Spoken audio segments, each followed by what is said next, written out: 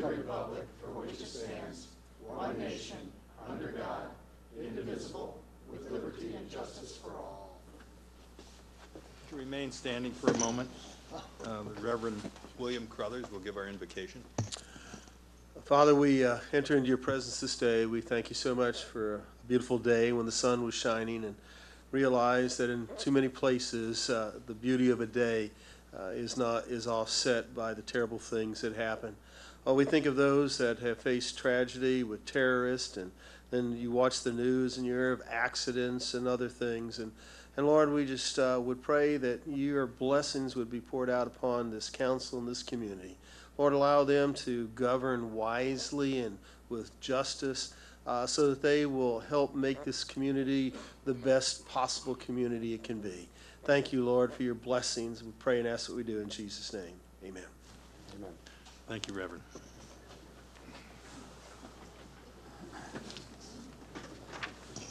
Clerk, call the roll, please. Councilwoman Gavarrecki. Present. Councilman Templin. Present. Councilman Cisco. Present. Councilman Hayes. Present. Councilman DiGiulio. Here. Pro Tem Keenan. Here. Treasurer Armstrong. Present. And Mayor Mategas. Present. We have a quorum, sir. And I'd like a motion for correction and approval of the agenda for tonight's meeting, January 27th. Motion. Motion by Councilman DiGiulio. Do I have a second? Support. Support by Councilman Templin. I would like to add something Chair to the agenda. Okay, Chair recognizes Councilman Cisco.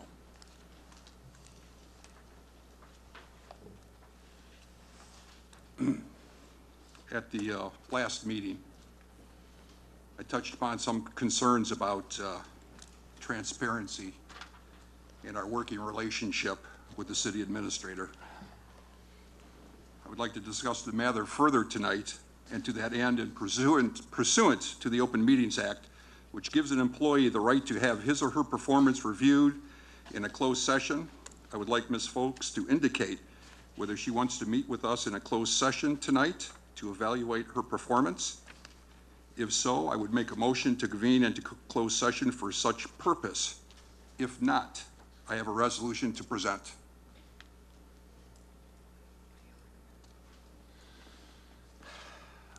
Support the motion. Motion to Councilman Cisco, supported by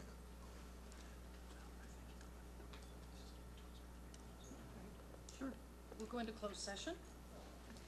I'm going to put that immediately after approval of the minutes. We'll go to closed session. You want to have her talking to the mic? You're not on. Will do. Thank you. Thank you, Mr. Scrocky. So are we voting on the agenda then with that amendment? Yes.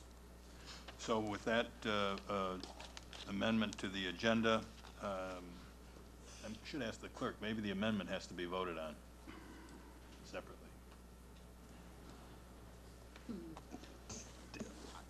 In this case, with the legal advice, I would add it. I would, just to make record of adding that closed session to it.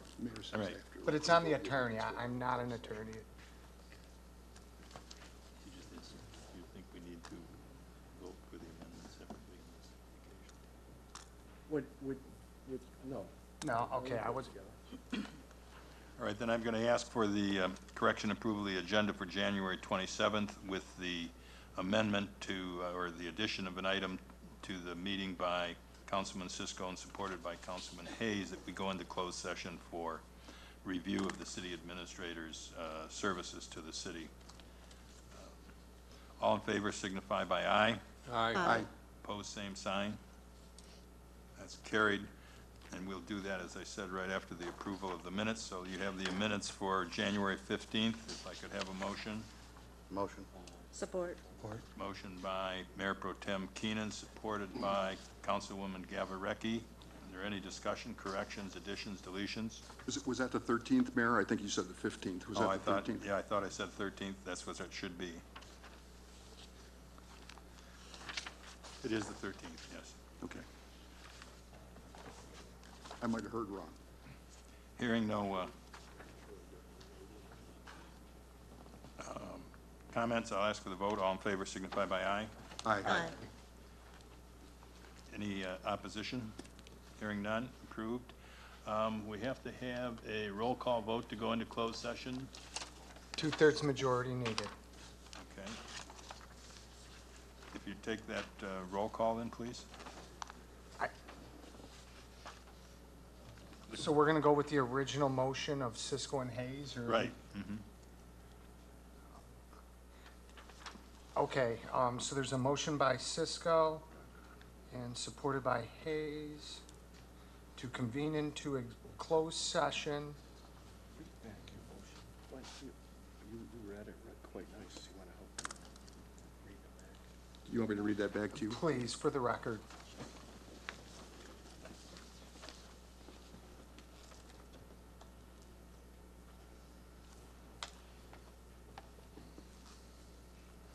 Pursuant to the Open Meetings Act, which gives an employee the right to have his or her performance reviewed in a closed session,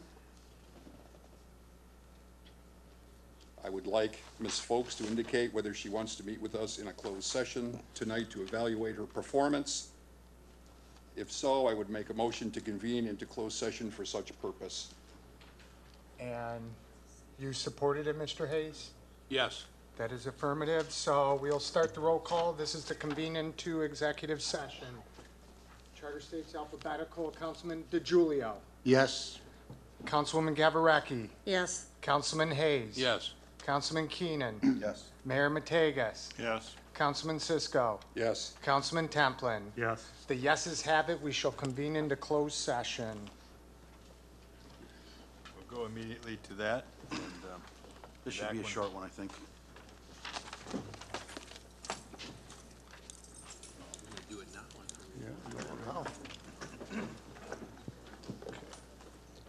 We take our water or leave it here.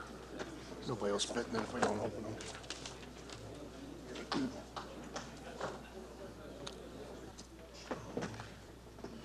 Look.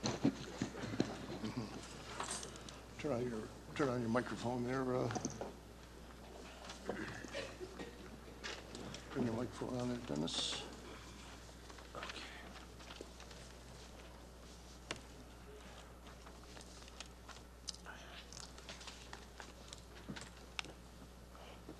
Where's Mizzy? Hey, Mike.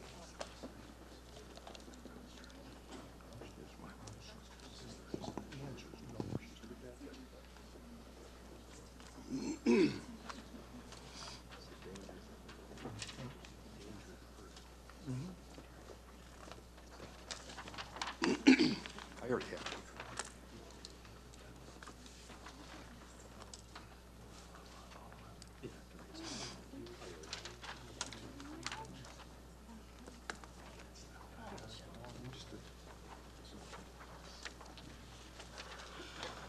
call the meeting back to order. I want to thank everyone for their patience, but it is a very important matter for the city that was being discussed.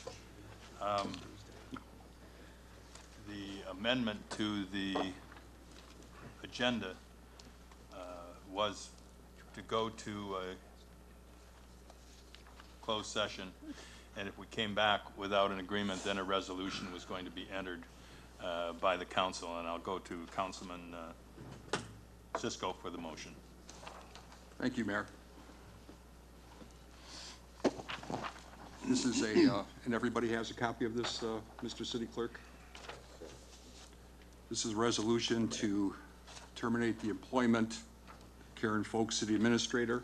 We need to amend that resolution part because I didn't put employment at the top. Since this matter is going to be considered by other authorities, the state treasurer, perhaps the RTAB, and perhaps a court, I want the city clerk to take down my prefatory comments as part of my resolution. As I indicated at the last meeting, there is no doubt that we are not being furnished adequate information by the city administrator.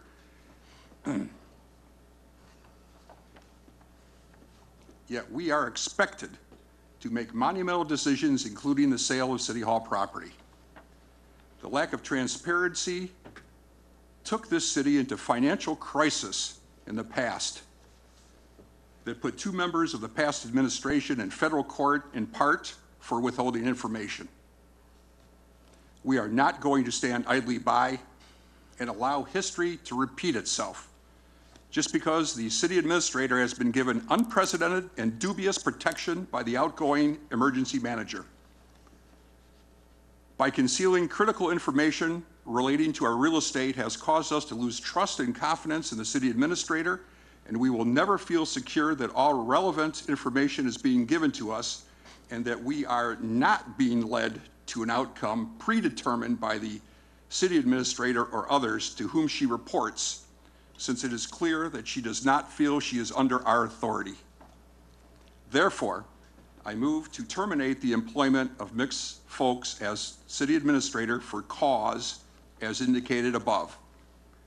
Recognizing that there is an employment contract and some last-minute orders of the EM that may vest oversight of such a decision with the state treasurer in the RTAB, which will delay implementation of this action, my motion is also to suspend her employment with pay effective immediately.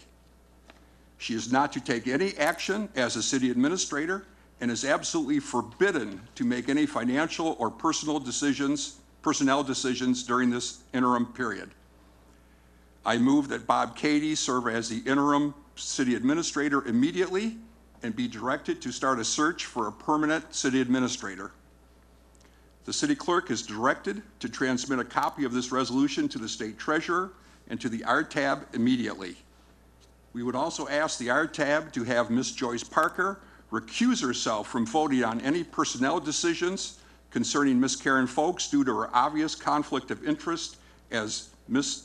Parker's hand-picked appointee.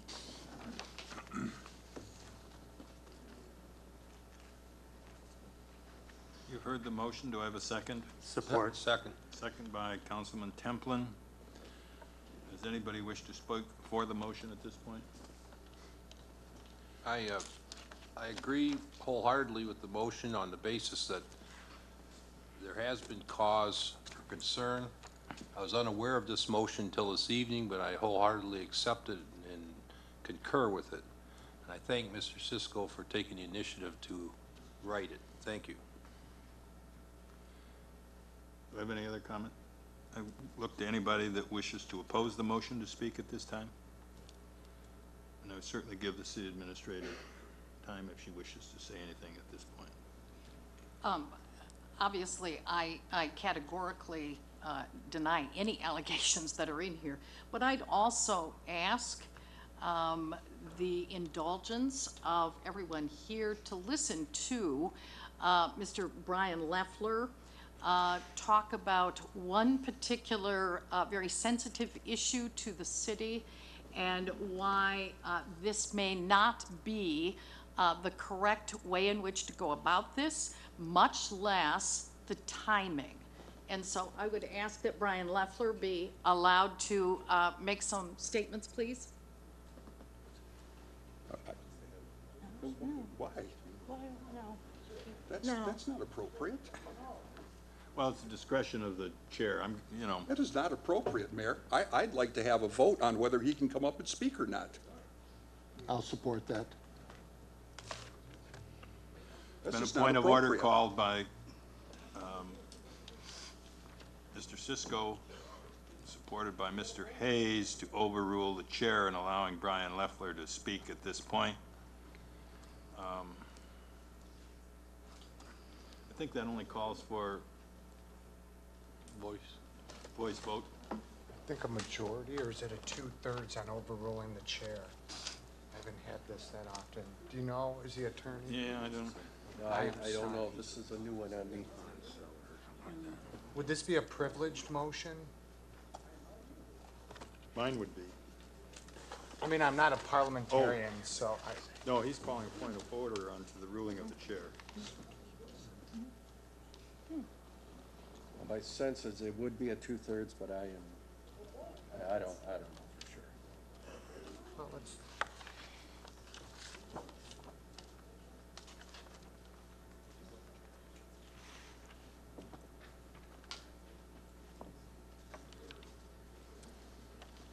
Well, don't we Why have don't to we vote take- on, don't we have to vote on this resolution first before we do anything else? This is what's on the floor right now.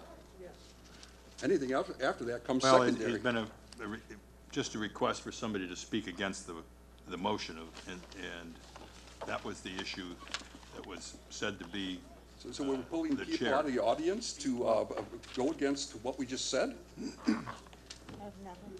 I'm not Oh, sure, Mr. Leffler. I'm not sure That's Mrs. why this Folks is a had little standing. unique. I don't think Ms. Folks had standing to address the issues.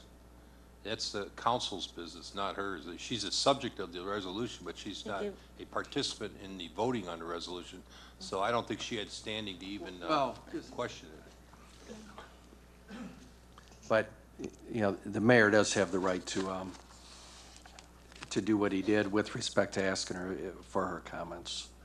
her comments. However, let us, probably the appropriate, you know, maybe after we vote on whether or not he can speak, it may be a non-issue with respect to the two-thirds question. I'm going to ask that it be a roll call. 27, I got it from here. You have to appeal the decision, but we'll go ahead and. Yeah.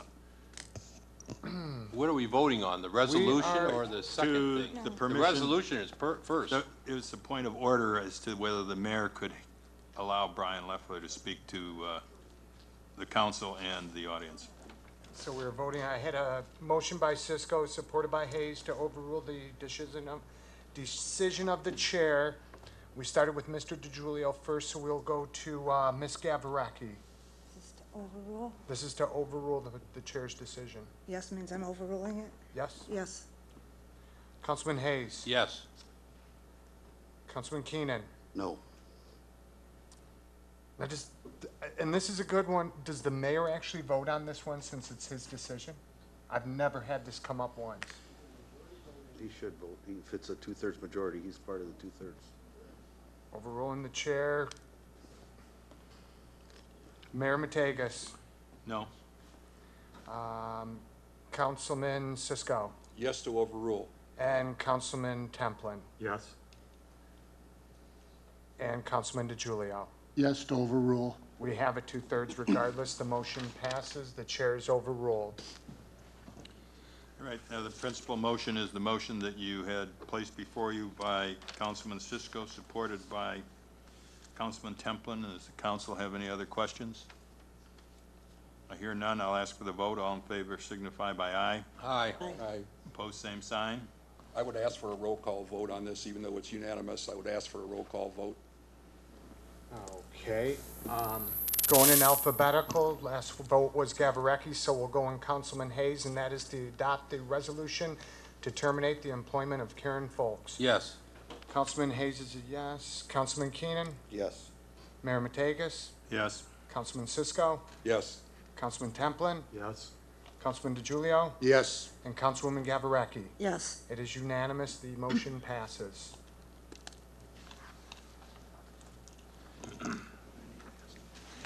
Just bear with me a moment, because we're in a lot of uncharted territory tonight. Yes.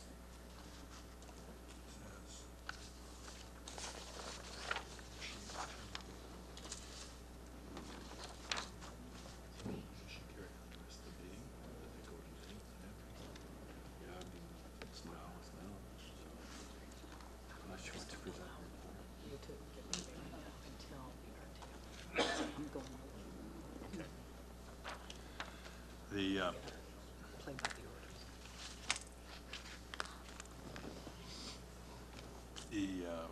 city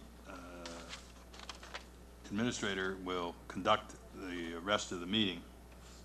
And I think we've got a public hearing coming up. Before we do that, I want to make one announcement because there's not much time to get this out, but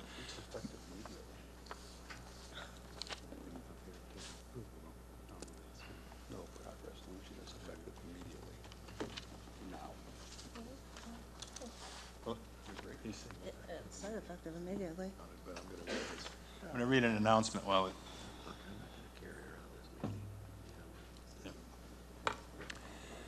And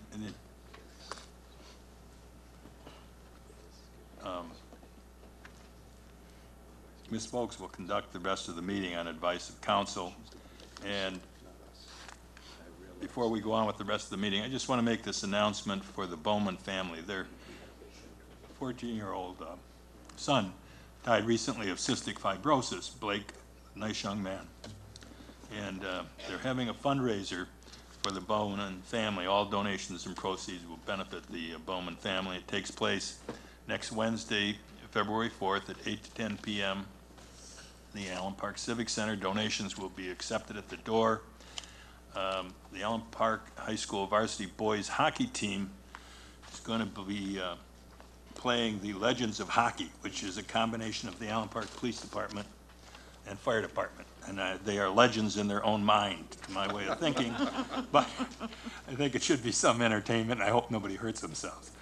So I just want to make that announcement. And the public hearing is, Mr. Kibbe, if you would come forward on the block grants, please. Good evening, Mayor and Council. Purpose of tonight's public hearing is to receive comment from the public regarding the objectives and proposed projects for the Community Development Block Grant Program Year 2015. The proposed projects are public improvements, public and senior services, administration, housing rehabilitation, and then also housing rehabilitation for program income, demolition for program income, and public improvements for program income. Okay.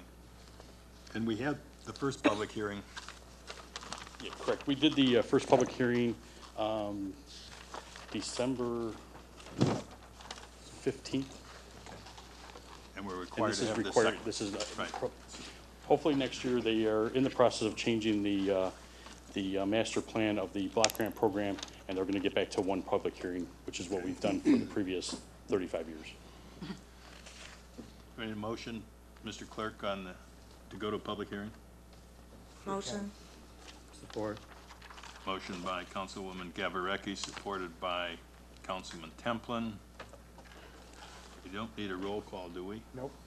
So I'll just ask for the vote. All in favor signify by aye. Aye. Aye. Opposed, same sign. That's carried.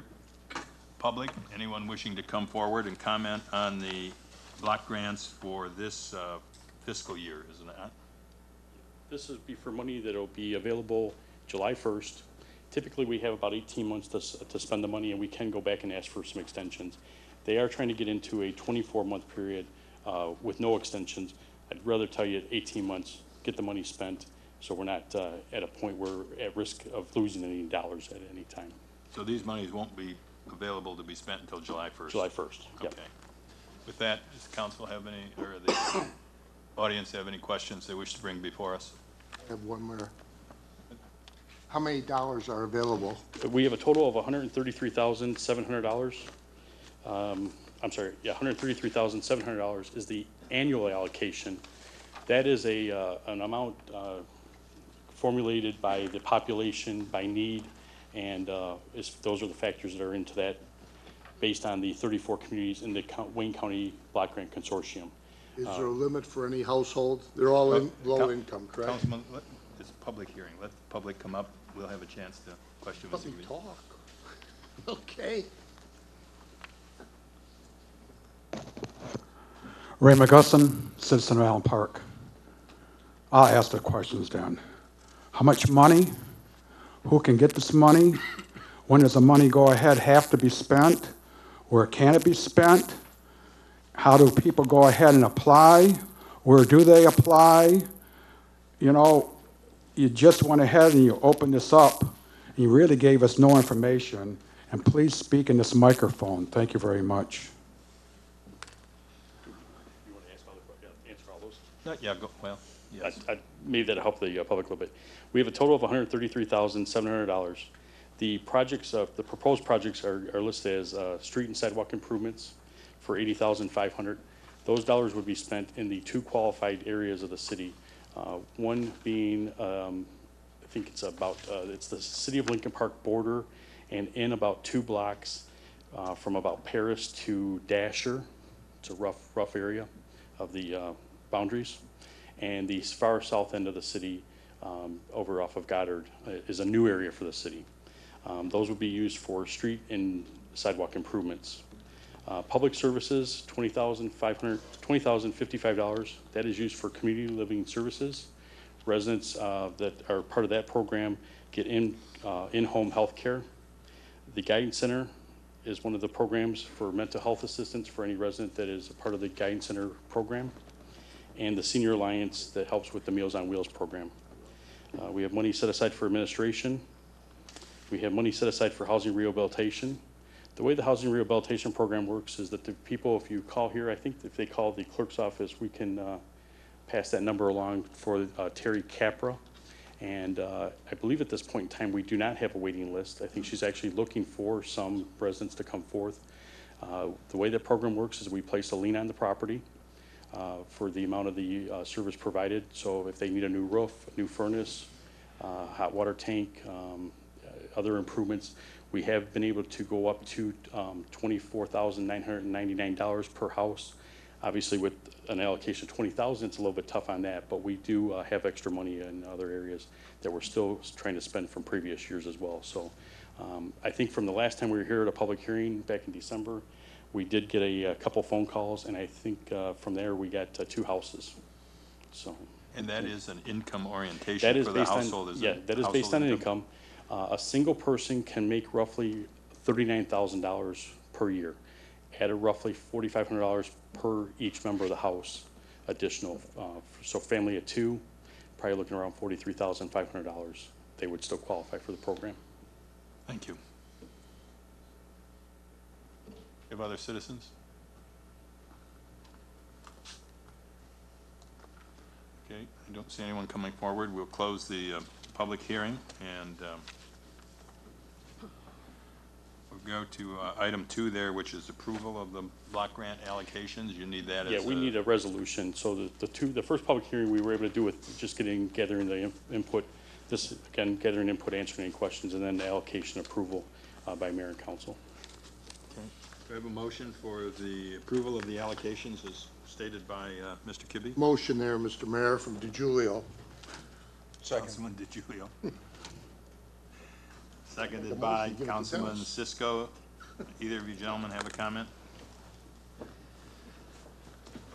there anyone that wishes to speak against the motion? Hearing none, I'll ask for the vote. All in favor signify by aye. Aye. Opposed, same sign. That's carried. Thank you. Okay, thank you. We'll get the application in. And again, if any homeowners that do have a need for a roof, furnace, anything on that type of project, please have them call City Hall. Mike can send me an email with their information, and we'll get back in contact with them and get them registered for the program. It is a pretty good program. Again, it is a lien program, so there is a lien placed on the property that is payable when there's a sale or a transfer of ownership of some sort. I have a question. That isn't a revolving fund. In other words, if we got the funds back there, would those funds become available for the next year? Those become the program income funds. Okay. In this point here, we put down $1,000 because we just don't know how much is going to come in. Yeah. We've gone through a couple years where we've had nobody pay back anything because we haven't had any a lot of movement in those, or might lose them over foreclosures. And I can remember back in the late 90s, early 2000s, when we were probably gaining $50, $60, $70, $80,000 a year that was being recycled back into the program. So, Mr. Mayor, one quick question. We've been rather notorious about missing our deadlines and potentially losing funds. Where do we stand on some of the extended funds from years past?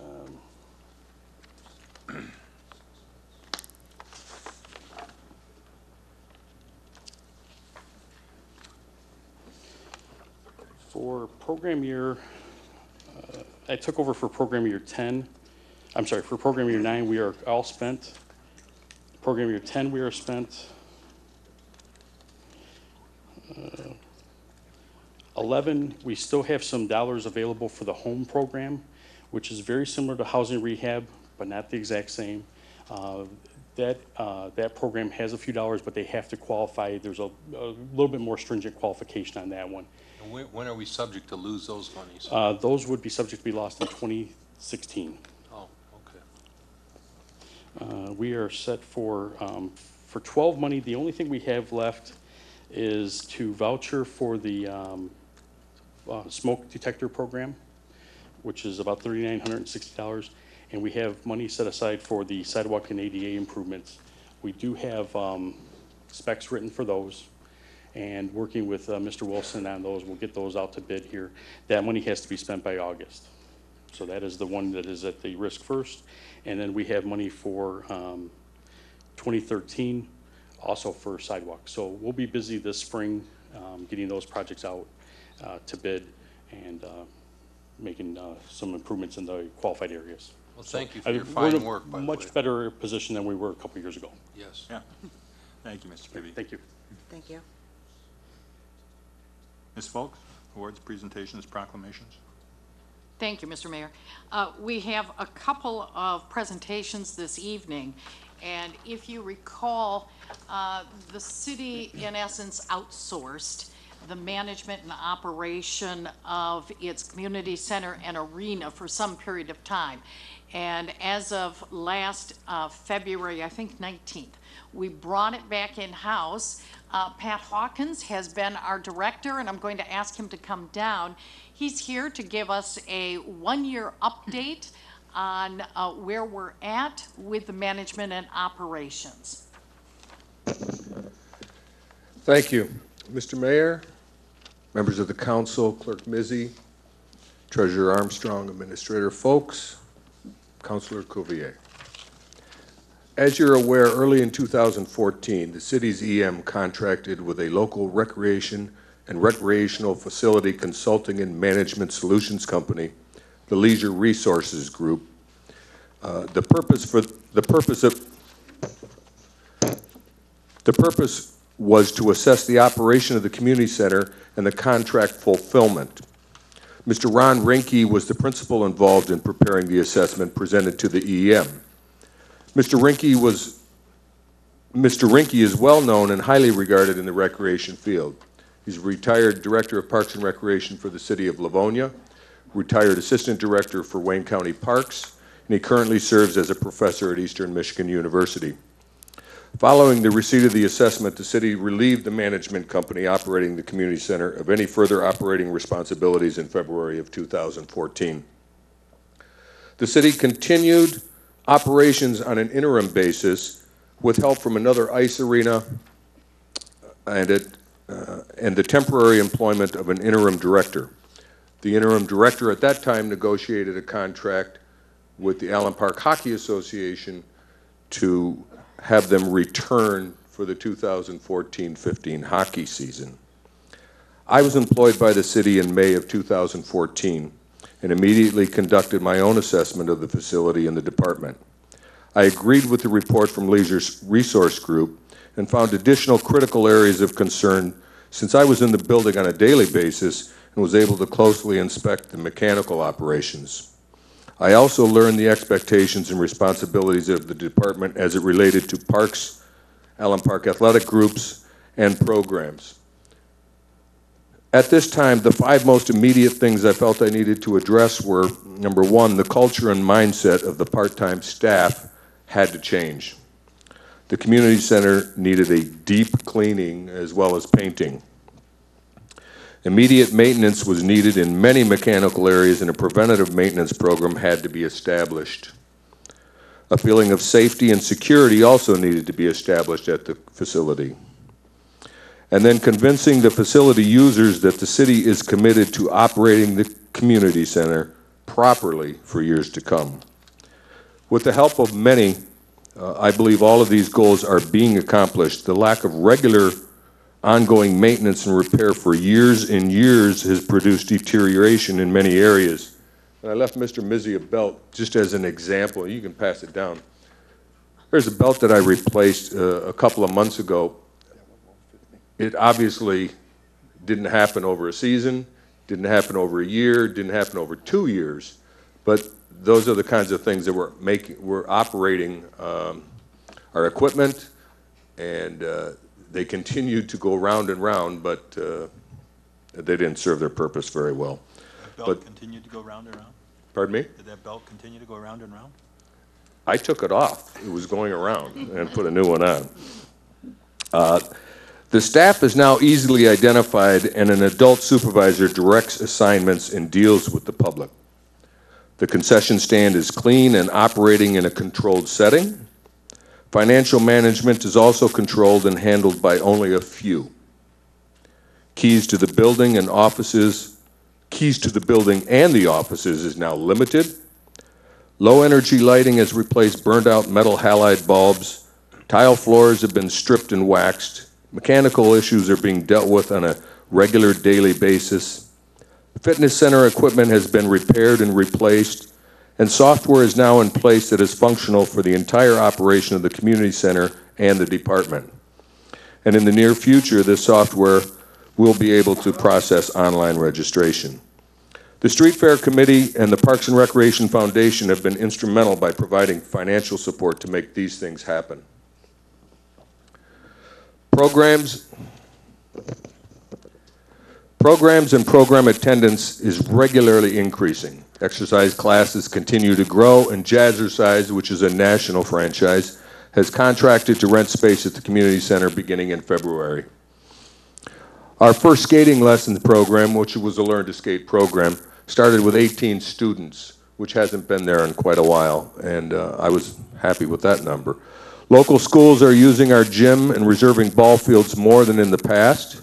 Graduations previously held in the auditorium are being scheduled in the arena. Senior Olympics participation is increasing.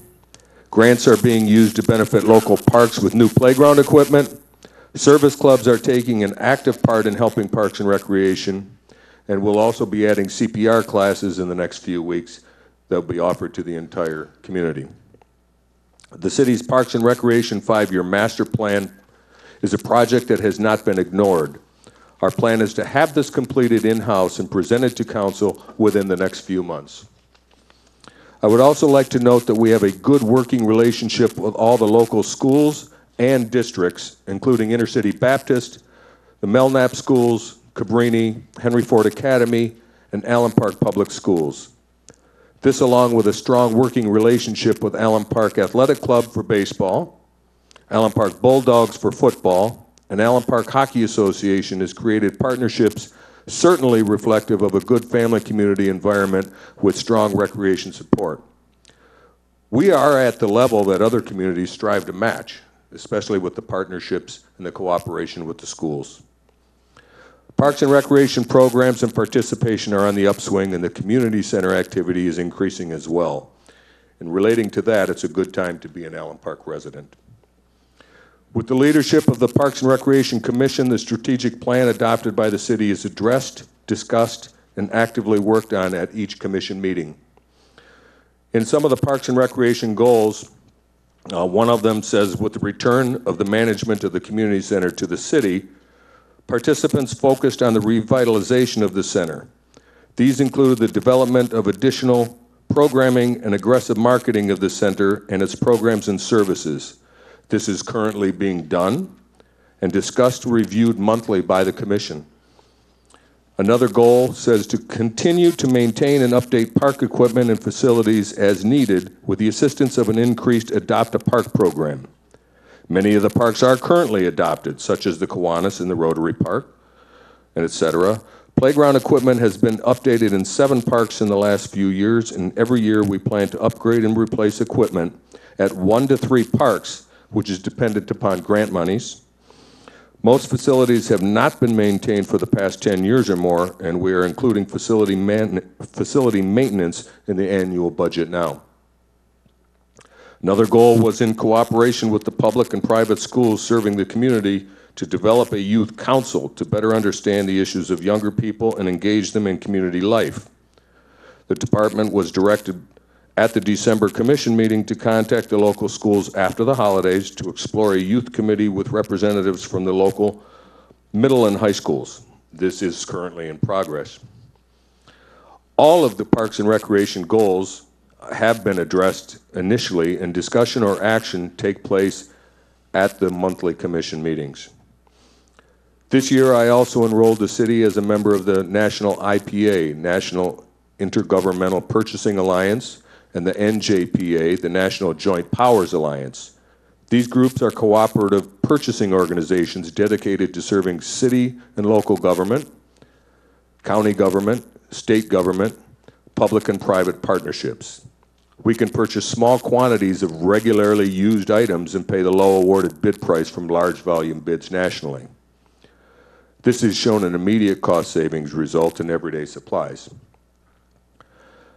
As you, the City Council, look at and make decisions on economic development, I ask you to pay close attention to results of surveys that indicate why companies and families make decisions to relocate. In addition to schools, most surveys indicate parks and family activities are two of the reasons in the top 10 to make that people make that decision. You will also find that those two reasons are generally in the top 5 of most of those surveys. Allen Park's long history of good parks and recreation programs is evident by the community support of ballot questions. It's also one of the reasons people don't want to leave. Because not only is it a great place to raise your family, it's a great place for your kids to raise their families. This is why Parks and Recreation should be considered an essential department in the city. Certainly public safety and water are at the top when it comes to importance. But the Parks and Recreation Department serves as the public relations department for the city within the community. More people interact with our department on a regular basis than most any other department. When someone has a reason to call another city department, it is most often for a complaint. But not so with our department. And for those reasons stated, and for positive interaction with children, adults, seniors, and families in our community, is the reason Parks and Recreation really needs to be considered an essential department in the city of Allen Park. I'm more than happy to answer your questions, but I'd also like to introduce our Commission Chair, Doug Shepard, is here tonight, along with Commissioner Richard Hubler. But if you have any questions, I'd be more than happy to answer them. Mr. Shepard and Mr. Hubler, just stand for a moment, be identified. Thank you for your service on our commission. Questions of Mr. Hawkins? Yeah, Mr. Hawkins, you know, more of a statement. Rarely does a week go by where I don't have somebody stop me and tell me what a great job you're doing up there at the community center and how much better it looks than it did. And I just want to personally thank you for that.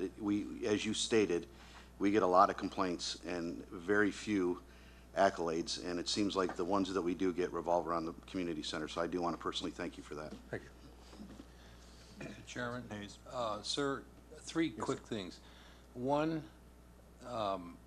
we're in the throes of a plan to look at IT. What is the status of your various computer equipment over at the rec center?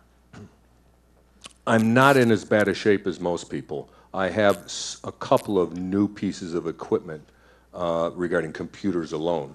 I am in need of 2 additional ones, and my copy printer machine has been out of contract for quite some time. It doesn't even make a white copy of a copy. But other than that, IT-wise, the Street Fair Committee stepped up and really allowed me to purchase functional software that really blended everything together because it was totally dysfunctional. So other than a couple of pieces of hardware, I'm not in too bad a shape. And the second question is, I've often wondered about those, the few parks around that have these split rail kind of clunky old wood things that look like they're rotting and they're falling down in some spots, you know. Do you have any plans to, and you mentioned upgrading the parks and adopting parks and stuff. Some of them look very nice, like the new Kiwanis and the stuff like that, but is there any plans to get rid of some of that old? To say that there's plans to get rid of them, I think that we have to address those issues, and we begin to look at things in the fall, but we spend more time making new picnic tables for all the ones that got destroyed. But it's something we'll go around in the spring. That split rail fence is either very attractive or it needs to be removed.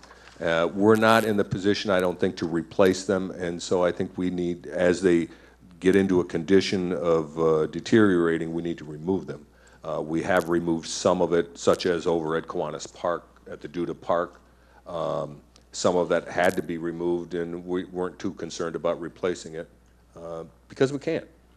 And let me remind you to bring this back so you can put it in your stores, because these old Gates belts, I mean, they may keep chunks fall out of them, but you may need it as a backup someday. Particularly if the budget gets cut very much. Believe it or not, there were backup belts that have been sitting there for years that never got put on, and Now, this is an old Gates. I used to work at a service station in college, and that's a great old company, so thanks for sharing that. Thank you very much for your work. Really old. Councilwoman Gavaricki. Thank you, Mayor. I would also like to thank you for what you've done over at the community center. I've not been able to attend the foundation meetings, but I have been attending the Parks and Rec Commission meetings, and I like the direction that you're taking them and getting them to think and coming up with a 5-year plan and doing it in-house, and I appreciate those ideas. I've had family come in from other cities that have used the facility and have commented on how nice it looks, and it's back to where it was before. So thank you very much for all your hard work. Nice. thank you. I guess I'd like to mention one more thing to all of you, too, that wasn't mentioned in this report, and that has to do with how we're working with the Allen Park High School and some of the investment that they're making into our facilities, where we're looking at low to no cost leases, and yet they're putting the capital improvements into some of the areas that neighbor the high school. And I think that you're going to find softball fields and baseball fields and tennis courts down the road that they use and have been using as well, that belong to the city, but they are now on a long-term lease willing to make the capital improvements on, which is a benefit to the entire city. Councilman DiGiulio. I also want to commend you on a great job. I hear from a lot of people in the community. But I have 2 questions. One, when you took it over, it was a $160,000+ DTE bill and a $15,000+ water bill. How was that ever resolved? Was it resolved? That was not in the city's name, and it is not an obligation of the city. I do not know the exact answers, but I know that the city was at some point in time involved in some litigation with the prior management. How that got resolved, I don't know, but I have not paid that bill. Okay? We're not responsible for that at all. Not to my knowledge. Okay. It wasn't in our name. Councilman Cisco. Yes. Yes, you have a chance right now, as you're addressing the city, to talk, maybe expand a little bit more on the fitness center. You know, the fitness center has taken some hits over the years, and I'm hoping that you can talk about that a little bit to encourage some more people from Allen Park to join the fitness center. I'm pretty proud of what's happened in the last 6 months at the fitness center. We have, and this is not, we're considered a low-use facility. When you compare the type of center we have to a Life Fitness or a large facility that spends, $10 million to build, we're considered a low-usage facility. And so our equipment that we have will last a long time, especially if it's maintained and taken care of which it hasn't been for years. And so I brought the company that supplied most of that equipment in to do an assessment of it, found out that much of the equipment, it costs more to repair than it costs to buy a a refurbished unit that'll last 6 to 8 years. And so we have removed quite a bit of equipment. We've repaired everything that costs less than $1,000, and we have replaced some of that equipment, and we have some new equipment, and the numbers over there are growing. But we also had a problem over there from past management because the software was dysfunctional. I'm trying to think the month, either September, it was September or October, I tried to do an analogy from the software that we had, and we only had 60 or 69 paid members, and we are now in the neighborhood. And so we didn't have the right software, so my staff went through it by hand, and we went through it on a daily basis till we got to what we had. we started calling people, emailing people, and we bumped that up to about 500 people in the last few months. And so our numbers are coming back. And I think if anybody would like to come down and take a look, I'm pretty happy with what we have there. I'm pretty happy with the staff. And it's been cleaned, it's been repaired, and I'm pretty happy with it. And I'd welcome anyone to come down and take a look at what we have. And they could come down anytime and look, and they'll given a tour. Yes. Before they sign up, or if they want to sign up. Absolutely. And you know what? And inexpensively, if they just want to take a one-time approach, it's $4. $4 per visit, Yes. or per day, or per visit? Per visit. I guess if you came back later in the afternoon, the same sign-in sheet wouldn't be there and a different worker would be there. So, yeah, but for $4, you can come in, try out all the equipment. You can spend all day there if you want for $4. And the fitness center is open how many days a week? It's open 7 days a week. It is open on Monday through Friday from 6 a.m. to 10. On Saturday, it's open from 6 a.m. to 9. And on Sunday, it's open from 8 a.m. to 6 p.m. Thank you for all the hard work that you've done putting that back together. Any other council questions?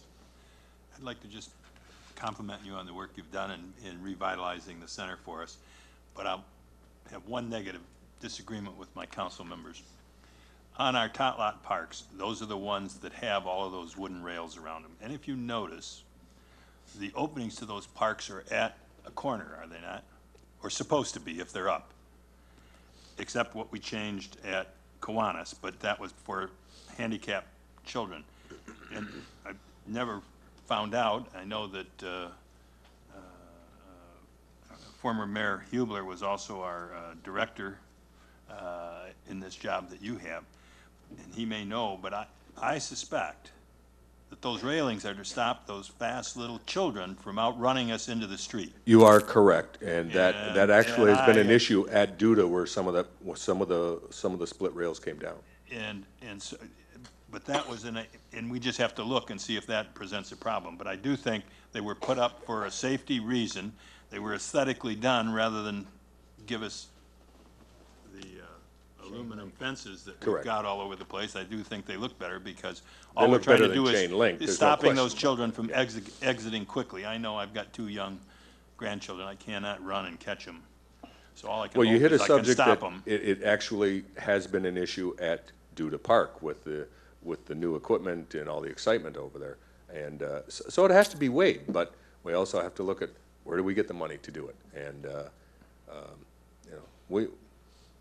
we'll deal with those things, but safety is an important issue. Yeah, I think it's there. It was not put in for an aesthetic appeal. It was put in to try and control the child population. So, okay, thank you. Thank you.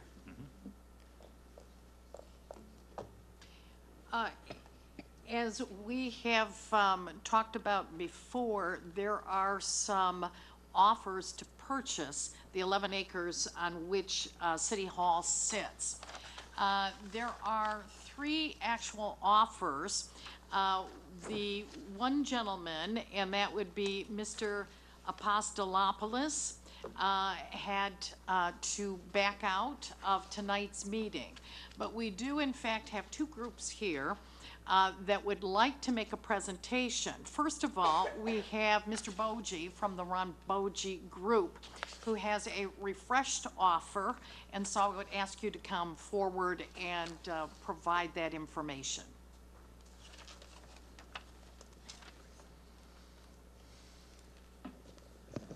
Good evening, Mr. Mayor, Councilman, and City Administrator. In preparation of this meeting, which I've sent a package along to everyone, and I've got copies if you'd like it. I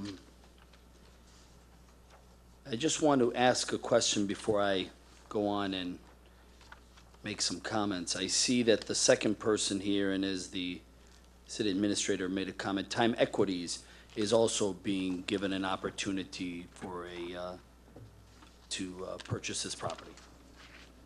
You're correct. And even another organization. I'm going to withdraw my offer. And I want everybody to understand that it is intriguing to me that under Order 2014/55A, which is the emergency manager, and all of you should have a copy of it already, it's exactly what the emergency manager left with, stated only to be dealing with the Boji Group for the purchase of this property, only to be dealing with Boji Group for the revitalization of this property. So I'm a little taken back. Probably more taken back by the different council members that decided to do what they did with the city administrator. So I'll make my public comments on it right now. Mrs. Joyce Parker and Mrs. Karen Folks did a phenomenal job of working through to getting to this proposal that you have in front of you.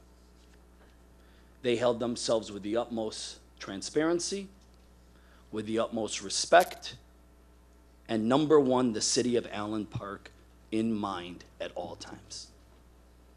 Our organization touts itself on private-public partnerships. We have hundreds of millions of dollars that we've invested inside of the state of Michigan in numerous communities. I've sat down with you. To even the Michigan State Senate just chose us to be their developer for their brand new Senate building in downtown Lansing. I think if the state Senate can have the Boji Group do their state-of-the-art facility, I think the city of Allen Park has made a drastic mistake in not allowing us to give you an opportunity. I withdraw my offer. I wish the people of Time Equities a great opportunity, or whomever you may pick. But I do say to you, Karen, you did a phenomenal job, and if Joyce was here, I'd say the same thing. Have a nice day, everyone. Mr. Chairman, I wonder if the gentleman would entertain some questions or some response. Sir? I sat down with your organization numerous times. Private meetings that we had that you called me in to come into this meeting here in front of all your wonderful community members. We put everything out in the open to you. We gave you everything the way you wanted. To be looked at now and having other offers, there was already a bid. Let's remember the past. Joyce Parker put a bid out. We were the only organization that submitted an offer. What was that offer, sir? $225,000 per acre. You took care of the demolition. For the four? For the first 4 acres. So you've come up 75,000 acres. Because it stated also in Court Order 55A that an appraisal needed to be done. I was totally okay with that. The appraisal came back. Mrs. Folks negotiated 75. I believe the appraisal calls for the rear acres to be more than 25,000 acres, though, don't they, sir? It talked about the entire parcel to be worth $1,100,000. I think it talked about the front acreage and the rear acreage in different levels, and I think it was much higher than the 25,000, sir. So I just want to make sure that... $225,000 was the original offer. For the front? For the front parcels. You've come up to 300,000. Per acre. Yes. The opinion of value has a range from $200,000 to $325,000. For the front? And I gave you to the high side of $300,000. What is the range for the rear acreage? The total acreage. No, I'm asking you a specific question, sir. Get the opinion of value. You look at it. I wasn't interested in the back acreage. Mr. Mayor, you're making an Mr. offer Mayor, for it. point of I've order. made an offer for the total property. Point of order, Mr. Mayor, if I could. If Mr. Boji's rescinded his offer, there's no need to have the grandstanding going on. If he has issue with us trying to do our due diligence on behalf of our constituents and wants to withdraw his offer, then that's fine with us. Thank you. We appreciate your time. Sorry you were inconvenienced. Good night.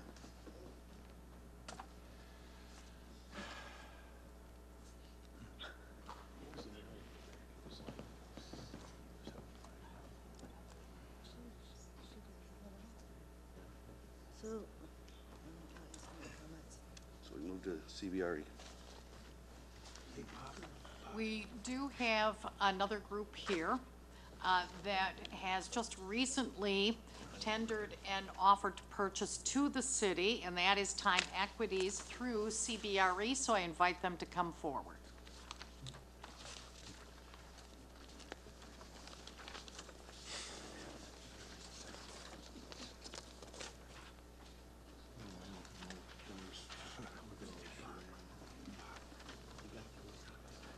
Good evening, Mayor Matekas, members of the council, city administrator folks, other members of the distinguished panel. You need to speak into the mic. Yeah. Can't hear me? Sorry. I said, Tip it right up. Stand. good evening, Mayor Matekas, city administrator folks, members of the city council, other members of this distinguished panel. Thank you for inviting us here tonight. I believe each of you have received our offer.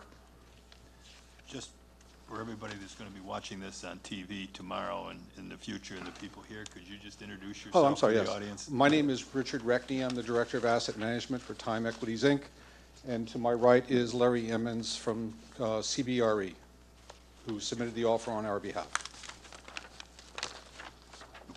Our offer is to purchase the entire 11-acre site on which City Hall presently rests for $2 million cash, and to give the city the flexibility that I believe it needs to plan its future by accommodating on the site a new city hall to be constructed to the city's specifications, and to accommodate its salt dome, its maintenance facility, its antenna, and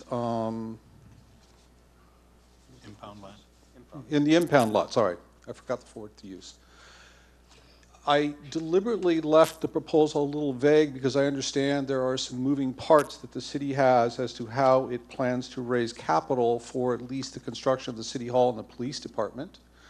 Should the city not be successful in achieving its goals in raising that capital, we would be prepared to step in and fill in those gaps with our own capital to assist the city in the construction of the police department and city hall. We have engaged Redstone Architects to represent us, to work with you, to design to your specifications the city hall and the police department. Redstone is known throughout the industry as a specialist in municipal government facilities. They have done a preliminary design layout for us in our property that we purchased from the city of Allen Park at 16630 Southfield Road. And they have here tonight a preliminary rendering that they've done of what the city hall could look like. So I invite Redstone Architects up here to show it to you.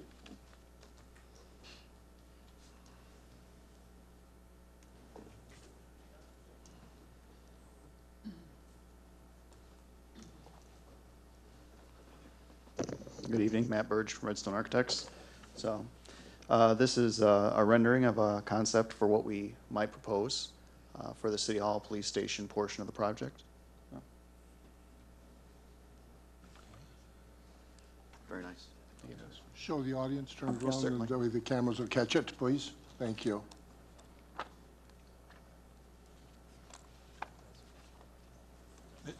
Mr. Birch, just a question before you leave the podium.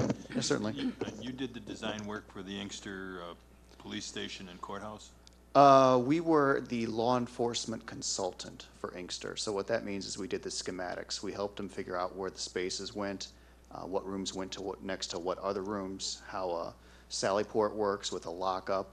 Another group took over the details of the construction documents as far as, designing rebar and concrete, so on and so forth. But we do a lot of law enforcement facilities, currently working on a 36,000 square foot facility in the city of Marshall. We consult out of state in Medford, Oregon. We've consulted on Oklahoma City's Central Police Station with ADG Group. So we do a lot of police facilities and municipal facilities. Thank you. Have any questions from council at this time? Mayor Pro Tem Keenan. Mr. Reckney, I guess I have a couple of questions, and I want to just thank you for coming out tonight and taking the time. I do see a value to having a cohesive development on the property and not have, half or, well, 3/4 of it be, you folks or more than that and, a different developer over here. I like the idea of the cohesiveness of your organization. I read through your proposal, and I'm not a real estate guy. What I think see you saying in your proposal is, and you kind of alluded to it, if the funding, be it the money that we have set aside already, the grant that we asked for, and some other things didn't come into place, it looked like in your proposal you were talking about possibly building something, leasing it to us at a long term. As we paid that off, then at the end of the lease, then it would become city property. Is that correct? We can discuss further once we know the details of what the city wants to build and its costs, some sort of buyout mechanism at the end of the lease. Yes, I would be open to having those discussions. Okay. One of the benefits that we did see with Mr. Boji's group is he had guaranteed pricing on the development as long as we didn't make any field request changes. You know, once the agreement was signed, we would be locked in on that. Is that something, do you know, I assume that would be through the architect or the construction? Once there is a design that the city has approved, I would offer that to the city as well. Okay. The last question I have for you, and we can move on to other folks, is are we locked into a development at the back part of this, or would your group be open to the city hall portion being located somewhere else, not necessarily up in the frontage, but maybe over more towards the Ford building or something like that? Is that an option? I would consider that depending on what was beneath the ground and what we might have to move to make that possible. Okay. Thank you. Mr. Chairman? Councilman Hayes. Thank you very much for your proposal here. A couple of questions I have are, I don't read this to say, I mean, I read this to say that we'll be responsible for raising this building and removing all the debris. Is that my understanding correct, or are you going to do that? So there's a pretty good cost associated with that, I imagine. I have not priced it out. If you wish, I'd be happy to price that work out. Secondly, this rendering, which is just obviously just kind of a dream picture, we don't have any basis for saying that's what it would look like, because we don't know how many square feet we need yet. There's numbers in here, 25 to 30,000, but I think we're relying on some 5-year-old architectural drawing that may have changed markedly since then with the downsizing of our city's staff and other things. Who would be the person to come up with the design? Would you guys coordinate the architectural design, or would we have to do that independent of this? We will hire the architect, the engineering team. We've already engaged Redstone. They went. And we would continue to engage Redstone throughout this process, but we would hire all consultants to work with you to create a design that you would ultimately approve. And that would all be rolled into the ultimate cost for this building? That's correct. And I guess I say this because maybe I'm the only one. I think there's citizens who agree with me, but you know, coming up with I think the number that we have now is rather arbitrary. I think we need to start at a kind of like zero-based budgeting and find out what it is we exactly need. I mean, the police department's probably fairly finite. We know what that is because we have experience with that, but with these offices and with this city hall and with, obviously we don't need auditoriums, and office sizes can vary, and consolidation and ergonomic look at workspace and stuff like that could constrict the size of a building, and obviously the less square feet, the less cost. I think you'd agree. Correct. Okay. So that's all a process, and I would hope that as we move forward, we would consult our worker bees here in the building and our staff and find out what they feel they need to do this, and really have a design that's from the ground up and from the input of all, rather than just some, theoretical, ideal city hall. We would want nothing other than having a building that the city of Allen Park could be proud of and that functions as they want it to function. And then just touching on what Bob said, with respect to this thing about a multiple of the payback or the lease back or whatever, you have X millions of dollars to build this thing and do everything, and you talk about a lease term of some 15 years, and you just chop it up into somewhat equal payments going through that 15-year period to pay it off. Is that the idea? Correct. Well, thank you very much. Thank you. Mayor? Councilman DiGiulio. A couple of questions now. There's 330 feet of frontage approximately here on this property, correct? I believe that's correct. Okay. How much Southfield Road frontage do you have on the property you've already bought next door?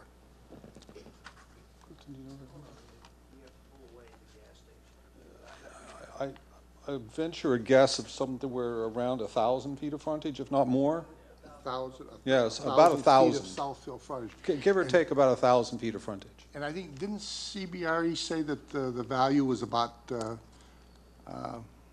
500,000 an acre for the frontage? Didn't you say that? Do you have that document there, Dennis? I did not. I believe one of my coworkers here worked on that. Yeah, I don't think that's the right number. Here's the document. It's, What do you say for the Southfield frontage, how much? 450 to 5, I think. Well, 450 Oh, I'm to sorry, 5. you're right. It's I was- 500,000. 450 is close enough. 450. Well, So- I think it's, You may or may not know, but we are about to close on a sale of part of the property that we purchased from the city of Allen Park. We hope to close that sale by the end of this week to have 2 hotels built on the site. The site resulted in 3 bids, the highest of which was $277,500 an acre, which includes 360 feet of frontage on Southfield Road. So there's a comp for you that's going to close this week. Okay. I think just maybe a couple more things there. Your offer is $2 million for the whole property, and you're going to build the city hall in the back, correct? Well, the back will be the salt dome and the maintenance facility, the antenna, and the impound lot. The plan would be to build it sort of in the middle of the site. Do you have a problem with building city hall in the front of the property? I mean, city hall is who a city is. When you drive through other communities, The front is the most valuable part of the site, and to maximize our investment, we would like the city hall to be built toward the middle of the site. so the front 5 acres, I think you said was around 450 to 500,000, is that right? That's what you had valued it at? I personally did not, but Well, your company did. my company did. I'm not familiar with that document. I'm here on behalf of. So that would be probably like 330 feet, like maybe 1,200 feet deep, is that right? That'd be the front 5 acres? I'm not privy to this appraisal, so I can't comment either. I've not heard about this, and I don't know the depth of the site that they appraised. And how much a square foot are you contemplating charging to build a new city hall? I don't know, sir, until I know the cost of the city hall, and I know what the city will contribute toward those costs. What do you plan to put on the property in the front? Do you have a I plan have already? no specific plans at this time. As I've done with the other site, we've said whatever the market brings, we will be happy to build. And the first thing that the market has brought us is 2 hotels. Our expectation is very soon it'll also bring us the opportunity to do a build-to-suit for a restaurant next to the hotel. And very soon thereafter, the opportunity will be to build a strip center on the other side of Enterprise Drive. So it's going to be about, what you're selling off is about 300 feet of 360 feet of frontage. of frontage on Southfield. How deep?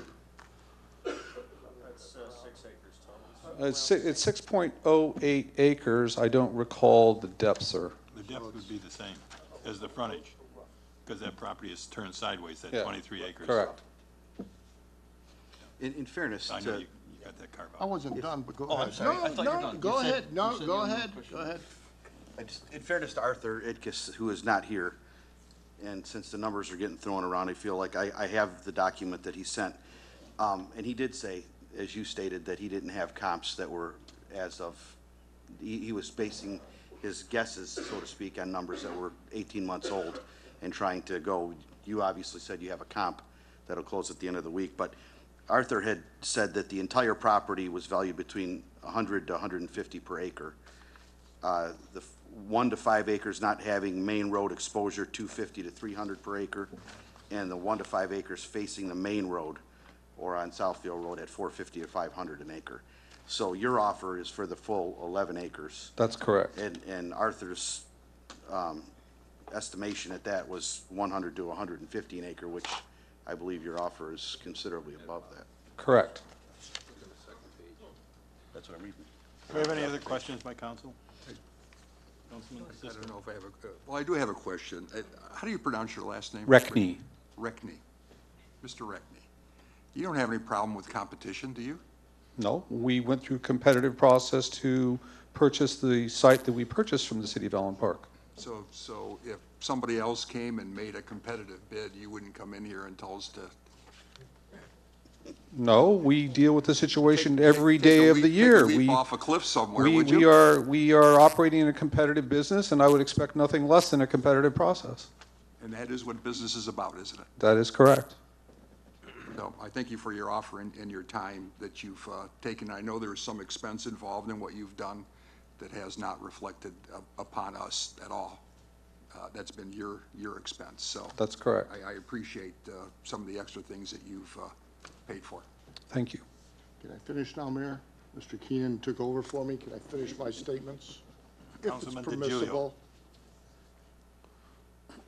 I'm waiting for you to tell me. Councilman DiGiulio. Okay, with that property next door there, I mean, you're building 2 restaurants? Is that what it is? 2 hotels? No, we are selling a site to a hotel developer who will build 2 hotels, one of which will be complete by the end of this year. And you have nothing going for this property? This property meaning the City Hall property? Yeah. We currently have nothing in line for this property. That's correct. Shouldn't we know before we sell something to you what it's going to cost us to build a new city hall? Before we sell the property, would you like to know that? I would expect is if you look at the document that we submitted, that as part of our due diligence would be the process of designing and pricing out the city hall so we can negotiate a lease that works for both of us. That would occur before closing, sir. So we should know that Yes. beforehand. Yes. Thank you. Councilwoman Thank you, Mayor. Just for one, just clarification, we would be paying to demolition this facility is what I heard earlier, if that's Yes. correct? Would you consider? I've already committed to pricing it out, and as part of a deal, I would consider revising my offer once I became aware of what the price was to demolish it. Okay, I just thought I'd ask, since somebody else asked for the city hall to be up front here, I thought maybe we could, but no, thank you. I just wanted to make sure I understood you correctly. Thank you. Any other? One last thing, I mean, when you buy a piece of property, or someone buys a piece of property, they take on whatever's on the property. The demolition, they don't get charged for it. Like in Dearborn, we're seeing a lot of It houses. varies from deal to deal. There's no set standard for anything. It varies from deal to deal. Some people will do that, some people won't. I've written the offer, whereas my expectation prior to coming here this evening was that the city would do it. If the city wishes to make a counter proposal to me and request that we do it, I would entertain that proposal. Okay, thank you. See no other questions coming forward for Mr. Reckney or Clifton. So thank you, gentlemen. Thank you. And hopefully you can get back into New York City. The snow was only 18 inches, I understand, instead of 3 feet. So. Yeah, that's right. We did you a favor making you come here tonight. You're right. I missed the snow. Thank you. Thank you. Thank you very much. Thank you.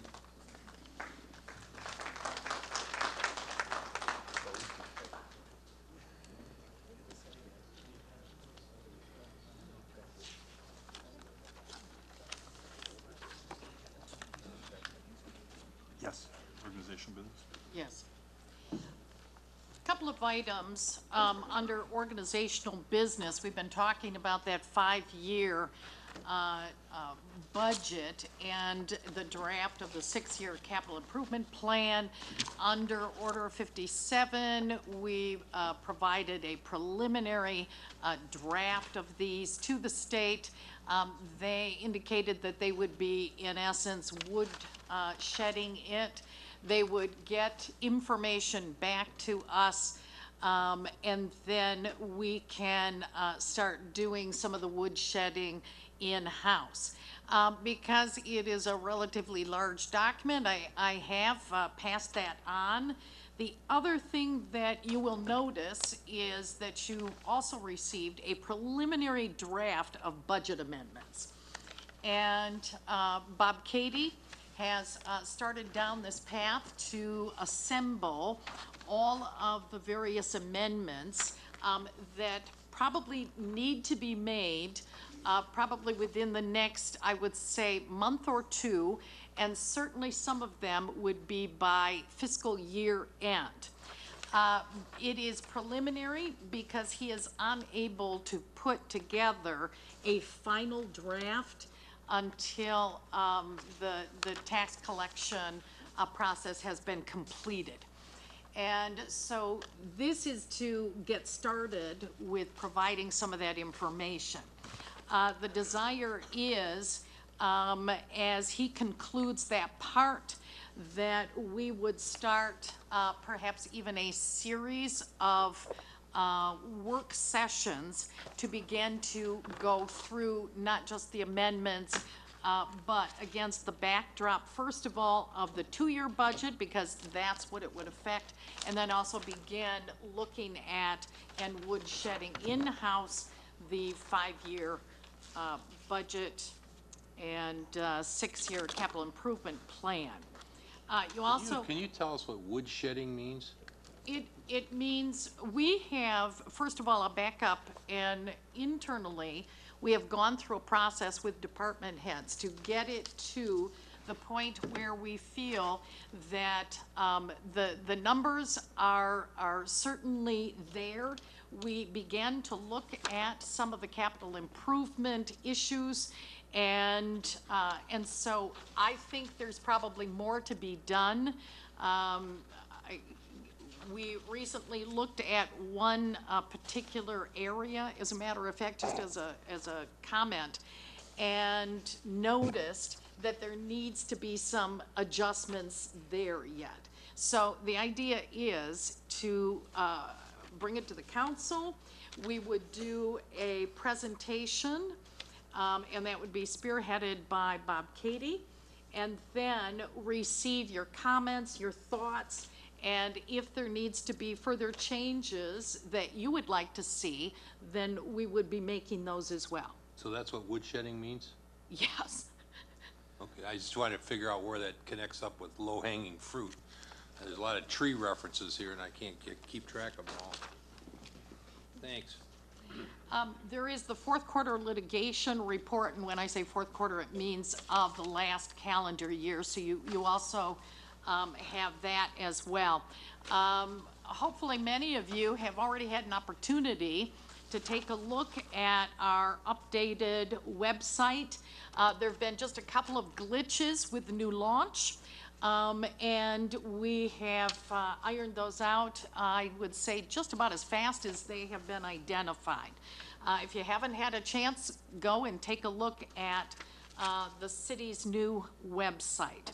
Also, HR is working through the hiring processes for the positions of building inspector, Tony Nichols, and then the part-time ordinance enforcement officer, and you remember that, who was it, Matt Liedman, I think it was, had been in there. And so he will conclude that, at least we hope, without any hiccups. And as soon as we're good to go, then we can get you those names as well. One other thing, well, let me mention this too, and that is that you have a number of resolutions in front of you that have to do with the technology. And you have the benefit of a group session, a work session, whereby Expatec as well as Gateway did a presentation on their particular areas, and they also presented for you some proposals in going forward. What you have at your place setting, if you will, is recent submissions by both entities. And because we have just received this, obviously no one expects that anyone has been able to read through that. And what you will notice is that with some of those pieces, there is an updated number which is lower than the proposed number that you originally got. And so I would encourage you to read through that.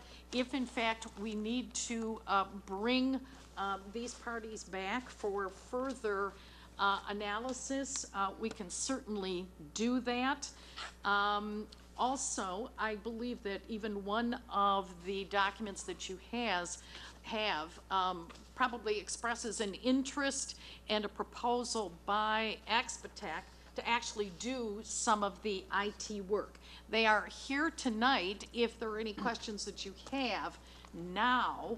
Otherwise, if you'd like an opportunity to read what they have just recently provided to us, and you have somewhere in front of you that we can do.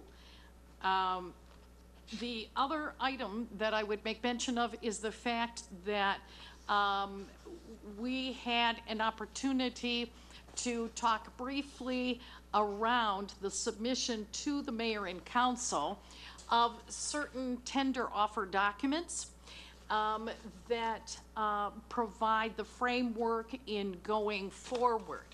And we are at an extremely critical and sensitive juncture.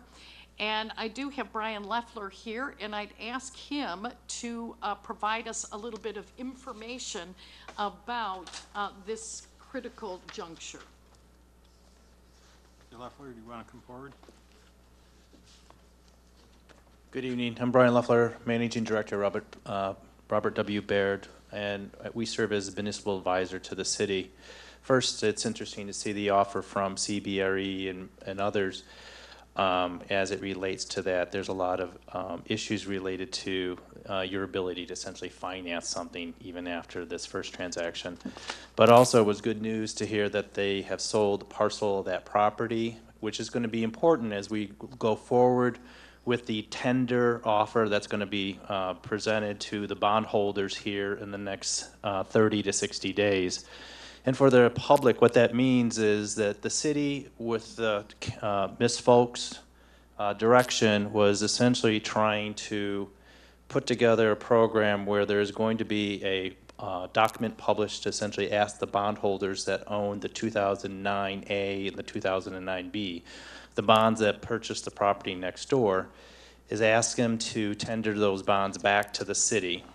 The city would then pay for them with a new bond issue, and that's under Emergency Manager Order number 56.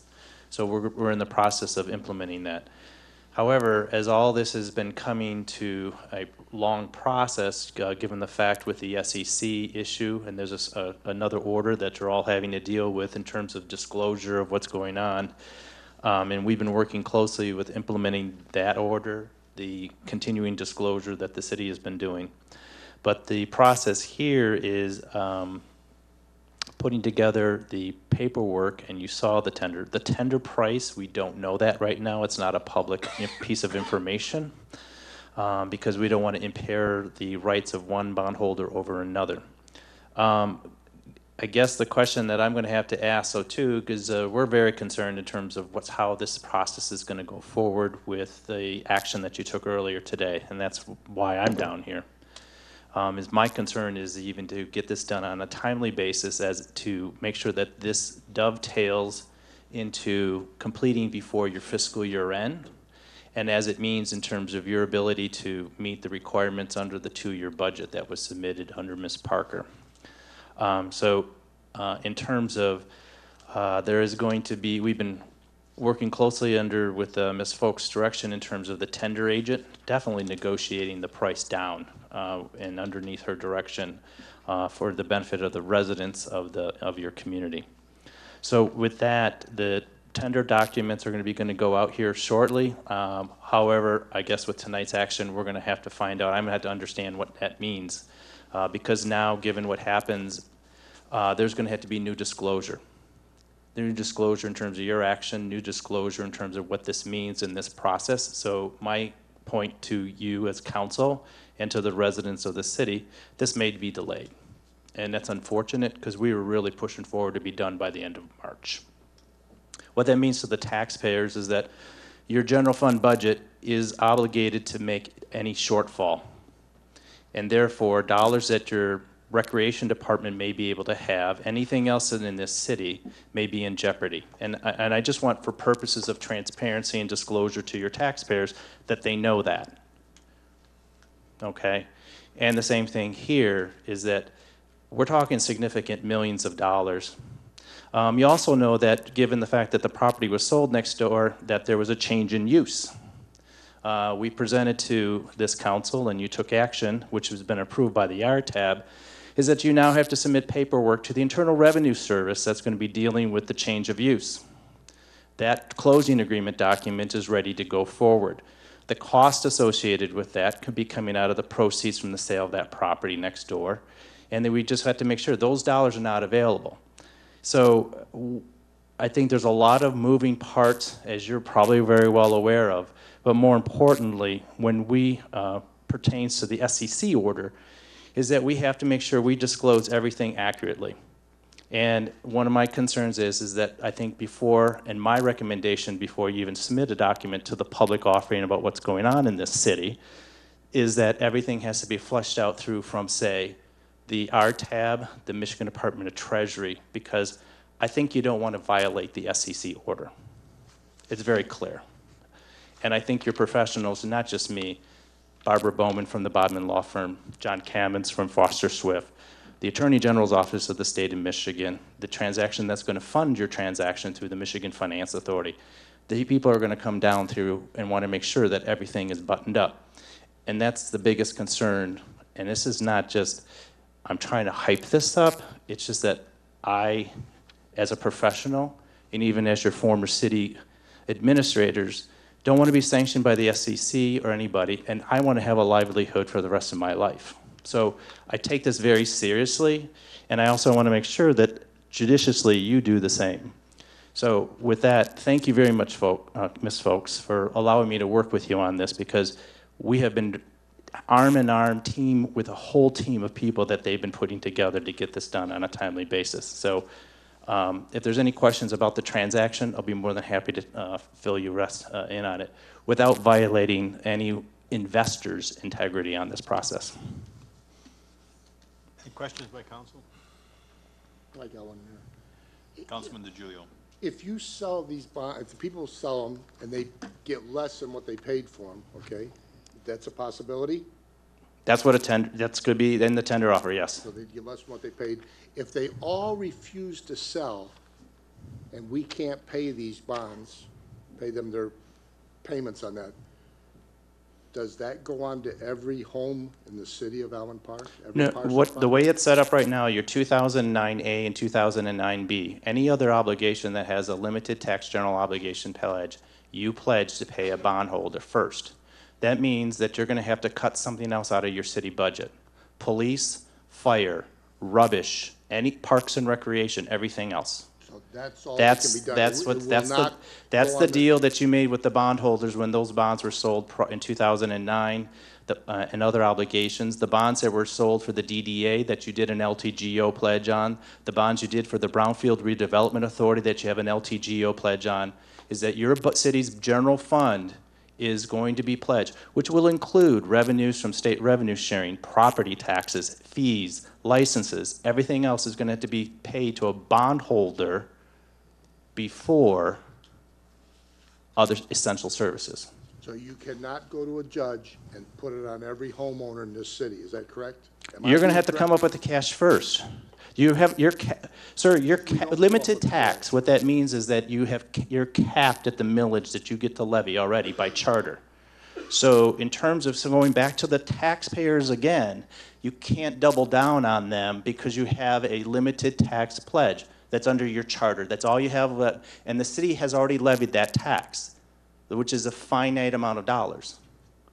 What we're saying is the priority of that revenue that's coming into the city is that essentially you have bonds that have LTGO pledge. That's above paying a police officer. It's above paying a fire officer. It's above for rubbish.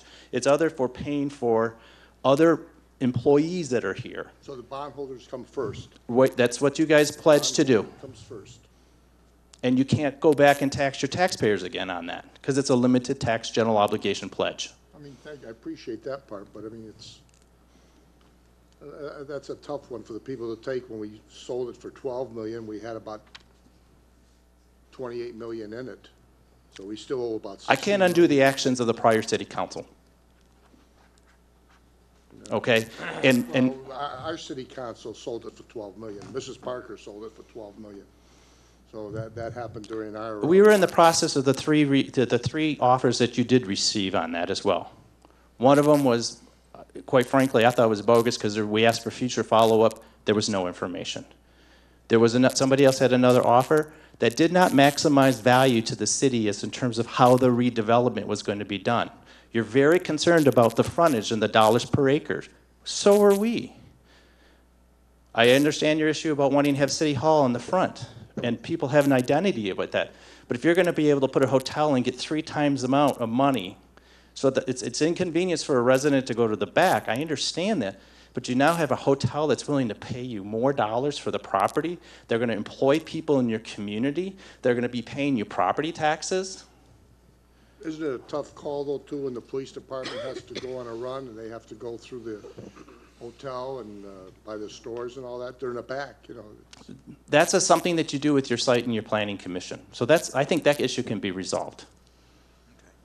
But I guess the question is in terms of what the other offers, in terms of what you had, time actually was the best.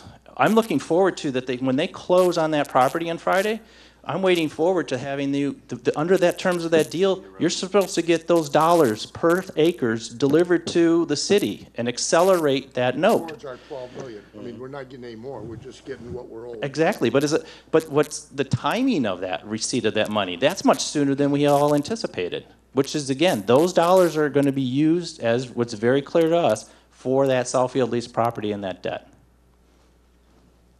Thank you. Okay. Well, I guess, Mr. Leffler, if I could, I just want to thank you. I stated in the little closed session that we had there that, you know, I felt like every time we've sat. Can't talk about that. Well, it's not relevant to the closed session, but, so I'll say it again. Every time you've come before us, be it in closed session or out here, you've been very helpful to the city, and I know that you have our best interest at hand, and I'm very cognizant of you wanting to cross your T's and dot your I's and everything and make sure everything is good. I would contend that hopefully we'll have that relationship moving forward no matter who is the city administrator. It very well may be Mrs. Folks. I mean, we don't know what the RTAB will do. It may not be. I'm hoping that department heads, for instance, Mr. Cady, has been involved in this process and has some background with it. And certainly, hopefully, we're not, having a one-person show here. But you need to understand, and I hope you do, and I think you do, that we have a city that we're responsible and citizens that we're responsible to. And we've tried and tried and tried to work to get the information we need to make educated decisions on major issues, not just this one. And we felt like as a council, when we can't get that, we have, like you talked about with the SEC, that's certainly a legal aspect, but we have every citizen out here that is looking at us, and if we make bad decisions, all the fingers are pointing back at us. It's very hard to make a decision when you have very limited information. So I hope you respect what we felt like we had to do in order to, absent this particular deal. But I would just say, and I don't know if you work for the city or you've worked through the state and whatever, but I think the key is you do not work for Mrs. Folks. I know that you've had a good relationship with her and that you've worked very close to her, but I would hope that that would be the case moving forward, no matter who's in that position. I understand what you're saying, and I respect that. I work with the city of Highland Park. I work for Pontiac Schools. I work for almost every financially stressed community in the state. I think what is, for me in this process, is to find out that something so abruptly happens, at least for me in terms of trying to, something like that. And that's what the challenge is on this. I'm just very concerned in terms of what is a rating agency going to say? You're going to get it ready to go out in the marketplace. You're going to be under surveillance in April anyways. We've done that last year. I understand that process. So I just encourage you to strongly to move forward fast and get what you need and understand your parameters and know essentially about governance and how you want to do your governance in terms of from a council side to an implementation side, and make sure that that gets balanced. Because going forward, not only in terms of us trying to sell bonds to refinance that, there's going to be investors that say, why should I invest in Allen Park? If it's not Ms. Folks, who's next? And I think you're going to have to continue to get better processes and procedures if that's what you desire, and essentially put that in place. Well, I'd just like to follow up and just say that I think Allen Park has a long history of not being one of those cities where we've had administrators come and go at every whim or at every council. We've had administrators that have served here for years, some that have left to go on to positions that they felt like were better fit to their families. But we're not a revolving door here. You know, mind you, Ms. Folks was not somebody that we brought in. They were brought in under the state. She was brought in under the state along with Ms. Parker. And I would contend that anybody that would think that this move would have a long-term reflect on Allen Park doesn't know Allen Park very well. That's not been the case.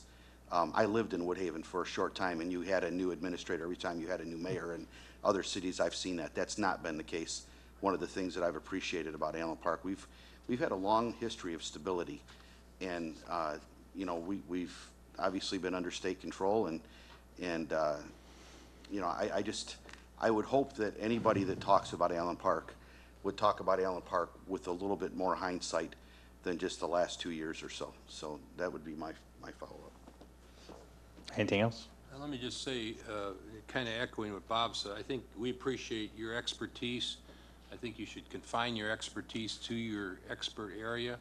With the long arm of the law out there, you mentioned 2 different law firms, Bodman, Foster Swift, the Attorney General.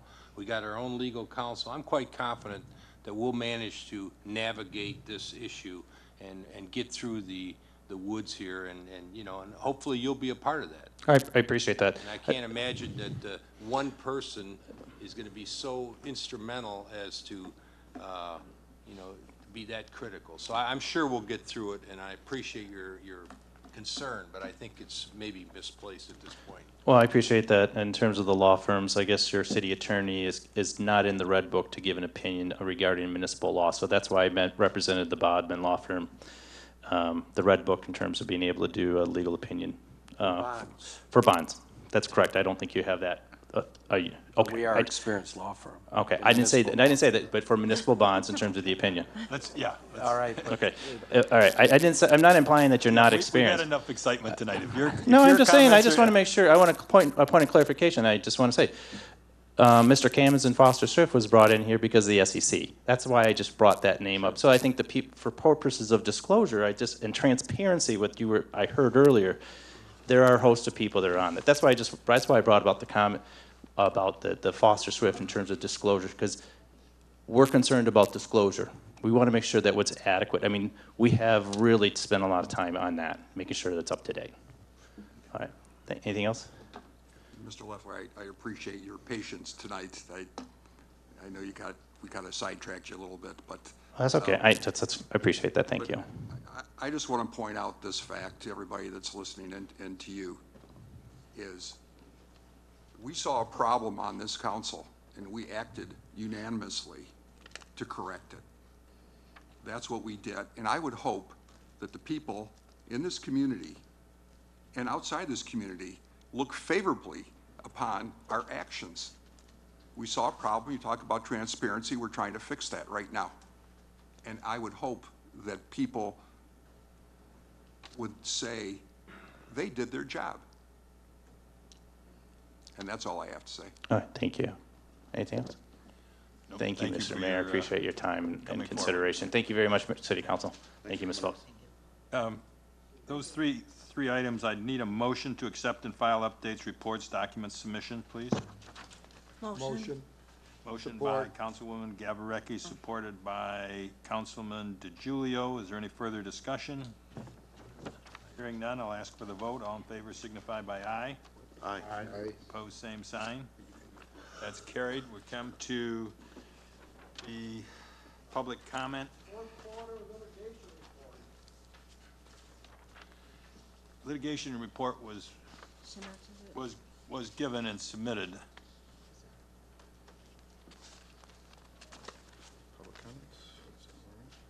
The decorum for public meetings. An individual may only speak on an issue after the individual has been recognized by the chairperson. Comments from the floor shall be made at the podium, at the front of the council table, or at such area as designated by the chairperson.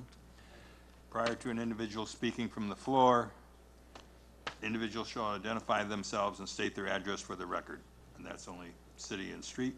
Individual also shall identify if they're representing any group or organization. All comments should be directed only to the chairperson. Speakers are not to address other members of the council or members of the audience. Each member of the public may speak for up to 4 minutes.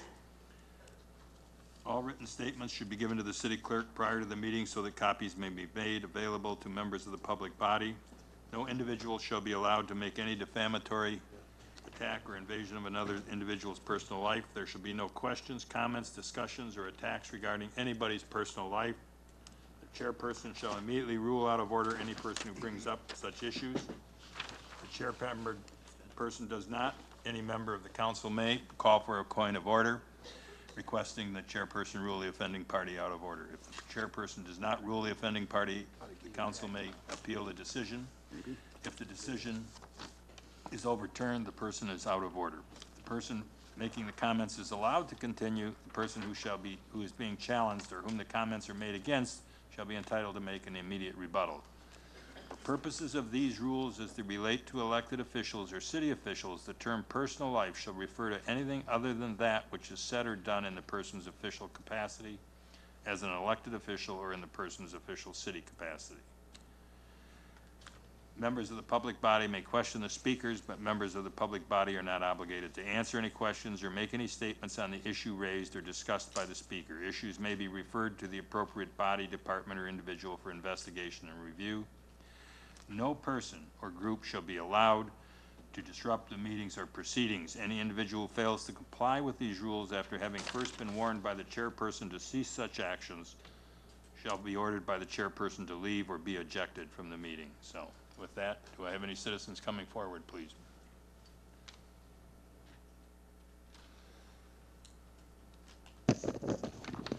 Hello, everybody. I haven't been here in a long time.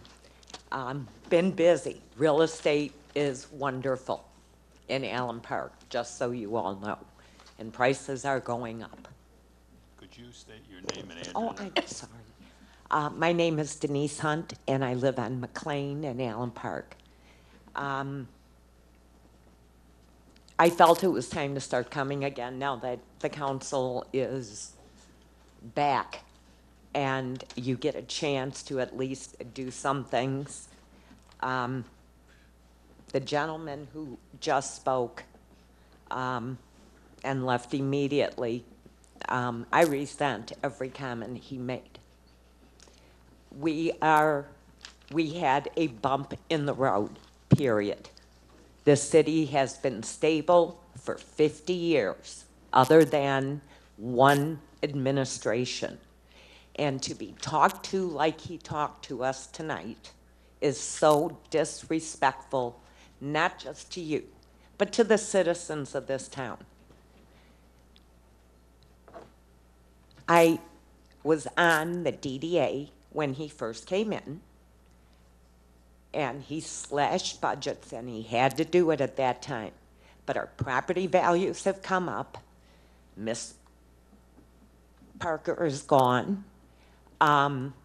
It's time for the council to start running this city and to have an administrator who is going to share information and do her job. I'm sitting here tonight wondering why the administrator, Mr. Mayor, is presenting what's happening. I thought that was your job. We elected you as mayor, and we elected this council to run our city. Yes, you came in, you helped us, you helped with the bonds, but it's time for us to get back to running our city. This council has never had a chance to. They were smart. They called you in when we needed you. But at this point, You are costing us more money than we are getting from the state every year, with all the attorneys, all the accountants, all the people that you have brought in. I'd like a number on how much the state has cost our city in their time period being here, and that is full disclosure. We haven't had that. I would also like to know when you're going to be gone. What will it take to get you out of our city? I'm trying to figure that one out, because this city worked on fixing the parks, planting flowers. We are not your normal city that goes into receivership like we had to. But I'm telling you, it's time for this council to be able to be a council. And the worst is over.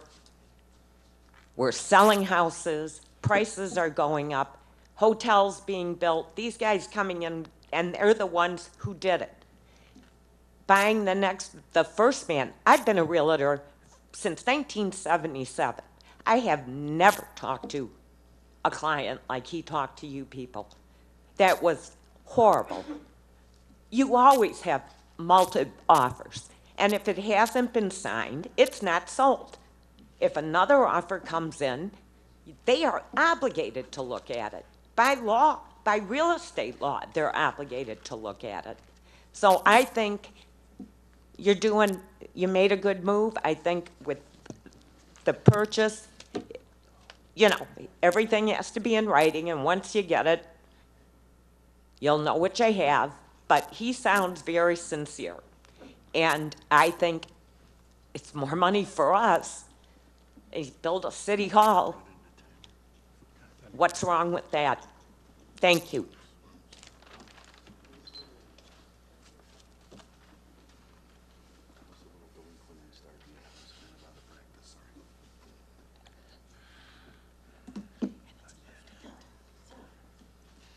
Mayor? Yes. Good evening, Mike Mullins, Horger Avenue, Allen Park. First of all, I'm one proud Allen Parker today. Thank you for being the Allen Park City Council mayor that I voted for. I really appreciate the move. Take our city back. We heard Mr. Boji talk about emergency order that Joyce Parker had wrote into the thing. I don't care what she wrote. The only Parker that I want running this city is Allen Parker's, not Joyce Parker. And for Miss Folks, good riddance. Talked to many city employees that say that you come in at 10:30 every single day, almost every single day. Management is supposed to lead by example. They're the first ones here, the last ones to leave. It's embarrassing. I watched the last meeting. You don't give answers. I emailed you on November 13th regarding the gas issue. Never heard anything back.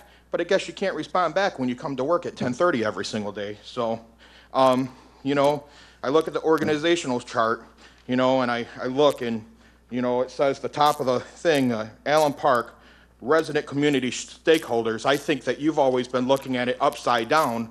You think that you don't have to answer to us. I think this sends a message, Miss Folks, and to anybody that wants to come in this city and think they can run this city.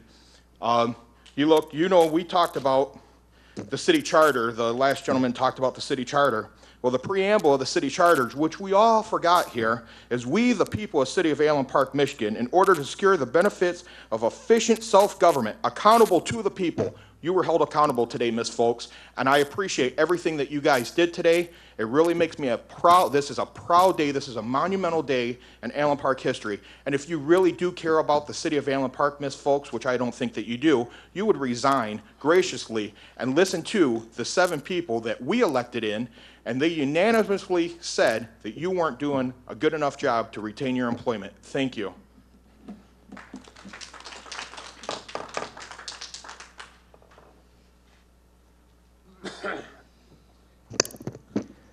Good evening, Brian Devo, Pleasant, Allen Park.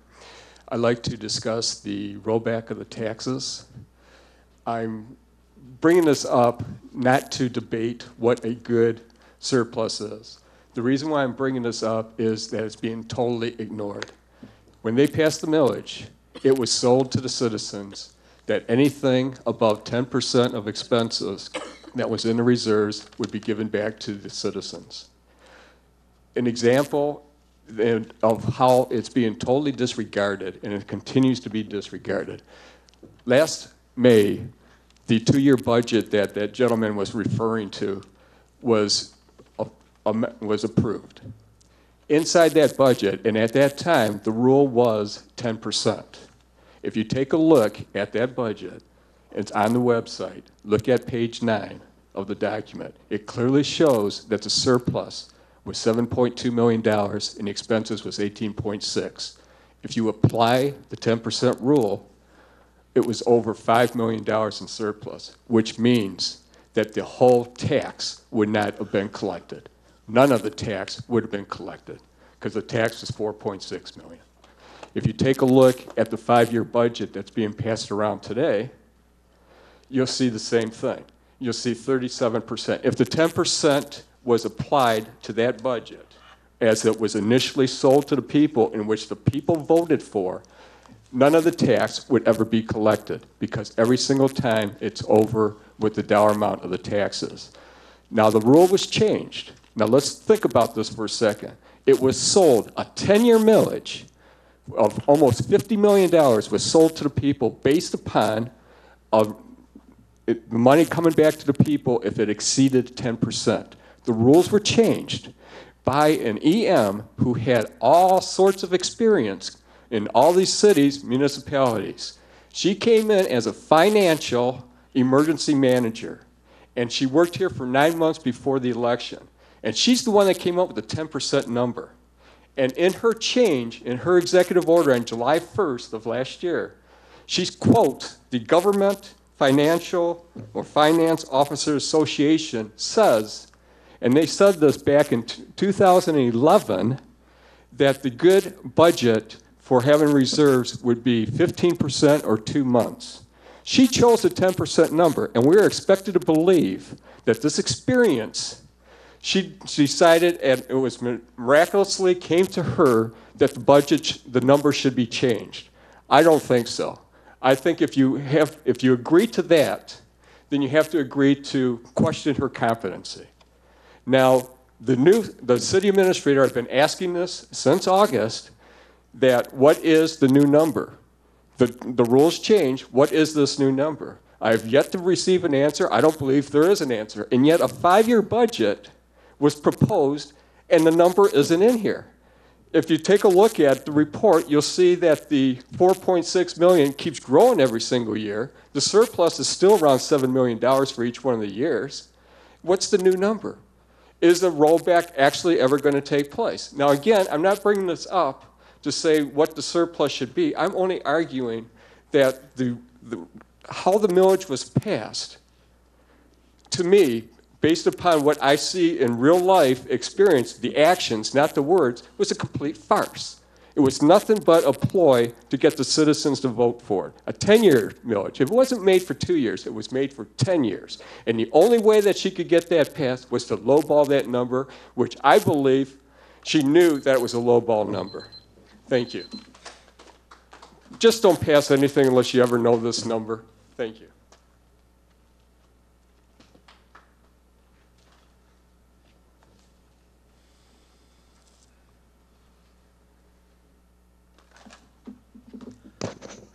Good evening, Mayor and Council. Al Wojcinski, Vine Avenue. First off, I want to say thank you to Pat Hawkins for his little update. And yeah, I've seen kids go through those little, I call them horse racks.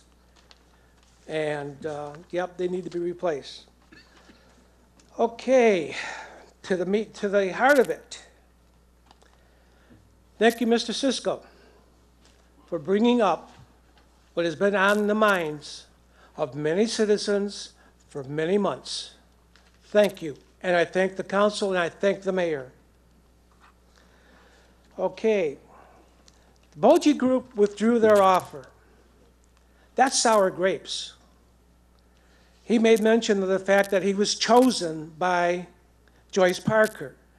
Does that mean because Time Equity has made an offer for the property that he has a fallback of possibly suing Allen Park to be the one, to be their builder?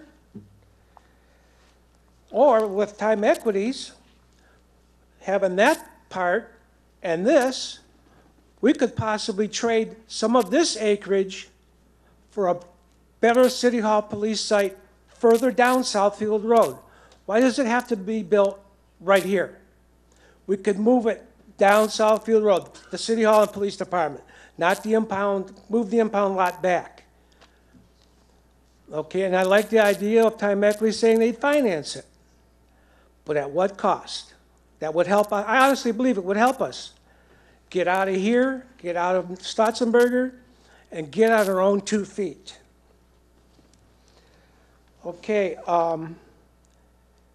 she brought up, forgot her name already. She brought up a fact about real estate. When you come in with an offer and you have somebody else competing with you, you always have a backup offer. Apparently, Mr. Boji thought he was the chosen one, that he could come in and say, this is my offer. Now somebody else wants to make a bid, sour grapes. That's just not the way to work in real estate, not one dang bit. Also, completely off the subject, the cell tower in the back of our property, how much do we get a month from AT&T?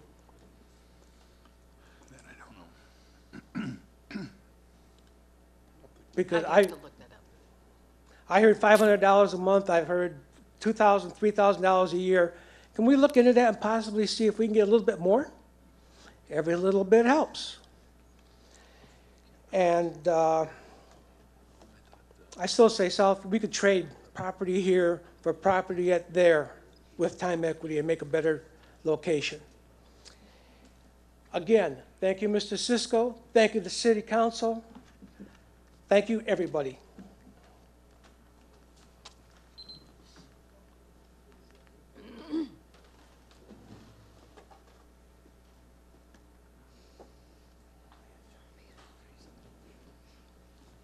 My name is Robert Turner, and this may not sound like I want to come out. I've been coming to council meetings probably 10 years, 12 years. Okay, during that process, we've gone through many city administrators. And the city hasn't changed any. We're still in trouble. We got in trouble. I'm talking about the council people. We got in trouble. Now we're trying to get out of trouble. I lost my train here. I take it very seriously. You know, we keep going through city administrators. We chased off Mr. Zach recently. He was a good guy. Why did he get chased out? Because he may not have been giving you the information you wanted. Okay, you guys got your wish. Now you guys got the football. Who's going to be the quarterback? Who's going to be the receiver? You guys got a job cut up for you. I think the attorney who spoke about the bond, he may hit on the nose that the process is going to slow down a little bit.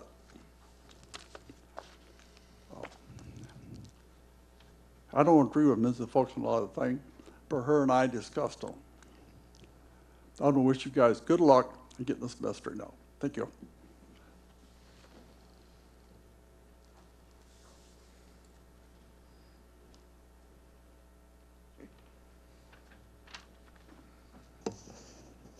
Ray McGusson, citizen Allen Park.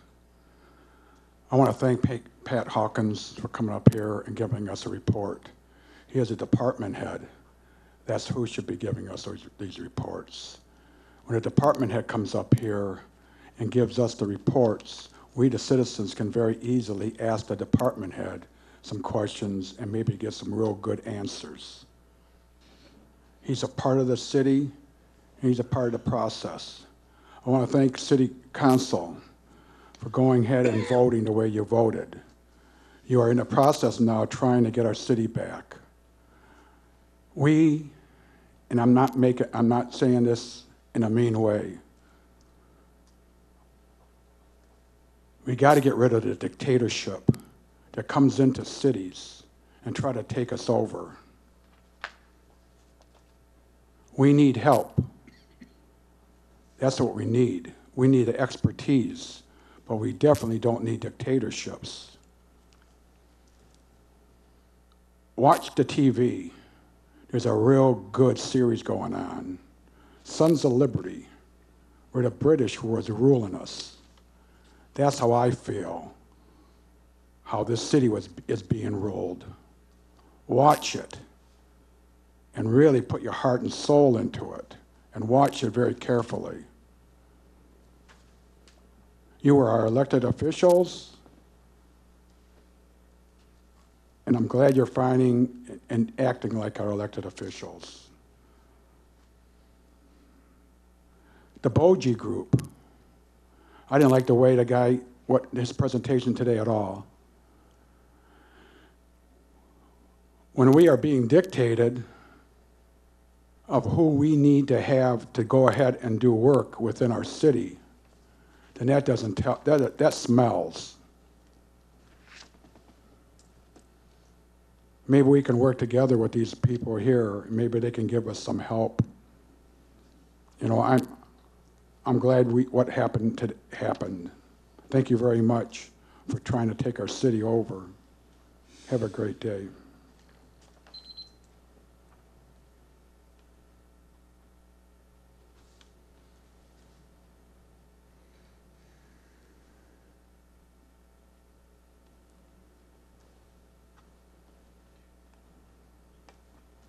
Nancy Simmons, I live in Allen Park and on Keppen.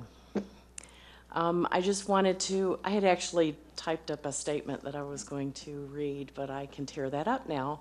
And I just want to thank you, council members, for what you did tonight. As an Allen Parker, I support you for your decision. I know that it may be, I'm sure that we have a difficult road ahead of us, but I will be praying for each one of you. And again, thank you for representing us.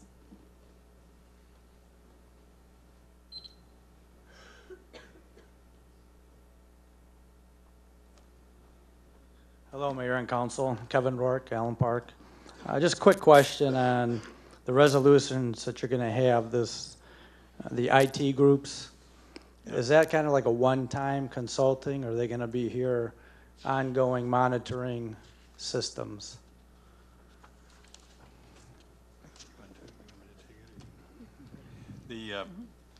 It's ongoing to get it set up over there. There are some proposals to monitor our systems. Okay, so I mean, is on it a regular basis? Okay, but so is it like it's separate bids for those? Okay, so is it going to be like a 6-month contract or like a 2-year contract? And the only reason I bring it up is those that you would have watched the council before, we had a communication IT company come in here before, and it seemed like they were here, Tina may remember, they were here constantly. And bills, when you guys look at claims and accounts, it's like, what are they doing? And why are they always here? So just take a look, you know, we're talking about history on some of these things here, is to think about the billing processes, the time, whatever they're using in the presentation they're going to give to you.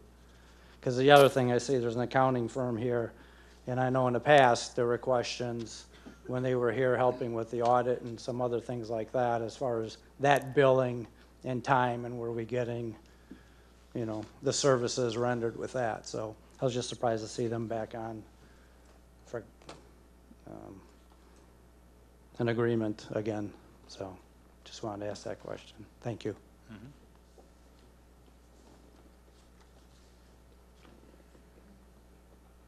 I see no one coming forward. We're going to go to the consent agenda. There's 3 items there. I'd like to present it as a single consent item. Is there any objection?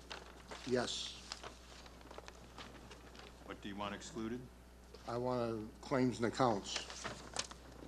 Councilman? There's 3 items? I only got 2 on mine, Mayor. A and B, 1 and 2 and 1, 3. Oh, the license permit, okay. Well, claims and accounts I want to take off. Now, we can take off claims and accounts. Can I ask for the payroll report and curbside pickup for K&M to be consent agenda? Support.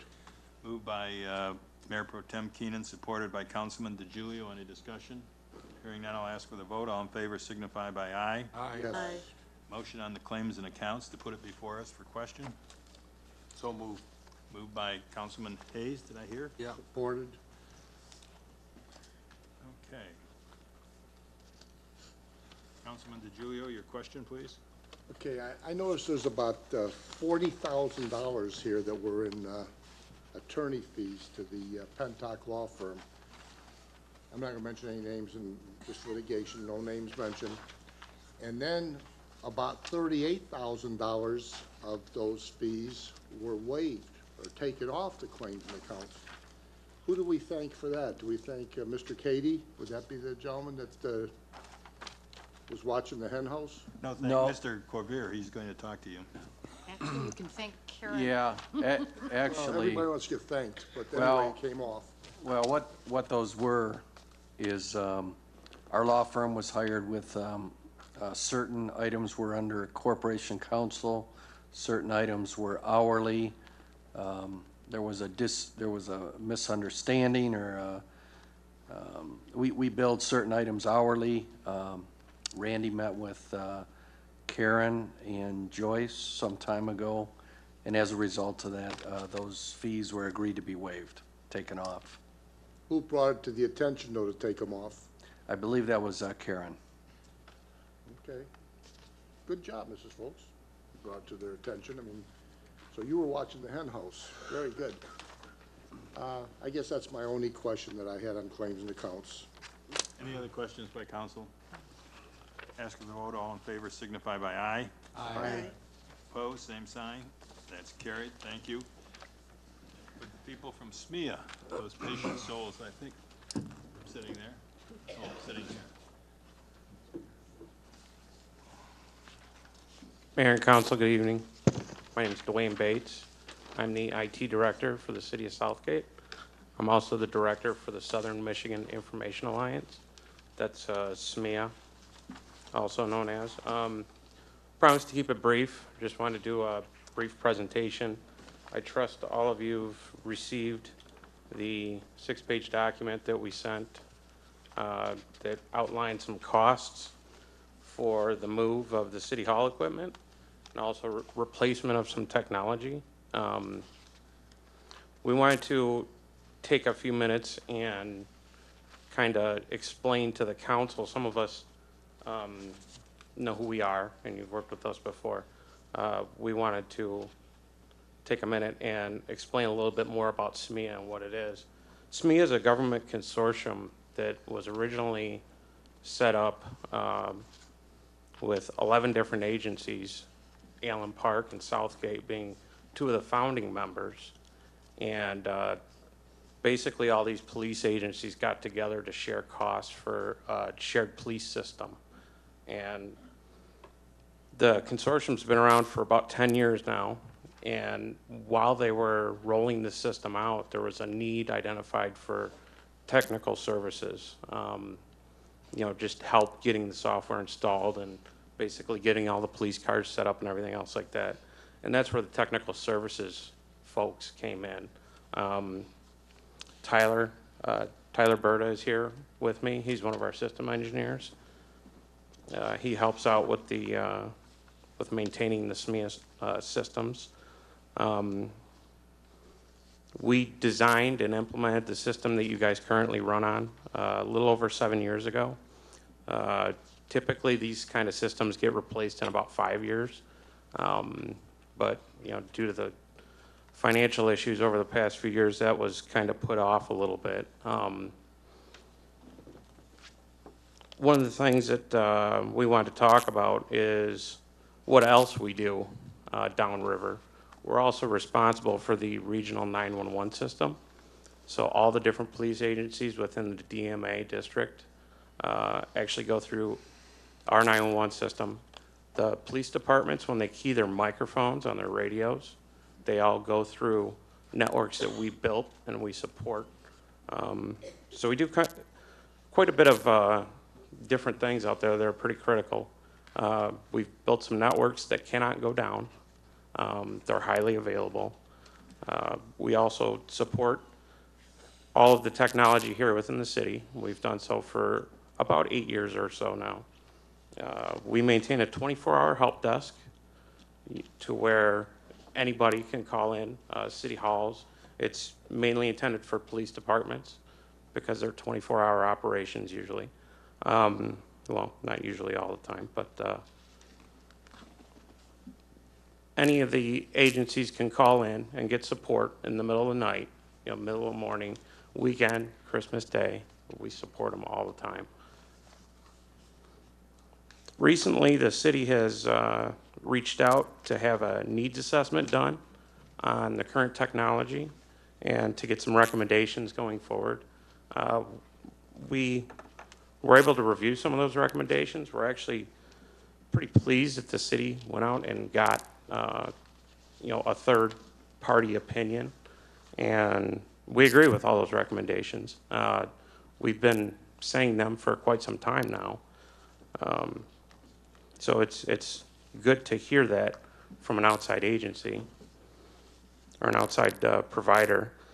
We have also, as the mayor and council know, we've also submitted our own proposal to replace the phone system and upgrade all the technology and move you guys over to the new building. And I'm here to answer any questions you guys have about that. Councilman, question. Councilman DiGiulio. You didn't give me cost for it, though. What is the cost? The cost is on the back page. I know it, but the residents that are watching TV here in TV land, they don't know it. Sure, we have a cost breakdown.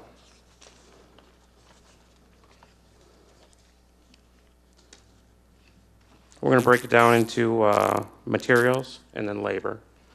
We've got a couple different items here. There's the phone system, there's the server infrastructure, there's network components, the wide area network, and the labor. It's important to know that we don't sell anything. We're not a company. We don't profit. We're just simply a government consortium that helps other cities within the downriver area. So for phone system materials, we're looking at $30,752.48. Server infrastructure components, looking at $30,184.40. For the network infrastructure components, $45,929. The wide area network design and construction, this is the one piece that we don't do ourselves. We don't climb the towers and hang radios and things like that.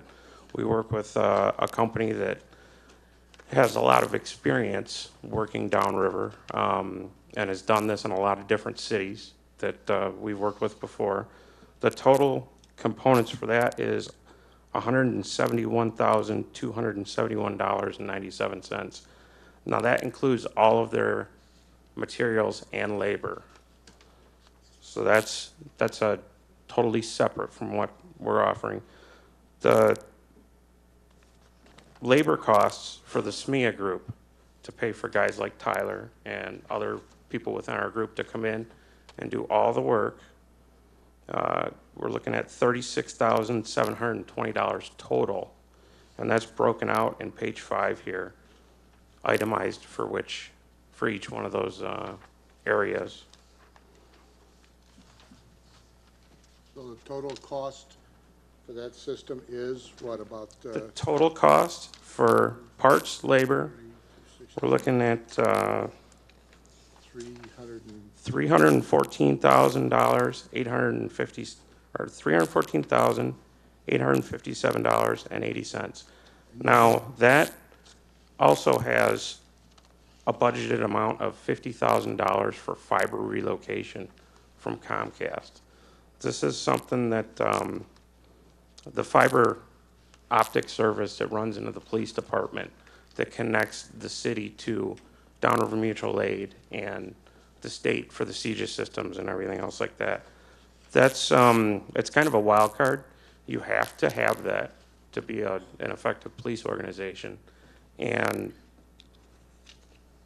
Comcast won't come out and give us a actual cost until we give them some timelines of when, you know, the service is going to be moved and things like that. So they won't give us an estimate of the move cost. And that's something that you just kind of have to grin and bear it with them because it's Comcast, and, you know, we can't just jump onto a different provider for that. We actually, the city doesn't pay for that network right now. It's paid for by 911 funds from Downriver Community Conference. This is the cost to move us into the temporary building? Is that what This we're is the talking about? cost to upgrade all the systems. But They're it's in the back room back here. Also to move those systems into the new building. And then and- move it to the building we're gonna lease for a year, and then move it to the, How we design the system, we design it to be totally modular to where when you do have your long-term location, then our guys will come in and wheel it over. And there won't be any significant cost to that, just an hourly charge. would we be better off to stay in this building? I mean, is the equipment good enough to last another year while we build a new building instead of moving next door? I'm kind of concerned about the equipment here. Over the past several years, we've had lightning strikes that have damaged our network equipment. It's running at about 50% capacity. There's down in finance, I don't know if you guys have ever seen inside that closet with all the wiring in it. Half the equipment in there is all damaged from lightning strikes and static electricity. We also had some damage in the back room back here the last time there was a lightning strike. There was 2 confirmed ones. We suspect possibly a 3rd lightning strike has happened within the past 3 years. Isn't that possible to happen in the new system too? in this It is building? possible to If happen it's in the new lightning? system. We identified some electrical problems in this building where there was some improper grounding that didn't work the way it should have, and, you know, take that lightning strike to ground. So that's one of the reasons that we have, we're seeing the failures that we have. Thank you.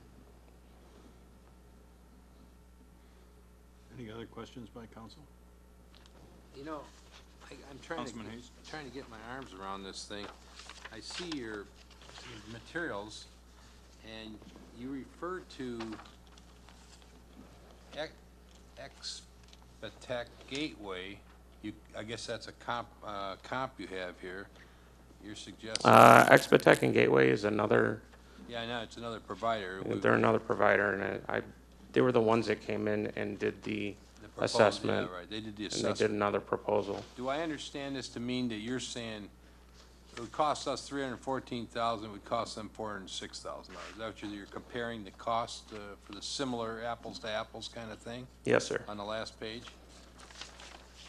And I had a couple questions about the technology. I noticed there's a reference to the redundant system for the voice over internet.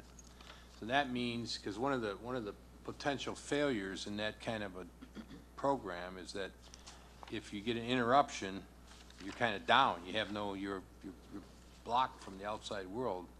Are you suggesting that this redundancy or this redundant system would, this line's down, but it pops over the other one, so we're never down kind of thing? I mean, never Absolutely. say never, but generally not going to be down? Correct. Like I said earlier, we built and we support the regional 911 system for all of Downriver. It's a geodiverse, redundant system to where there's a copy of the system in another building.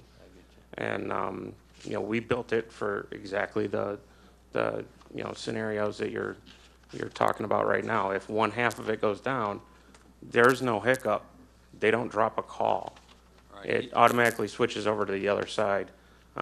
We want to put one in City Hall, All right. and we want to put one in the fire department. This will actually help us in the move too, All right. because instead of picking up and moving City Hall and taking, you know, City Hall operations the police department and all the other satellite buildings down, we can move City Hall without taking anything down. Let me ask you also, and I think somebody referenced it, maybe Mr. Rourke mentioned it. In the past, we've had a lot of IT, I don't know who these people were. CompuWare comes to mind, and I mentioned this recently. We had tens of thousands of dollars, maybe hundreds of thousands of dollars spent on God knows what. I mean, something. They seemed like they were forever here, fixing things or adjusting things or re-networking things. Those people were from the SMEA group. We will come out as much as you call us out. Those So, people were, because they were with the SMEA group. There was Was it CompuWare or? CompuWare was a service provider to the SMEA group. Right. One of the ways that the SMEA group gets the rates so low is by going out to contract companies and basically saying, okay, all these different cities need help, and you guys negotiate a rate based on a group, to where the rate is about half of what standard IT service and enterprise grade IT service is. Of course, they made it up on volume, I think, in our case, because they were here 9 to 5 every single day for 3 years, as I remember. Well, there was some times when we were here a lot, but we were only here on request. Yeah, well. The other thing is, what concerns me is that just recently, within 3 or 4 years, the Festivities Committee donated brand-new computers to the police department, I think it was. You know, remember that? And I'm given to believe that all of our stuff is shot, obsolete, done. And maybe that's, maybe the obsolescence is based on a 4-year life. I don't know. I don't know enough about it. I just bought a new computer, and I don't know how long I had mine, but it went out of business. My question, I guess, I'm looking at this because we don't seem to be able to budget very well, and we continually run into snags. So I'm thinking, what would you, and I think I mentioned this to the other group, what about leasing the hardware at least, so that if something does fail after 3 or 4 years, I mean, we can have all the best intentions of budgeting for, $100,000 a year or $200,000 a year or whatever. But my guess is there's no lockbox, there's no rainy day fund that's going to go into any more than there's a rollback money or anything else. What's your thoughts, and what's the cost problem or benefit to having a lease arrangement where you lease every piece of hardware you get, phones included? Well, as far as the server and network infrastructure, we plan to, when we design a system and build it, we plan for it to be alive for 5 years. If it goes farther than that, then that's kind of extra gravy. If we drag it out 10 years. If you drag it out, it can cause problems to where, we're in the boat that we're in right now. If it's drug out too far, then you have to replace all of it at one time instead of going in and replacing it modularly, to where you're upgrading, a piece here, a piece there, to where you can spread out, your outlay over a period of time. Right now, it all needs to be upgraded. Okay, but is the to my problem, 'cause it's specific question, leasing everything as opposed to buying anything. We Because the haven't. capital outlay for purchase is a great amount, I mean, I guess Right. you could finance it, I suppose, it'd be costly, or you could lease it, which is gonna cost a little more than an outright purchase, but it'll also provide us with the certainty that in 4 years or 5 years, when that stuff's no good, we just get a new batch, instead Right. of worrying about who's asleep at the switch in this building, because we don't have a IT person, we're unlikely to get Correct. one, we're probably gonna rely on a firm like yours or somebody. So do you have any sense of the costs associated with that arrangement? I don't. I can tell you that none of the other downriver communities, when they make technology investments, they don't lease. The only thing they lease is copiers. They really don't lease technology purchases like servers and things like that, phone systems. I can tell you that all of the equipment that we purchased, or that we're looking at purchasing right here, that we're recommending, we got quoted with 5-year warranties. So you're covered for that period of time that, you know, we expect the system to last anyways. Well, there are warranties and there are warranties, so I don't know what kind of warranty. Bumper to bumper, or is it, you know? It's parts replacement. If the server blows a hard drive or something else like that, then they'll send somebody out next business day to replace it. Thanks a lot. I just Councilman Cisco. have a question. Is your recurring cost down here at $1,000 and $1,075 monthly? What is that?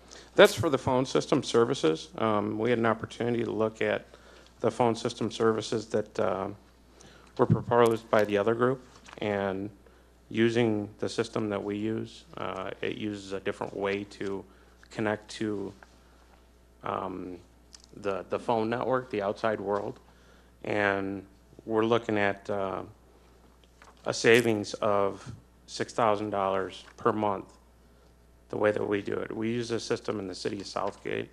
We use it in the city of Woodhaven, also the city of River Rouge. The most recent system that we installed for this type of phone system was at the Allen Park Court, the 24th District Court. We took the phone bills there from $3,000 a month down to $300 a month.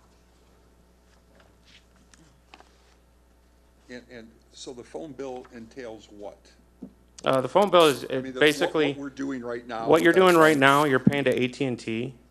That would all ultimately go away and be replaced with the $1,000 a And you're month. saying that bill is 7,000 plus? More. That bill right now is, I believe, Mr. Cady told me the other day it was over $130,000 a year. Over 130,000 a year. Yes, So you're saying that this bill, would be about $12,000 a year. so we would save over $100,000 a year just on our phones. That is correct. Pretty impressive. It's that's why people want these systems. Or long overdue. Exactly. But we have a 22-month contract, right? This system and the way that it hooks up saves you enough money to where you can pay the buyout costs on that contract and still save money. It pays for itself in under 8 months. And when we talk about the phone system, we're talking about City Hall, we're talking about the police department? All of the buildings, All the buildings. every building. There's other components that rely on that. The network infrastructure is part of the voice over IP system. So you can't just kind of like do the phone system that's listed here and then not do the network infrastructure, because with a voice over IP system, everything converges under the one network, the data network. So you have to do those both those pieces. So your phone system saves us over 100,000, and your total project cost saves us 80-some thousand? Based on the numbers that was presented last week, yes. To be fair, Councilman Cisco, I think the other program would save us on our monthly phone bills too. I think any voice. They did have savings on theirs. It cut the current bills in half, but we chopped them by 90%. Not to this extent. I think we were looking at 100,000, cut it in half to around 50,000. Yours is down to 12,000. Correct. Any other questions by councilman? If I'm correct. You are correct, sir. The other people that have proposed have submitted additional proposals that we just received tonight. And I don't know if we've had a chance to look at them and compare them as to the cost, but what I was going to suggest to the council is to take the items under resolutions 1, 2, and 3 and table them until our next regular meeting, so that you have a chance to look at Expotec and Gateway and get a better idea, and maybe ask all three groups to come back and take our questions if council's prepared at that point. I just like to say one thing. I've talked to Bob Cady a little bit, and I hate to speak for him because he's not here, but he was rather anxious to get this going and I don't want to talk about a move date to move to City Hall, but it was reliant upon SMEA executing their contract as it stands, since it was the low amount and met our expectations. So I just want to put that out there, and I would say that maybe we don't wait till the next council meeting, that we have another special meeting and have everybody in, and maybe do that next week, rather than That wait. is correct. We can't start until we start. Right. Council pleasure, do they want a special meeting? Are these folks here? Expatec and Gateway are, but I'm just saying, they submitted amendments to their bids. I just feel bad that they've been here for Well, I do 3.5 too, but hours. just the way, Maybe we at least give them an opportunity to come up and give us a little precursor, and we can always have them back, or, I mean, it seems a little, Yeah, I'm going for that. I think they should have a chance to make their presentation also, if we're gonna, well, they did make a presentation, both of them, to us. right. You know, But So then we don't- they've amended their presentation though. I'm looking at, trying to glance at these letters. Yes, you gentlemen are done? Thank you. If Thank you come up about on your amendments, thank you very much.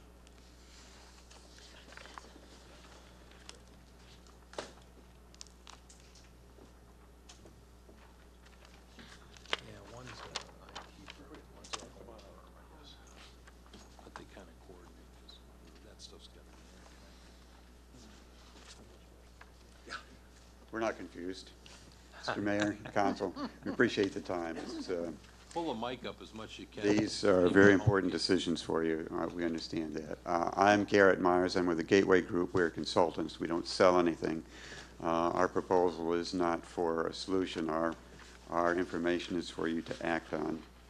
The proposals that we have before you are consulting proposals, not equipment proposals, to help you through the process of acquiring telephony equipment and also figuring out the best LAN/WAN solution for you.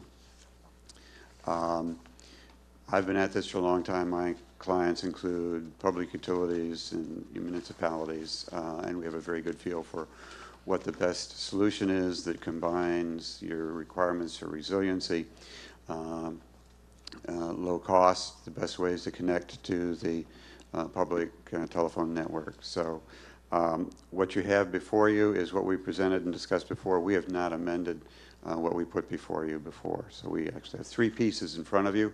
One is to put a system in the fire station to help you with the acquisition, the RFP process. And we think the RFP process is magic. Sometimes you come up with even better results than you anticipate. It also is the right way to do it. So our proposal is to help you through the RFP process, help you evaluate that, and put a system in the fire station. We think that is pretty critical because the system that's there now, if it goes down, it may not be serviceable and lives will be at risk. The other component is to help you with a system here that is your overall VoIP system, and to help you also with the RFP and the acquisition and guiding whoever that company is and helping you with them and looking at the least expensive way to do your telephone connectivity. The third proposal that was referenced by SMEA is deciding what your LAN/WAN network is. You have a lot of options on how you interconnect your facilities and connect to the telephone network. And that really is a joint project between people that are expert in contracts with AT&T, et cetera, with the network and with the telephony side of it. Thank you.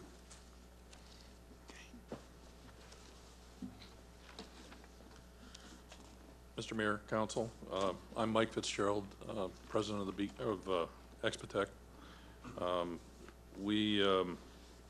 The equipment numbers here, you'll notice say estimated cost. We provided these as a guideline for what the city could expect in terms of potential costs when all bids were received. These do not represent a proposal from us for hardware, although we are a hardware vendor and would like the opportunity to put a proposal forward. we were asked, when we presented our analysis of the city's network infrastructure and computer systems, to put a proposal together to shepherd the city through the process of acquiring bids, evaluating those bids, and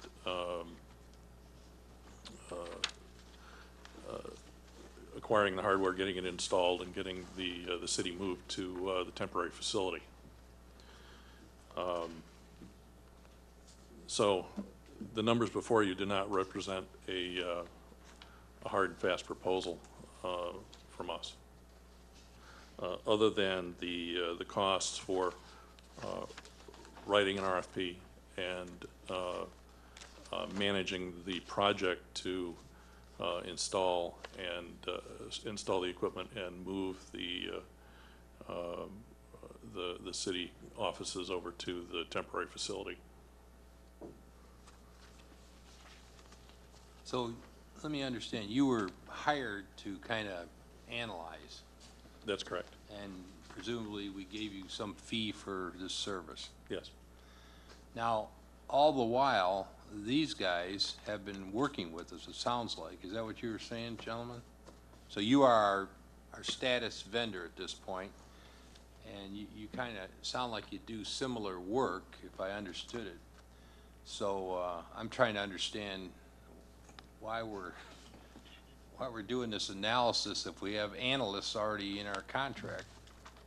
So I don't know who chose to do that, but it just seems to me a little redundant, where redundancy is not necessary like it is in the VoIP, you know.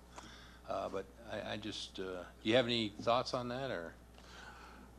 Well, it's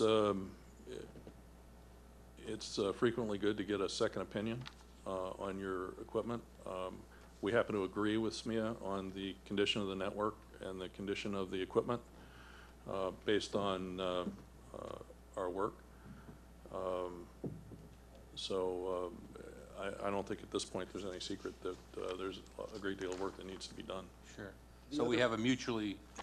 The other part of the process is that generally for municipalities, school systems, and even, if I can't get the mic. Yeah, I'll get it. For school systems, municipalities, and even many private enterprises, they go through a request for proposal process to get a competitive bid, so they can get a best proposal, whether it's the lowest price or the best project. That's what they're looking for. And so they go through a process of assessment, RFP, out to bid, and bring it back. I guess the question would be, is that absolutely required in our case? I don't know, but it seems to me you agree that the stuff's got to go. You agree, it sounds like, essentially what needs to come in, and it's just a matter now of price, and you don't have a bid yet. They do have a bid, apparently, but you weren't at that level of your project to propose a bid, because that wasn't what you were doing. That decision is ultimately up to you. Yeah. For many municipalities, they base it upon the size, dimensions of a project. It can be something as small as the city of Rochester Hills, who today put out a bid for a laptop computer, or it can be something much more significant like what you're dealing with. Yeah, I think our charter says anything over 10,000, we got to get 3 bids, so I suppose we have to get 3 bids, whether we want to go through several $1,000s to draft up an RFP just so we can get the 3 bids, I don't know, but. And also, if I can answer on another matter regarding bid or lease versus own. Yeah, the other way is a trending way. We have clients that lease their equipment right now. It's becoming more and more, because that process and the equipment is just a deep investment to make. All too often, that what they're just doing is leasing the equipment and just letting it go after 3 to 5 years, and in comes new. I ran nursing homes. We always leased our phone systems and our computers, our washers and dryers, any kitchen equipment, anything we could lease, because there was some benefits in the government. accounting through Medicaid and some of these programs, so we did it routinely. I'm sure hospitals do too. Kevin could probably speak to that. Mayor Pro Tem Keenan. I guess I don't know how to ask this. I'm going to try to ask it as, don't take any offense to it. I don't mean any offense to it. You guys are obviously both for-profit companies. That's correct. We do a lot of business as a city, municipality.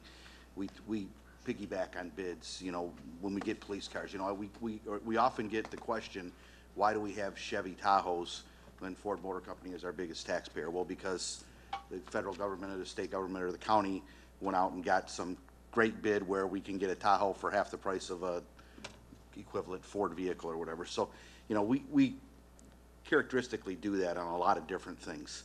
SMEA, obviously, as they laid out, is not a for-profit company. It's a southern Michigan, so Troy wouldn't be involved. You know, they're not in the southern Michigan. We have the Downriver Community Conference. We do a lot of purchasing through them. So it just doesn't, I mean, I don't know how a for-profit business can be competitive against a not-for-profit business. Generally, you know, I work for Ford Motor Company. I do a lot of purchasing.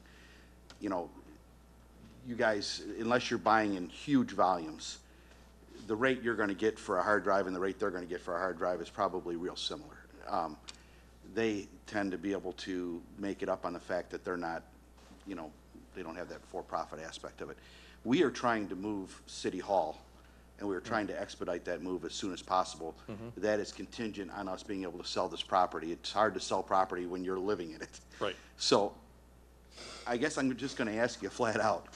I mean, do you really see a benefit to us to do RFPs on this particular instance? I mean, obviously, I appreciate the fact that you guys came in, you did the study, we paid for that. You guys all seem to be in agreement. I mean, do we want to really stall the process to go through an RFP process to bring in more for-profit businesses when we have a not-for-profit business that works in southeast Michigan, that's our provider, that's doing the local municipalities down here in the southern Michigan area? I mean, I don't want to make you cut your nose off to spite your face, but it just doesn't seem to me, unless you could convince me otherwise, that it's beneficial to us at this point. So convince me. Well, all I can ask is for the opportunity to try. We would like to prepare a bid. If we shortcut the process a little bit so that there are competitive bids on the project, I would like to be one of those bidders. I think we can do quite well. We have, we're what they call a premier dealer with, premier partner with Dell. So we have a very high volume commitment, and for that we get special consideration, and we get prices that other people can't get.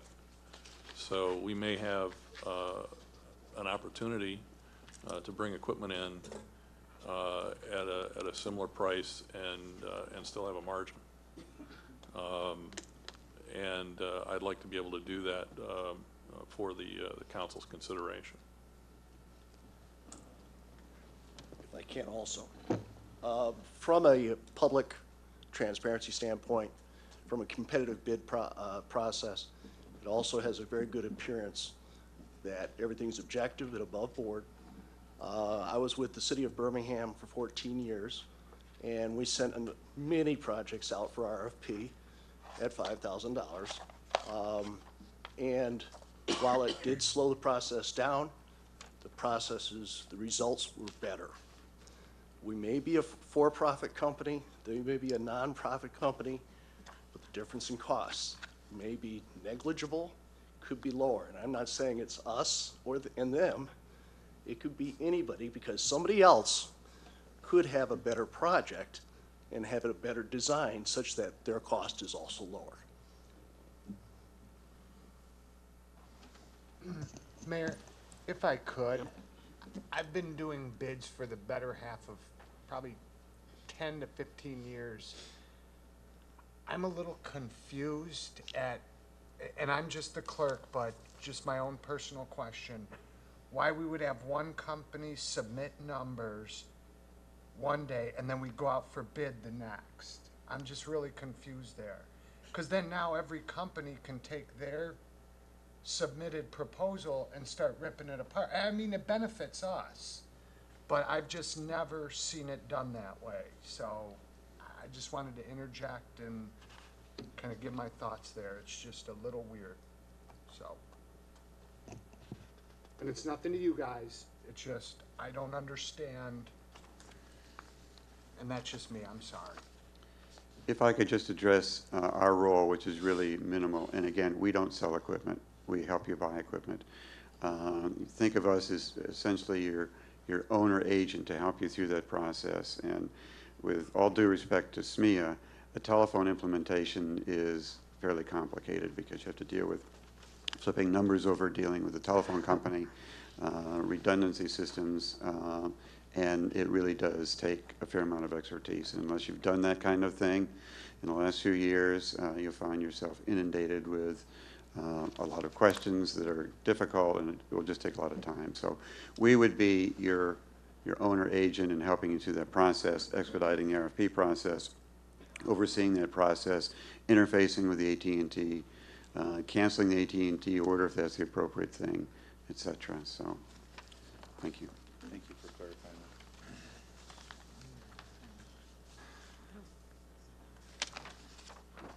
Gentlemen, thank you very much for your comments tonight.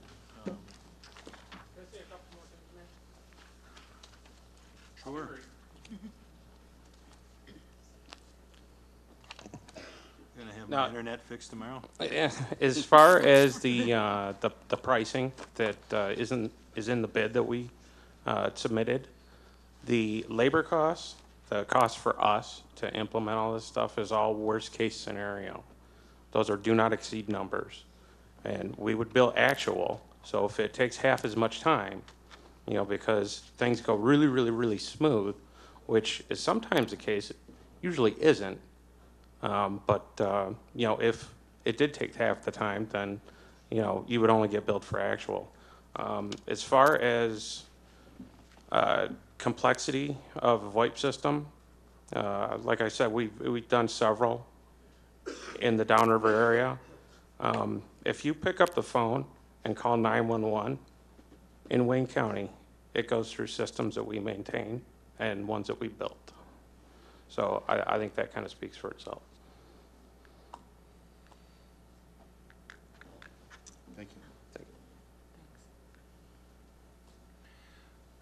you. Well, we've heard the three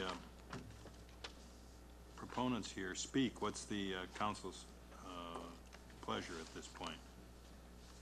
Yeah, I tend to agree with Mike. I don't know how we got to this point, but the fact is that we're at this point.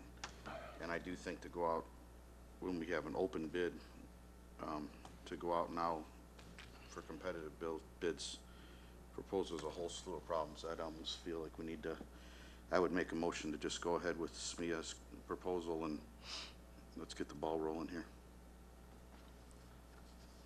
I guess, though, well, anybody comments? Is that a motion? No. Yes.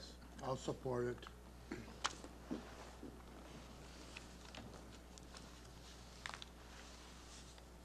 Discussion? I'm just, I don't know what an open bid is. I don't know what that means. I thought all of our big projects had to be bid out. This is a major, this is several $100,000. I thought we had to get competitive bids just as part of our charter provisions. That's just sound fiscal management in my view. I mean, I don't doubt that these guys are competent. I don't doubt that they're competent.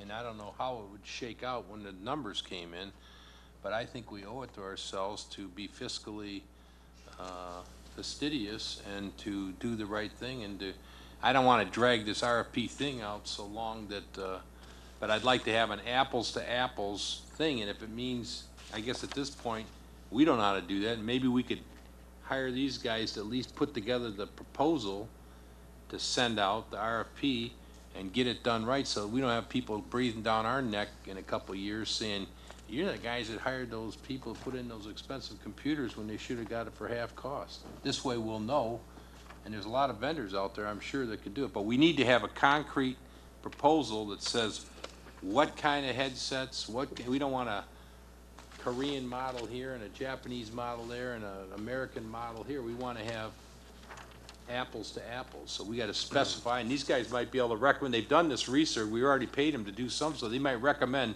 we want this unit, we want that kind of server, if it's IBM or Dell or whatever it is, spec it out, and let's get an apples to apples proposal. Then we'll find out who's really doing the thing right, and the labor and everything else. That's my proposal. Just in Councilman Cisco? in saying that, it appears that SME has already done that.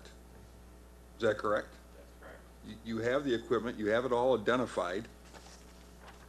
We performed all the design. Well, they do too. You had identified the kinds of handsets. I don't believe that your handset model may not be the same as the one they described. I don't know. But didn't some of your proposal come from our original SMEA proposal that they had done some time ago? Is that correct or not? Did you not submit some things? We gave Steve's number to the administration in September. I think that the key I'm trying to say here is there's reasons why we join consortiums, why we're members of the Downriver Community Conference, why we get on these. SMEA is a consortium that is something that we take advantage of, and we get lower pricing for that. This is not a for-profit company. I mean, I think that we do it, maybe we all need to sit back and read the cover letter. You know, this is exactly why we join these places, and I think. If you could state a reason why you do that. I mean, I don't. I don't think that most hospitals are not for profit too, but I'll tell you what, you had a bill lately like I have and you have, you know, there's some profit built in there, believe me. I just feel strongly we have an obligation to do this soundly, in a sound fiscal manner. And I'm not saying they may be the cheapest, but if they're not, then we owe it to ourselves to find that out and be confirmed. Maybe next time we can say, we've established they're the cheapest, we don't have to bid it anymore, and write a resolution to that effect. How long would this process last? I mean, as we have these, how far out are we asking for bids? How long do we solicit bids? Through the chair, what I do know is our process is it has to be published in a newspaper of general circulation, which in that case we'd probably use the mitten system, so it'd just be a little blurb about go to the mitten. And then you leave time to submit bids, but the ad takes about a week to get in the paper, so you're looking at 1 week there, then to get it on, And then there's a time limit on mitten. There's usually a time limit that you could submit a bid. yeah, I mean, maybe because this one's been so specifically identified, it wouldn't take too long, but generally we keep it open for at least a week. So you're looking at about 2-3 weeks. I mean, and no offense to the company, but again, I've been doing bids for 10-15 years. Now, I don't know specifics, but I know how to get RFPs out there, collect them, open them. Again, what the specs are, I assume there's 2 sets, one from SMEA, one from Gateway Expect. So, but 3 weeks, we can have it done in about 3 weeks. And I just want to say this, is that we'll have to submit this to the RTAB, because I don't think they've approved this as of yet. And they're probably going to ask for 3 bids. That's usually the process. I'd say do it, and then when it comes back, they can approve it, you know. I almost agree with that. Ridiculous. But the system, let me just. Well, that's another thing, can we go out to bid? But our ordinance calls for RFPs. No, let me correct you, our charter calls for sealed bids. RFPs are different, RFQs are different, these are sealed bids. Our charter, but it could be different things. But you're saying that if SMEA had said this is a sealed bid, then that's okay? No, and that's why I'm a little. Let me finish my sentence about the RFPs, is that is sending out and asking for bids, you're going to have to give an RFP. You're going to have to tell the people what they're bidding on. And it seems to me that unless we can find a reason to say that what's being provided is something that is more in the nature of an intellectual information that we're gathering. But this is basically, there's hardware with labor attached and supervision. Seems to me that we're stuck with having to do the RFP and get sealed bids. I don't see how we avoid that. Nobody's said to me, well, Bill, here's the reason that we don't have to abide by Well, our charter. somebody must have known this all had to take place before we went this route. Well, these gentlemen gave us, Yeah, but to who get ready sought for them the gentlemen? RFPs. Who sought out them gentlemen? It Well, wasn't me and it wasn't you. I understand that. Somebody but- knew that the charter required that we had to How do have you get a sealed bid when bids. you already have a bid that's open in public? Well, but they went off of their information and came back tonight. Well, But, we say they gave the bid, but look at it, they took the work from Gateway and Epitech and said that they thought the costs were gonna be in this range, and then they said, well, we can beat that cost, He but, said he submitted the bid in September. well, And that's what I was saying. They Yeah. supplied the equipment in the beginning in September. So why are we just getting it now? Well, I think, like I said, my biggest problem is, and somewhat in agreement with what Mike said. I don't know how now. I mean, anybody could take their bid and just say, I'm gonna knock $10 off of it. Here's and how it's done. we can say, we need escapes, not bolts. We need Dells, not, Apples. You gotta give specs. Right now, they're proposing a phone. Maybe it's an Avion phone, and maybe there's a Bevion phone. He might have said a Bevion, you're saying an Avion. You gotta spec the kind of model, and then you have apples to apples. Otherwise, they can give us 100 phones, but they might be dime store phones, or we might have Saks Fifth Avenue phones. You gotta have specs. Isn't that what they submitted us, though? These specs? I don't know what they gave us. well, No, it's in our package. but I would, yeah, This phone system based on typical government, municipal government, specs, and it's enterprise quality equipment. It's all made by Cisco Systems. It's really good stuff. And what's yours? I was wondering if I could shed some light on the RFP process. Please do. you come, The consultant or the other gentleman? Who's that? The He's independent consultant? the consultant, Mr. Myers. Okay. sure.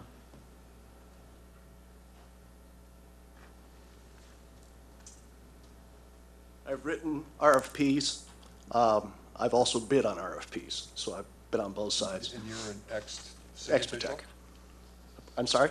Are you an ex-city official? Yeah, I was on the city council in Birmingham. Okay.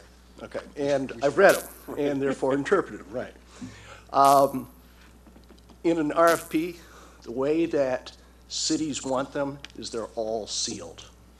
So that when the RFP is written, has all the specs laid out, you can take brand names off, or one can put them on, insisting on them. What we would think the best approach is to leave it off, allow the competition to deliver you the best project. You seal the bid, comes in, you open them up, somebody, an expert is there to help you analyze, and then excuse me, recommend to you best choice, and then you all can discuss it out and make that decision. Price, quality, combination. That's generally what's done. Could I ask you the question, both you and Gateway? You were brought in to help the city. What was the date that you were retained? You remember? When we first? November, I believe. Okay, all right. Yeah, we were brought in first part of November. And that was through an RFP process? That's correct. Correct. Okay. But It was a sealed RFP. your September statement was an advice to our emergency manager based upon a needs assessment? When we submitted our numbers, the emergency manager was the priority. It was based on the moving committee meeting. On a what? We were The attending moving the committee. moving committee Moving meetings committee. that were happening every Wednesday. And, we were asked to provide specs and numbers of what it would take to move the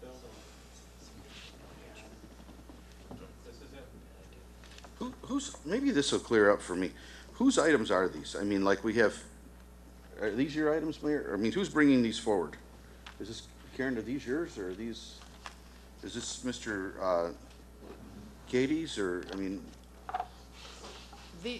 These are for you. who's bringing them forward?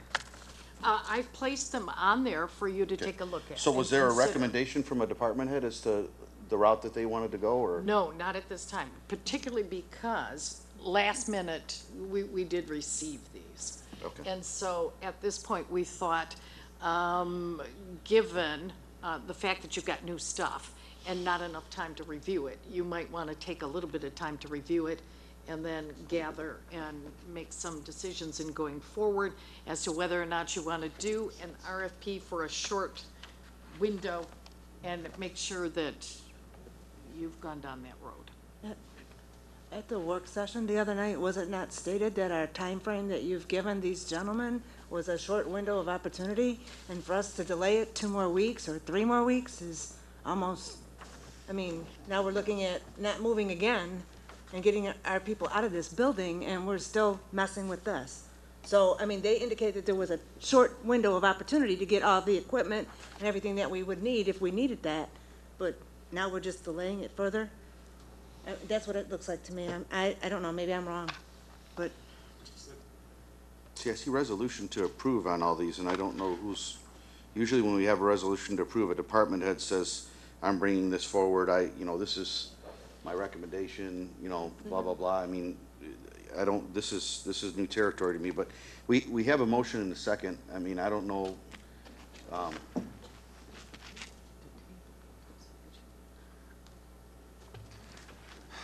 Well, it seems to me that there's a lot of confusion, and we ought to have some stuff go back to the department heads and get something and bring it back to us in a week.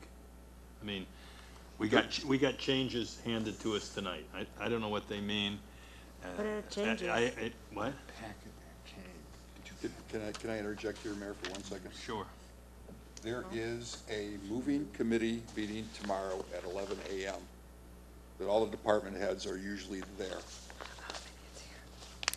So wouldn't this be appropriate for them to make a recommendation on at that point? Seemed like it would have been You have all appropriate for your that before it was on expertise the in the agenda. same room at one time. Well, we got 3 moving parts that are just, all came to our attention within 1 week, Fine. Bob. Bring it back Smia's next week. proposal, they have amendments to what they gave us at the work They said session. they didn't. And I just think, from what I hear here, we're all over the map. It just seems to me that when that happens, I'll tell you what the purchasing agents at Ford Motor Car Company taught me, is when the purchasing agents have too disparate of values, they didn't draw the specs right, so they couldn't get apples and apples to measure. And it seems to me that's where we're at right now. I just as soon see it go to department heads tomorrow, bring it back to us a week at a special meeting, and we're not holding anything up. And if we're gonna do RFPs, if we're required to do RFPs by law, then let's get started and do it. I mean, There was a moving committee meeting there. Can I make a motion to table all this? a motion by Mr. Councilman Templin, do I have a second? We need a 1 week? special, I would say a special meeting next week. I'd like to find out if we're required to get RFPs through charter. That would give the city attorney something to do. I thought when we were under a consortium type thing like that, Mike, am I totally off base? I thought when we were doing something like through the DCC. And I get what happened because they do work for us. I mean, Right. that's who we would go to first. And then, so I do understand a little what's going on, but yeah, that's. Well, let's But clear they do the work for air, us. and I have a motion by Templin. Do I have a support? Support. Support by Cisco. It is a motion to table, so there's no discussion. All in favor signify by aye. Aye. Opposed, same sign. That's carried. Thank you all, gentlemen. I'm sorry we kept you so late. We're also here. Thank you, Mr. Mayor.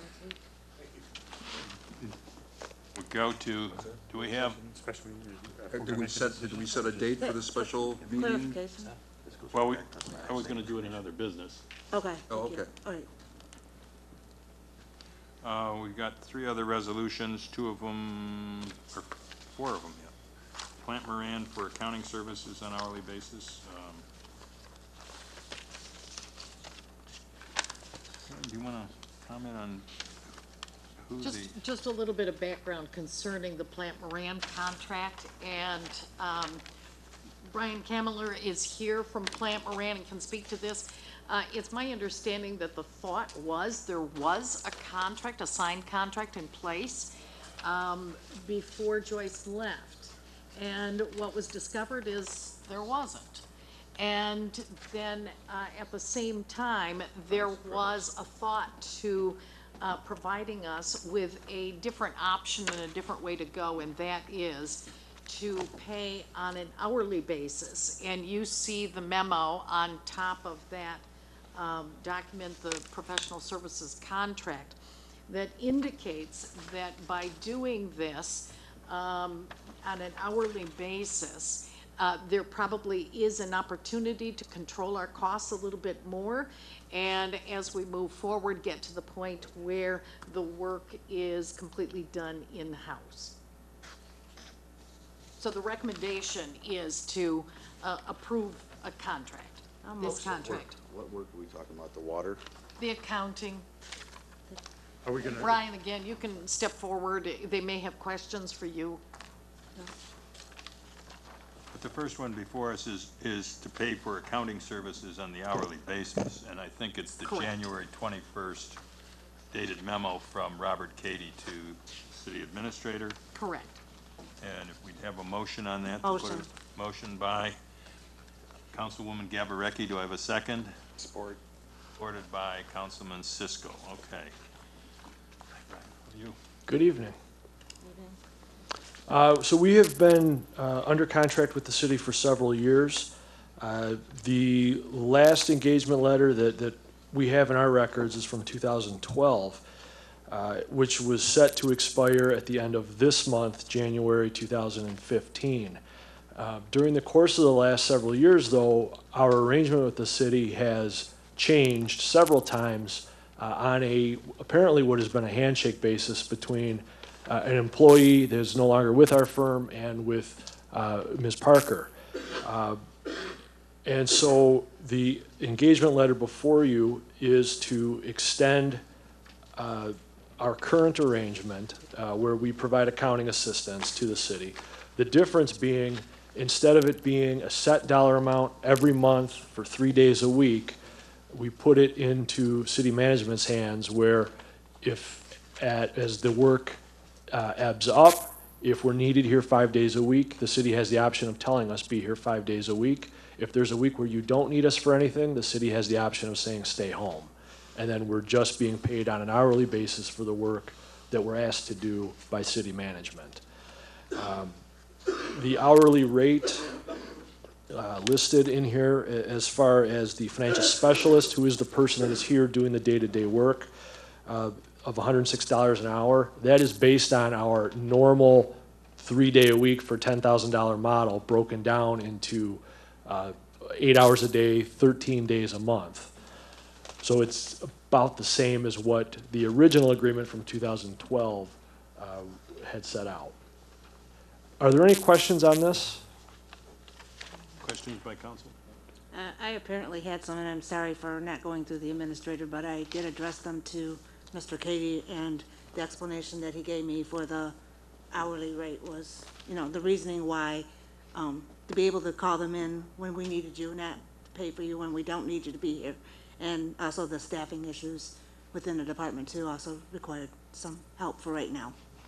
So I don't have any. I guess, I don't know if it's a question for you so much as it is a question for us. Why don't we hire some graduate CPAs or something and put them on our payroll? Because my experience with so-called temporary help is that, yeah, they're only supposed to be there 5 hours a day, but somehow it drifts into 7, and who's going to stand over these people and make sure that they're only here the 3 or 4 hours we need them? Because I'll guarantee you that's what happened with the CompuWare thing. Like these guys even admitted, well, they asked us to be here and they never told them to leave, so they just stayed and kept billing. And we were spending tons of money on stuff that we don't even know what they did. Now, I don't doubt that there's some accounting work that needs to be done, but I would say we should go out and hire a young CPA or something, go to Walsh College or somewhere and pick up somebody and pay him a decent wage and let him be an Allen Park resident if we can find one and get him in here and do the work. We've had that in the past. Mrs. Dunleavy, God love her, was here for many years, wasn't she? 47? Yeah, she was an accountant. She lived here in town, and she did, I'm sure, a brilliant job. So this contract labor is not the way to go for a sensibly run organization, and I'm not in favor of it, frankly. So that's just my 2 cents. Is there a reason why this doesn't go out to bid? If we're supposed to have 3 bids. That's a good idea. That's a big contract. Well, there may be an exception for professional services. 15,000. Well, Well, and it's, if it's 15,000, how do we know at the end of the year how much it really is? I think we Well, should. they've created a model which says 3 days a week at $10,000 on the 106 person. So I don't know how often the senior manager or partner was called. Just on the slow days. As needed. Sometimes it's not for 2 months, sometimes it's a week straight. Right. finance director, right? Yes. Is there any recommendations here too? I don't know, I kind of took it as my recommendation. in my I email. recommend I'm tabling going- the thing I until we can apologize for not going to the discuss it. administrator. The finance department has requested the council approve the new service contract, so we have that recommendation, and that's in the letter. Yep, it is right there. Can I ask this question? Certainly. What is Plant Moran's status right now in our city, and are they charging us right now in the city? We've been working nonstop for the last 3 or 4 years, yes. So you're still billing us approximately $10,000 a month? That was the number? No, actually, there's a lot more history to it than that, Mr. Cisco. The handshake agreement that I mentioned earlier between my former colleague and Ms. Parker reduced our rate to $66,000 and some odd $100 per month during the term of the emergency. After that, then we had agreed, my current supervisor agreed to continue providing service at that level through the end of the city's June 30, 14 fiscal year. And then we billed extra for additional work that was requested by Ms. Parker.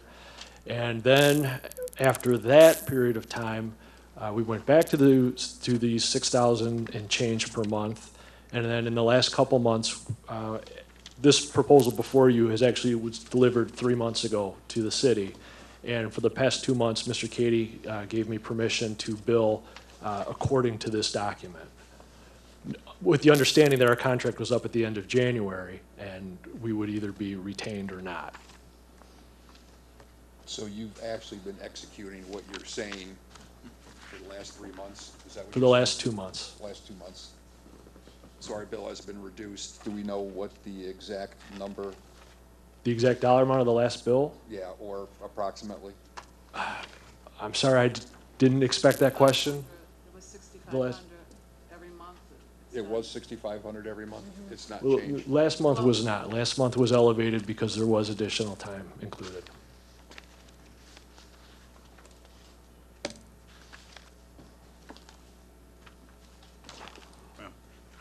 We have that motion on the table by Councilwoman Gavricki and seconded by Councilman Cisco. Any other discussion? Gentlemen, I'm sorry, your last name? Cameler. Cameler? Cameler. Did we get an answer about RFPs? I didn't hear that. No, he was saying that on professional services, we don't necessarily do that. We have done it. We did it for the attorneys okay. when we first came in. I didn't hear that, okay. Yeah. I didn't hear the answer to the question. So the intention is that we will be paid or reducing Plant Moran's hours? We won't be spending $6,500, more than $6,500, I would hope, at this rate of $100. We're here at the pleasure of the city. At the pleasure of the city. Yeah, and I think what they're saying with this is, it's become a flex schedule rather than At the, a yes, 3 day. at the city's direction. Rather So, than saying, well, we might want you Monday, Wednesday, and Friday this week, but Tuesday, Thursday, Friday next week, but they're gonna say, hey, we need you so many days this week. so many days, so many Yeah. projects, And that's Bob whatever, Katie directing that amount of work. correct. But back up, maybe I misunderstood something you said, and forgive me if I did, just clarify for me. I thought you said that you were, the handshake agreement was for the 6,500 roughly a month, but that the contract that you're proposing for the $106 is based on the 10-5 agreement that was earlier in place, if we worked the 3 days, 8 hours. Well, the, If you were honoring the contract and not going per hour, based on the rate you're projecting out today, it would be 10,500 a month, I thought is what I heard you say. I didn't say 10,500. The 2012 engagement letter was 9,750 per month Okay. through January And that was based at 2015. 106. That was just based on a flat dollar, we're here 3 days a week. Oh, I It thought you wasn't said broken that was how down. you If you said- do, if you do the math from the current, if someone were to ask me for, give me 3 days a month, flat fee, I would say 10,000. Right. Divide that by 13 days a month, which is 3 days a week, by 8 hours a day, it comes down to $106 an All hour. right, so let me be clear, maybe what I'm asking. What you're proposing tonight is an increase, if everything was equal, to what we've been paying with the handshake $60 an hour agreement. Yes, sir, approximately, yes. So the 6,500 that we were talking about based on the 3 8-hour days, that's not really reality moving forward. That- Reality moving forward is closer to 10,000, if we did the 3 days. 6,500 was never reality, other than from the I wanna make sure emergency everybody manager's understood. direction. That's what I thought you said, yeah. So we're not, yeah, we're looking more like in the 10,000 range if that stayed at that level. Correct. So we're potentially looking at $120,000 contract for you. Cancelable at any time at the whim of the city. And that would be based on, again, just to be clear, that would be based on 3 days a week, 8 hours a day. If we utilized you all year long, 3 days a week, 8 hours a day, we'd be talking about 120,000.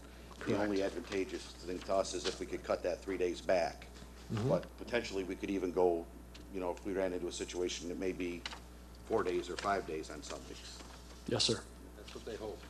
Well, we're here to do whatever the city wants us to do. So it's a pretty healthy contract. I'm just, so that we make sure we understand, so as to what Councilman Hayes says, when you're, when I hear somebody. Well, I just want to say that I think we used to object to the $10,000 a month back when they came in. I think we were all in agreement that that was too much money. Always had. And now we're sort of back at that point again? Well, Mr. Katie's saying here, and they're hoping to reduce their time down to one and a half days a week, so that would, at $100 a day. I don't know what we're billed a day. Are we billed for 7 hours or 8 hours a day? My staff are here 8 hours a day. You're here for 8 hours a day? Yes, sir. Okay, even though we're only open for 7 hours? We're here before you open, we work through lunch. Okay, all right. Yeah, because I just did real quick, and I said 7 hours a day, but if you're here for 8, then, okay. Which I'm hoping that our finance director will reduce that and work on a permanent staff. So even if you reduced half, we're still looking at around $50,000 a year. Still cheaper. It's only $5,000 a month. Any other questions Well- by council? Yeah, I have one question. How did we survive before Plant Moran? Yeah, exactly. Can somebody answer that question? We went through 3 CFOs in the space of about 18 months. Through the chair, Then had we nobody. also had more staff at one time. I mean, we had a deputy treasurer that I seen Mr. Armstrong move forward. I can only assume that's what. But I know from the finance department, that's one of their biggest problems is they just don't have the staff. That's one of the comments. It's been reduced. I would say this about Plant Moran, they are, in the state, the preeminent, I think, nonprofit accounting firm. Their skill sets there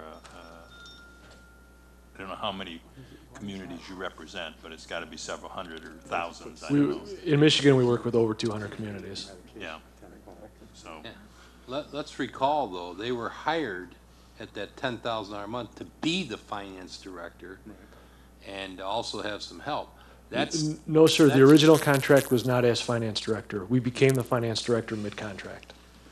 what's that? We became the finance director mid-contract. Mid-contract. yeah. We went So- from 3 days a week to 5 days a week. So what did the contract go from? 10,000 to 15,000? I wasn't on the account at that point. I'm not sure what the dollar amount was, but it did go when we up. were first hired, it was for 3 days a week to assist the finance director. And then at a later point, we became the finance director. I don't think anybody questions the bona fides of this organization. They're a very fine firm. The question is, do we need to be spending this kind of money when we could go out and hire a couple recent graduate CPAs and let them work through and develop a career here? You know? Sir, if I may, if it is the city's council's desire to hire those people, by all means, please post an advertisement and hire them. And then with written notice, we're gone. Sure. But if you don't hire us, your finance department is down even further than they already are. I understand. I think we need to move forward right now, but I do think that there is some validity to looking. I will tell you, I know that, I know several people that are CPAs, and, you know, generally, most of them come through Plant Moran. You guys have a good track record of bringing some of the brightest and best out of the colleges and training them up, and they move on from the company, and I know that several people who started out at Plant Moran that are no longer there, but I think at this point, like you said, we have to we're at a point now where we have to move forward, and maybe we need to revisit this in the near future and see if we want to go and stay in that direction, so. Well, it's at will, so that's the other thing. Right. You mentioned, with, notice, what's the notice, 30 days? Not even. Not even, If you tell me tomorrow I don't want you here, okay. then we'll send a bill for the time incurred and we're gone. But he'll leave. No, we wrote the deal to be as flexible to the city's needs as we possibly could, to be here as much as you want us to leave as quickly as you want us gone. We just want to help. Appreciate that. You guys have been a good partner with us. Yeah. All right, if there are no other questions, I'll call the vote. All in favor of the Plant Moran contract, vote aye. Aye. Opposed, same sign. Carried. Thank you very much, Mr. Campbell. Thank you. Thank you Sorry very to put you much. through all And I that. need Are you another also one. here for the water and sewer, too? Yes, sir, I am. Ah, well, I make a motion, we approve it. The hell's, he's beating this to death, you know? It's gonna get approved anyway. Mr. Hayes has moved. Do I have a second? Support. Supported by Councilwoman Gavarecki. We're getting to the silly hour here. Is there any discussion of the matter?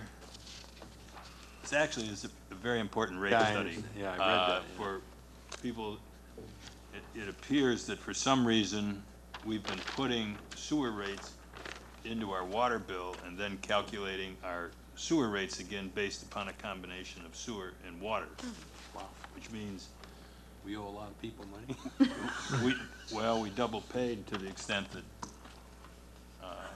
if I understand from that DUA meeting that the city administrator, Mr. Wilson, we were at, because there's 14 communities looking at these sewer rates, and it kind of pointed out a problem in our water rates and calculations, so.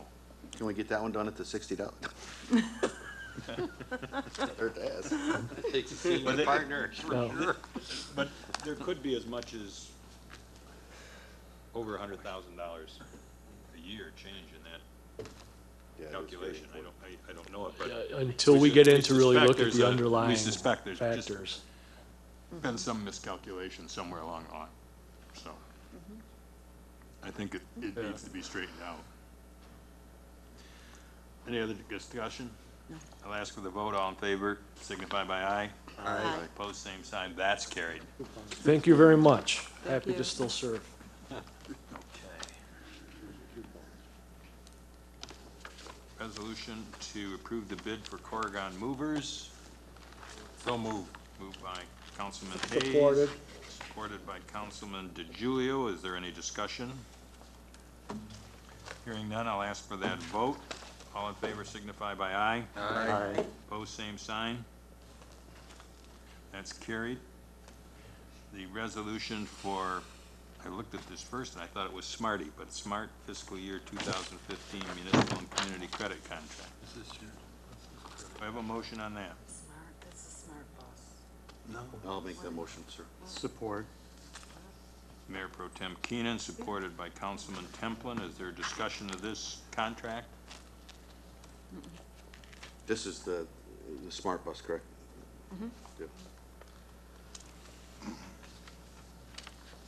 Hear none, I'll ask for the vote. All in favor signify by aye. Aye. Opposed, same sign. That's carried. Thank you very much. We're down to the council's other business.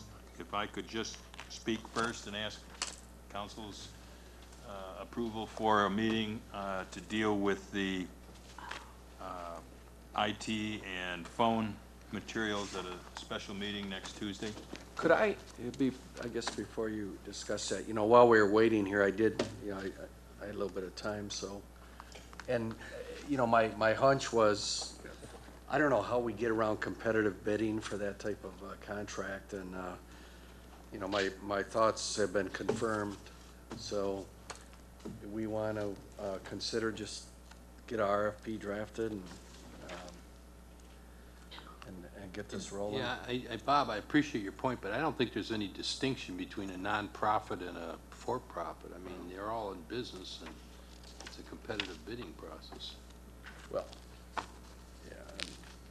Well, you have the advice of council. What's the pleasure we can? I would recommend that as long as these guys are here and they kind of did this thing, that they draft up the specs or the proposal, because we already hired them to do part of this work, and if Although I believe that gentleman left. He did. no, these two guys He was are the here. phone guy. Oh, you guys you were the ones to, Yeah. oh, okay. You could coordinate with that. if they've already I mean, seen if we their could get it bid. with a reasonable, What? They've already seen their bid. They're gonna come in lower. I mean, is there a chance of that, and this is all for nothing, and then they're gonna get it because they're lower than that? Or we still have the opportunity to Well, sell the here's, best product? here's the problem. Well, number one, unfortunately, unfortunately for you, this bidding process is not for the benefit of people who bid. This is for the benefit of the community. It's unfortunate how this played out, but, I'm looking at our city code, and it talks about this bid process. And I don't see an exemption here for that. We have some exemptions, but I just don't see it fitting within that. So, and I guess, and the reason I bring it up tonight is if we have a special meeting, it's another week out. And I may be telling you, I would be telling you the same thing then. So Joe, you're saying, so everything like that we do through the Downriver Community Conference, if it's over $15,000, I mean, if we go out and buy salt, which we do through the DCC, we go out and buy blacktop, all that stuff, if it's over 15,000, every one of those is competitively bid? Because I thought. Through the chair, and one way that I know it works for our auditors is when you latch on to a bid. Because the argument is like when we use a state bid or the county bid, they already put it out. Yep. They advertised, they collected bids, they did almost our whole process. That's always been good from an auditor's standpoint. I know that. As long as we had a resolution bypassing it from you guys saying to go with this. Yeah. Now, well, interesting, actually, you raise a very good point, and there is a way to address that. If the city council determines that there would be no economic advantage to the city to seek competitive bid, so, for instance, if this council says, look, we've gone through the process, like that example you use, it's already been bid through another process. There's no benefit in us going through our process with the clerk going up for sealed bids. You could then accept it on that basis. so Is that that would not be what we like, did with SMEA? Is that, I mean, I thought that was, since they're our provider. since Well, it's- if, it would be if someone, I guess, made a motion, I make a motion that city council determine that there would be no economic or other advantage but to the city to seek competitive bids. So you would have to be convinced of that. I thought that's kind of what I did, because I asked the guy specifically that they had to convince me that there was gonna be some benefit to us to go outside of our consortium that we're involved in, to go to a for-profit business to try to get a competitive bid. I mean, again, I think that what Councilman Hayes, when he's talking about for-profit and non-for-profit, I don't think he's talking apples and apples with what I'm talking about. I'm talking about a Southern Michigan consortium that we're a part of for IT services, much like we're a part of the Downriver Community Conference, much like we're a part of the Wayne County Chain. You know, there's different consortiums that we're involved with, other government entities, which is what I hear these folks are, that are a consortium that we're a part of. So, in order to do that, though, you know, the mechanism to avoid competitive bidding, this council would have to make such a determination that there's no benefit in doing that. And basically, and I believe that's what you're, well, not I believe, that's exactly what you're arguing. That's what my point was earlier, but at this point it's tabled, so I mean, I'm not gonna. Well, we can go, you know, next week, and I'm fine with waiting a week, but I look at it as the point, by the time we get the RFP drafted, and I'm gonna tell you right now, my next problem is, and no offense, guys, I don't mean anything, is to go to the competitor and say, you draft the RFP now. We've got a quote from these guys, but now we're gonna go to the competitor and say, you draft the RFP, so that they can draft it different than, you know, I mean, this whole thing is convoluted. I mean, my problem is if we didn't already have Councilman Hayes asked the question, what I consider an open bid.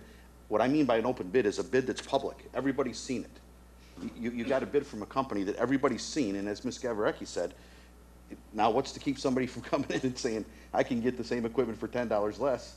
They may be losing $10, but they just want to undercut them just to keep their people working. I mean, that's the problem. We put the cart before the horse. We screwed up on this. And how do we remedy this? It's a question. I don't know that we did. I would We have say an for a open moment, bid. when SMEA looked at what they talked about putting out as a bid process and bid. They were under contract in November. They couldn't have had the bid in September because they've got all of the things that only came about last week that was open, Bob, so it, they may have talked about a needs assessment to do this, but I don't think we know, because they couldn't have compared something that happened 2 months later. So Just nobody can't asked happen. you for that bid, you just brought it forward. The moving committee actually asked me for the prices. I think Councilman Cisco was there. Let me interject here. SMEA was involved in almost every moving committee meeting. They were there every Wednesday offering advice and counsel and telling us exactly what we had to do. And then they were excluded from the meetings. For what reason? Shortly after we gave the pricing information that we presented here tonight. And then they were excluded from the meetings by? Mrs. Phelps. So that you could discuss the cost, is that what you're saying? Because the EM actually, on her way out the door, indicated that we required a needs assessment in both those areas. And that because they are our service provider, we should get an independent perspective on both of these areas. Well, that makes sense. Yeah, and so we put together Is there a the document that says that? RFPs. The moving committee actually helped to a certain degree with that. I didn't even know there was a No, what moving order committee, number so- was that? Yeah. Is there an order number for that? So the needs assessment took place, and it came in, and everybody was in agreement on what the service, that is what I heard tonight, that everybody was in agreement on what needed to be done. Some things we have Is that orders a for, fair and other things we don't. Right. Okay. Right. It's helpful to add that, you know, we're not saying to buy the stuff from us. What we put in that proposal that we put together is, you know, go to your vendor that you have now, which is CDW government, that gives you, you know, state of Michigan pricing on everything. That's for the hardware. The only thing that we're really giving you is the hours, the time to implement it all. Well, You know, you get my deal pricing through your vendor, and that's vendors you already have. but the quote that you provided is the pricing for the hardware based on what We gave you pricing, you know, we put together not to all those exceed. numbers for you guys. Right. So you know exactly down to the penny how much money it's gonna cost you. No. Well, I Excuse me, think at just a this point point, of order. We tabled this and we're discussing it? Yeah, and you know what? That's my No, point. no, but You're just right. one sec, you know what? I brought it up because I was I know trying. you did about the, know. Yeah, so- I was just trying to. Untable it? I thought we'd bring it up and maybe avoid an extra meeting, so, you're right, Tina. That's Thank you. fine, then we'd have to untable it to discuss. okay. You making that motion? I'll make the motion to untable it to discuss. We have both companies here, and if it delays us having to go to another meeting next week, then fine. Here's the question I have, gentlemen, and all four of you. You want to vote on that? I have a motion by Councilwoman Gavarecki to untable the. Supported. Supported by whom? Hayes. Councilman Hayes. And I'll ask for the vote. All in favor signify by aye. Aye. I'm sure, Opposed, I'm gonna vote no. Carried, though. okay, may I? These four gentlemen here, I'm sure, are all honest people of integrity. So if I ask the question, you're suggesting that we have preferred vendors that could give us substantial discounts. So if we came up with an RFP that just described the details of the, what, setup, wiring, network configuration, not the hardware, but just the labor and consultative aspects of the project, and then let that out. Now, I mean, you probably said this is what it's gonna cost if we do it, here's how much we're gonna cost. I still think they have another chance. They can come down on their price, because they're nonprofit doesn't mean they gave us their lowest price. I guarantee you that. I don't think you understand what their nonprofit is. I mean, they're like a government entity. Yeah, I understand that, but It's not there's a a lot of. nonprofit like, Look just like Blue Cross. I worked with government agencies too, buying groups and stuff like that. They were often higher than the regular guys. You go to Walmart and you get it cheaper. But the buying group was a consortium too. Any sales operations, we don't do any Right. sales. So if it was an RFP that, when you respond to RFPs, it takes a lot of man hours to write. Man hours,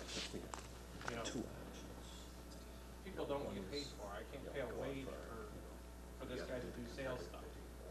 The city of Southgate or the SMEA consortium isn't gonna pay him to write a response to an RFP, for you guys. So what would happen is we wouldn't respond to a formal RFP. We gave you the numbers, you can go off of that, or. It's a government, it would be no different to me than, we're members of the Senior Alliance. If we decided all of a sudden we want to hire somebody to do Meals on Wheels, I mean, Mutually, it's exactly the same thing. If I could get somebody cheaper, I would. What the hell do I care if it's a consortium? get anybody cheaper, Dennis, that's the point. There you go. No, I agree with that. With all due respect, our rates are half as much as what they stated. That's what I don't understand. I mean, basically, the bid process, I mean, like you said, the hardware. The company that not the company, but the government entity that we piggyback on there, that's all been bid. All the hardware's been bid through them, so it's got. If you wanted to write a bid spec, we've already written it for you in the proposal that we gave you. And Pat Hawkins mentioned that we now belong to that group that he discussed at our department head meeting, and CDW was one of the vendors that we can go out to and get the lowest cost, he said, across. It's my deal pricing, he said across the country, so if we wanted to get. That's a government entity, right? CDW said, is it? CDW government is, there's a government arm that has, So they go out and bid all the contract with hardware. the state of Michigan. That's not a government. CDW is a for-profit distributor. I don't think that you can find a nonprofit distributor of hardware. They just don't exist. So how did CDW, they obviously came around in a competitive bid process, right? CDW government has been the city's provider of stuff, parts, materials, for as long as I can remember, as long as I've been around. They are on the My Deal contract. A lot of cities, when they need to buy things, that's how they go around their bids, because it's written into their charters that if it's under My Deal, then you go around the bid that way. Because the state has already negotiated all the pricing for it. It's the best possible pricing we can get. And that's what Pat was talking about, but. Actually, CW could bid on this project too. No, Pat explained to us that They do that. But he explained to us that since we belong to this group, and I don't remember the name, that he just signed us up for, that the bidding process for that equipment would already be done. And that if we decided to purchase that equipment through that, We'll go the bidding process Yeah. internally throughout the council. it's already, the bid process is done, and if we can find the cheapest rate through there, then we should go through there. And he said that's for anything from toilet paper to computers. The SMEA consortium, Allen Park is a voting member on the SMEA board. So, you guys are 1/12 of what made us. And have been for over 10 years. And SMEA is made up of all, SMEA is all police departments that originally got together to share in a public safety system, to where everybody didn't have to buy servers and have to buy their own versions of the software. Well, we buy a big cluster of servers, keep them at the DMA data center with the DCC, and then you save 80% off. You know, just on your public safety software, which can cost millions of dollars, only costs you $100,000.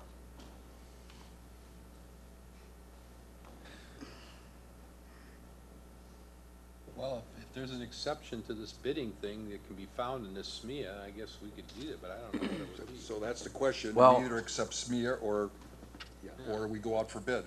And if I could, and you phrase that issue, you would have to determine that there would be no economic or other advantage to the city to seek competitive bids.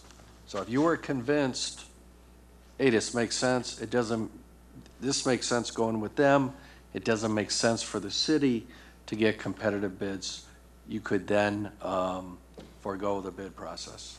But there would have to be a motion, obviously a motion, it would have to pass to that effect. I mean, since none of us are in the department head meetings, except Maureen, and she, I'm assuming, I'm gonna ask Karen, since I know you're in all of them. Do you concur with what she was saying as far as what Mr. Hawkins said, as far as I do. the bid process is taking place through these other organizations? I do. And if at the end of the day, you need to demonstrate that you've gone out for bids, that does it for you. So you do have that, and it could have been Mr. Hayes, yeah, for the equipment. It could have been Mr. Hayes that made the comment that if it isn't SMEA, particularly when you're talking about the equipment, then you probably do need to go out for bid. Right. Through the chair, and I am just a clerk, but you know what, I don't even want to say it. I'm good, I'm sorry I interrupted. I would just renew what I said earlier. I mean, it seems to me like, you know, I use the example of the Senior Alliance. I mean, we're a part of that, we're on the DCC, we're parts of all these organizations to be able to get competitive pricing. And this is another organization just like that. I mean, I would, it would be like going to the Senior Alliance and saying, okay, we're gonna join that group and then we're gonna go out and bid Meals on Wheels. I mean, we don't do that. I mean, that's part of the consortium and that's what we buy into. And, I look at this the same way. I mean, I know it's a bigger contract, but I don't believe that we're gonna get better pricing than we are from what, something that's already been competitively bid on the hardware I'll side. make that motion then, like he suggests. For the hardware. If you're convinced of that. For the make a hardware motion. aspect, yeah, but then, I mean, SMEA's hourly rate, I mean, do we have, I mean, the only other aspect, it's hardware and hourly rate, right, on your bid? Correct. So, I mean, their hourly rate is based on the 12-member panel of the communities that are there. And they're claiming it's half of what the going rate is, I mean. And we have been using them at an hourly rate for Right. all our other stuff, right? For 8 years. For 8 years. 8 years? So make the motion, Bob. So you, just throwing things out here, so there would be a motion to to accept the contract, a motion by whomever, authorizing the purchase, and I assume the purchase is in sufficient detail. And as part of that, the council would be making a determination that there would be no economic or other advantage to the city seeking competitive bids. Would anyone want to make that motion? I'll make that motion.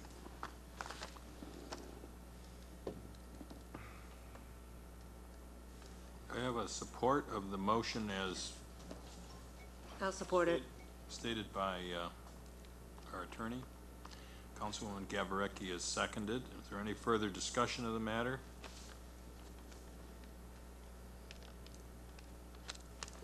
So we're taking the SEMIA bid as to our hardware and as to their service for installation and maintenance. As a not to exceed, as they state.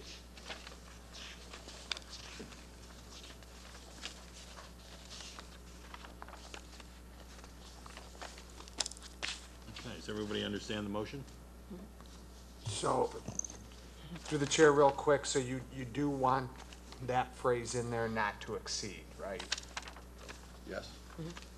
Okay, because we'll do a approved SMEA yada yada, and to recognize that it would not be an economic benefit to go out to bid and to bypass the bid process. Translate the yada yada for me. The yada yada was what?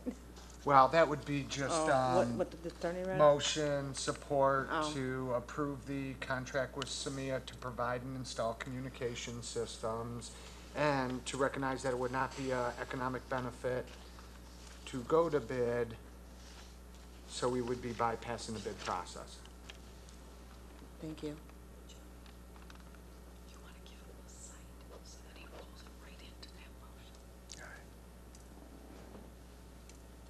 All right, we all set? A call for the vote. All in favor signify by aye. Aye. Aye. Opposed, same sign. No. Roll call, please. Okay, this will be our third roll call, so today right now we'll start with Councilman Hayes. No. Councilman Keenan. Yes. Mayor Mategas. No. Councilman Cisco. Yes. Councilman Templin. No. Councilman DeGiulio. No. Councilwoman Gavarecki. Yes. 2, 3, 4. The noes have it, that motion fails. So we'll spend thousands to go out to bid. Roundtable, motion failed. Would you want to have a motion to go out, have RFP prepared? Well, you got us started down this road, council. Now, are we gonna take other actions, or we just? Well, I think we ought to have a motion just to go to RFPs then. Who's gonna write it? Who's gonna make that? We're gonna have the, Just the specs, Bob, it's not the prices. We can take the specs that we wrote for the proposal.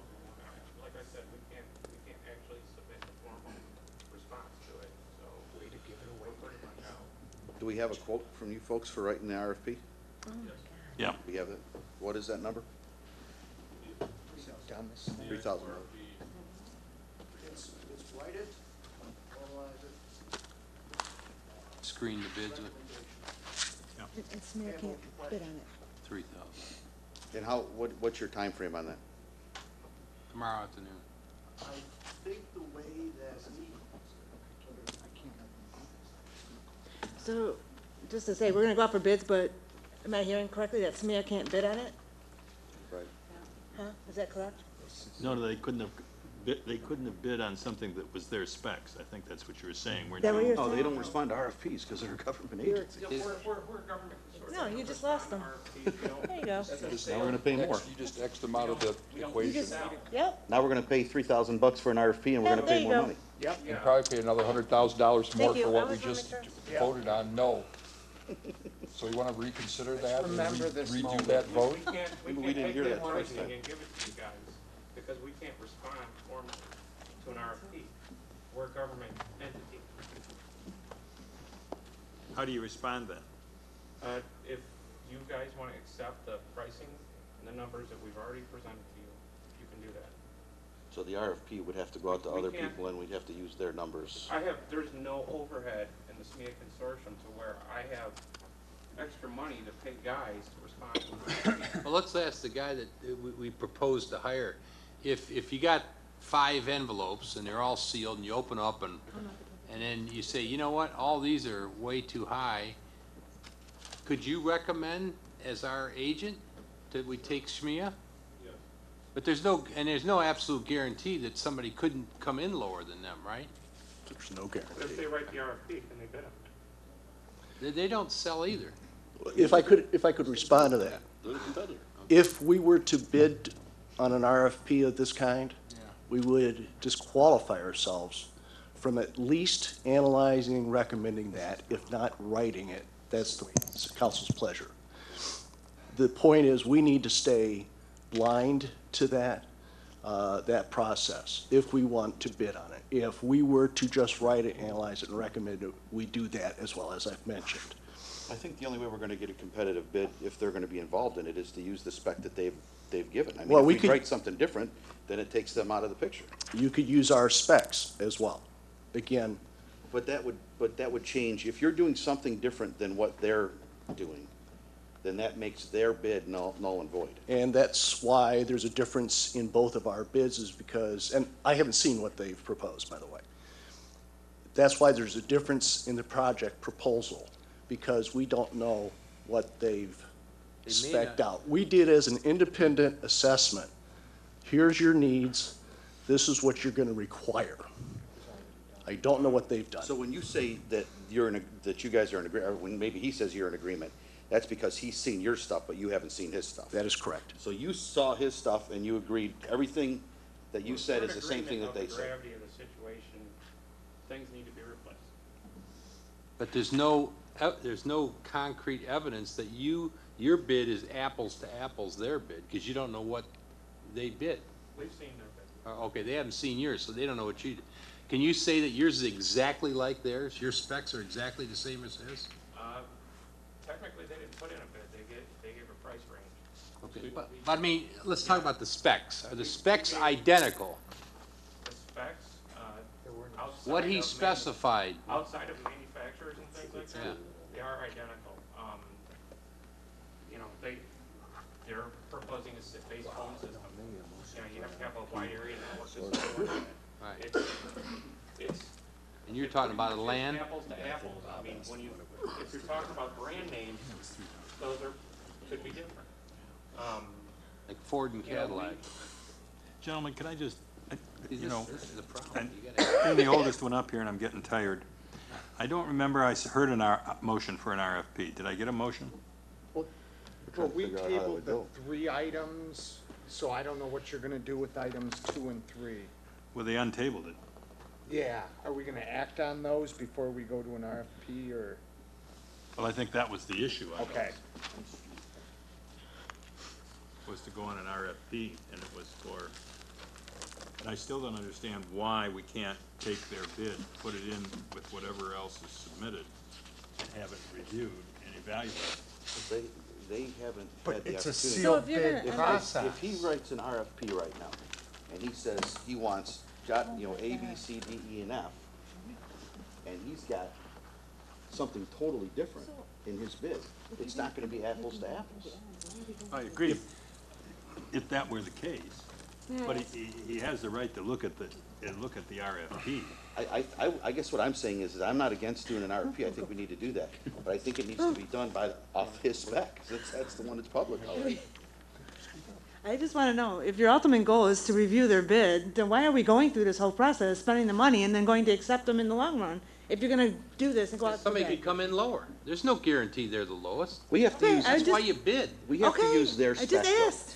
That's Getting the late, key. I just wanted. In order to get an apples for apples, we have to take his spec, everything that he's doing, take the numbers off of it, and put it out for bid. And then if somebody else comes in and they're less than that, then they're less than that. But the reality is if you're gonna go out and take their bid, or somebody else, a brand-new bid, that's totally different work than them, it's not gonna be an apples for apples RFP. Okay. And through the chair, here's the kicker. You do not have to, you literally do not have to accept any of those proposals submitted. There is a place in the charter, you do not have to accept Well, that's any right. proposal. And that's, So I just want to let you know you're not stuck with accepting a proposal that you don't like. you know, the bid always comes with somebody's recommendation that it was open. Either the clerk opened it and this is the lowest, given if it was a straight spec or. So what do you guys think if you took his specs and used that for the RFP? You have a problem with that? I don't know, they haven't seen Don't his know, bid. haven't seen the specs. Okay. We don't know if they meet with our requirements and what the requirements of the city are, right? Everybody's gonna design something different. I can tell you if I was in their shoes, I wouldn't want to. We did lay out specs based upon what we thought your requirements are. The RFP process would allow, let's say if there were 6 or 7 bids that come in, they'll all be different designs, almost guaranteed, with different specs and different layouts. And there may be 2 or 3 that have nothing to do with either one of us. And who knows more about what system we need than the people that have been maintaining it for 8 years? But if they have a lower cost, and who knows, they may have a better design as well. That's why there's a thing called an RFP process. I just want to say this to maybe simplify this a little bit, is I've been involved where I've bid out restaurant equipment in values of $300,000 and $400,000. And you bid it out and somebody else bids it and all the equipment's different. They all perform sometimes the same function, but they all sometimes might differ a little bit. And then it's incumbent upon you to figure out what's gonna work the best for you. So, I mean, And that's where that RFP person or company is helping you out. because it's all gonna be different, because that's the way it works, and that's how people, there's a confusion process involved in this. And everybody that submits a bid is involved in that confusion process, where they're gonna try and confuse you with, hey, well, this brand is better than that brand. It does a little bit better, but it's the same, or it's a little bit better. And that's where we're gonna end up being. Well, the gateway guy is, I think the benefit we have of the gateway guy is he's not offering to give us any bids. He specifically only wants to write the RFP. If we ask these folks to write the RFP, they want to bid on the work. So we have to go back and find out what the gateway group guy, what is his charge for the RFP? They want $18,000 to design and write the RFP based on what they submit. That's not what he's told us. No. And I don't think that's what you have in front of you, the latest. I've got so Yeah, much. That's the they, consulting charge. right, they have, and that's what has been discussed here, is that there were some amended proposals that were received. Oh, so it was from him that Just was for- the amendment? Yeah, I just gotcha. within the last 24 hours, and Okay. so we, And I Yeah. think that proposal goes beyond, am I correct, that goes beyond the RFP process? We're talking about the gateway, the shared proposal? well, yeah, and I think the piece that needs to be ironed out comprehension-wise is that from Gateway, correct me if I'm wrong, from Gateway, we really are talking about the telephonic system. We are not talking about any of the IT stuff. Well, yeah, that's where the shared part came in. Right. Here's what we're challenged with, is telephone systems and bandwidth internet. And the combination of the two to get one, security redundancy and high performance and a good cost savings, that's kind of what pulled that all together. Because we gotta go to bat or go to fight with AT&T over those contracts where there will be some significant combat with, and that's where Gateway and Abilita came in. Based on the documentation I was given, I'm looking at $15,000 in consulting fees for the city hall and other buildings from Gateway Group. $3,000 in consulting fees for the fire department. And then just for installation, because that doesn't actually cover any work, that's consulting. That's coming up with the design and helping go out to bid, and things like that. And just for installation for the city hall piece is another $15,000. You're talking $30,000 just for part of the phone system. Well, we're looking at 32 or 34. I can't remember what the bottom line on our labor is to do the whole thing. Well, we're beyond that point now, so whatever. 36,000? Created a quagmire here. 36,000 is your entire labor cost? 36,700? And his numbers are correct at 15 and 3. Those aren't Yeah. hard costs. That's, we guarantee we won't go over that. Somebody want to order out? I'll take a bed and a pillow, please. I think we're back to the point of having to have another meeting. I mean, I don't know how else we're gonna do it. I mean, we don't have the other guy here right now from Gateway. You know, like I said, and again, no offense to these folks, but I have a major problem with, you know, the competitor writing the RFP. I mean, we've gotten ourselves painted in a corner here now. We have a way out if we table again until next week and submit it all to the moving committee tomorrow and look at it. Here's the thing, I was asked to come to the moving committee meeting tomorrow, so does that nullify that? Do I not come to the moving committee meeting? Because I was on the. Not if you want to move phones. For several months, and then I was asked to stop coming to it, and then I was asked today to come to it. Well, that is, So I'm really confused. well, that was for you. depending on a the chair and sit direction up that here. the council wanted to take tonight. Okay. And so if in fact the directive from the council tonight is for the moving committee to take another look, particularly at the more recent proposals as well as SMEA's, and have a full discussion, then unless there is some other question, probably we don't need SMEA there. Well, maybe, just for your knowledge, how we operate here, this doesn't take you guys out of it. If they have the moving committee meeting tomorrow, one of the dissenters, one of the four, can bring this back up for revote.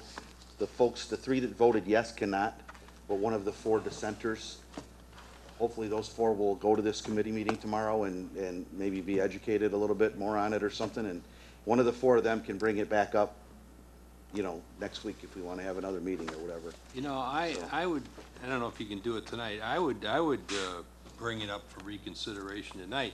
I tell you, it would have been helpful, you know, I got this thing today, or whenever, and, you know, I didn't know what the hell was going on. We had a meeting last week with these guys, I thought they were the only guys, now we get this thing.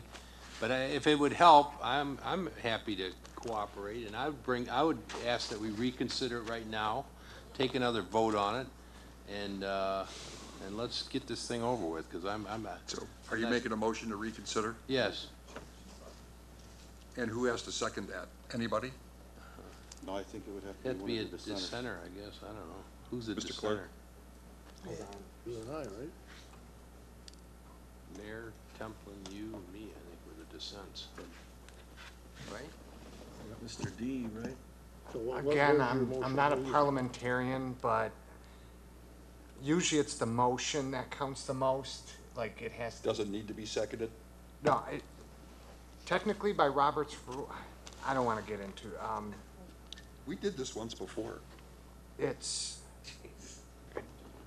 Tonight? Get slap happy. as long as it's brought forward, brought back by someone on that side, I think, and that would be by a motion, I think that's okay. I made that motion, and I was a dissenter, so. And it's the person that makes the motion. I'm pretty sure about that.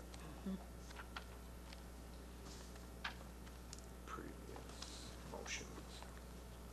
Okay, and Might Mr. as well do Hayes is the another roll motion, call vote, since we did it the last time. and we have a support. That's what we were asked to I don't do. think I'm we need just- a I- Support by just- anybody, or? I want to say on the representations of Support by people here anybody. that this group has already done the bidding process, and there's no economic hardship. It's gonna be the same resolution, yeah. He said anybody can support it. But I think it has to have a second. Yes, it does need a second. Give me 1 second, I'll look it up real quick if we wanna be. I think anybody can second. Once I know, once but- the dissenter makes the motion. It's pretty, it's reconsider. Give me 2 seconds, 2 minutes.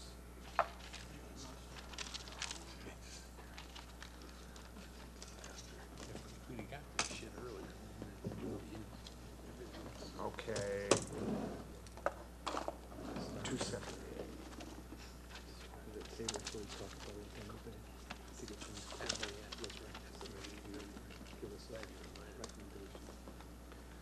Mr. D, you willing to second his motion? Who, DeJulio? Yeah. I don't know, he doesn't agree with me on anything. If Mr. Hayes wants it, I'll second it, I'll support it. So it's a non-issue, Yeah, it's a right? non-issue. Just- Yeah. Right? Thank you. You're welcome. So we have the same Let's go home. question in that, to approve the contract with SMEA with the phrase not to exceed the final cost, and to recognize that it would not be economically beneficial for us to go out to bid, so we choose to bypass the bid process. I would just add one comment to my motion, that it's not economic, it would not appear to be economically advantageous based on the representations of certain individuals in the room who said it had effectively been through a bidding process already because of their consortium nature, or whatever it is. Because that's basically what people are saying, Bob and others. They're tantamount to it. Should we say the municipal consortium? Yeah, right. That's all that yada, yada, yada. That's that yada yada stuff. I saw that episode the other day.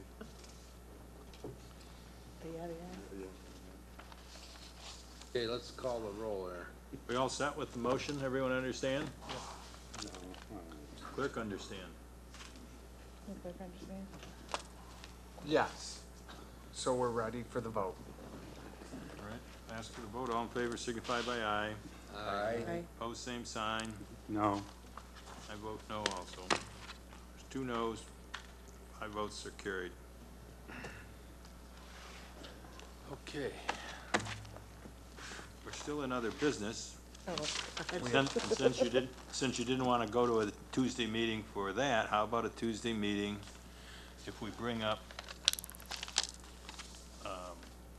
the Reckney bid, the Apostolopoulos bid, and I'll try and get CBRE to come because they're the guys that have made about 3 different representations as to pricing.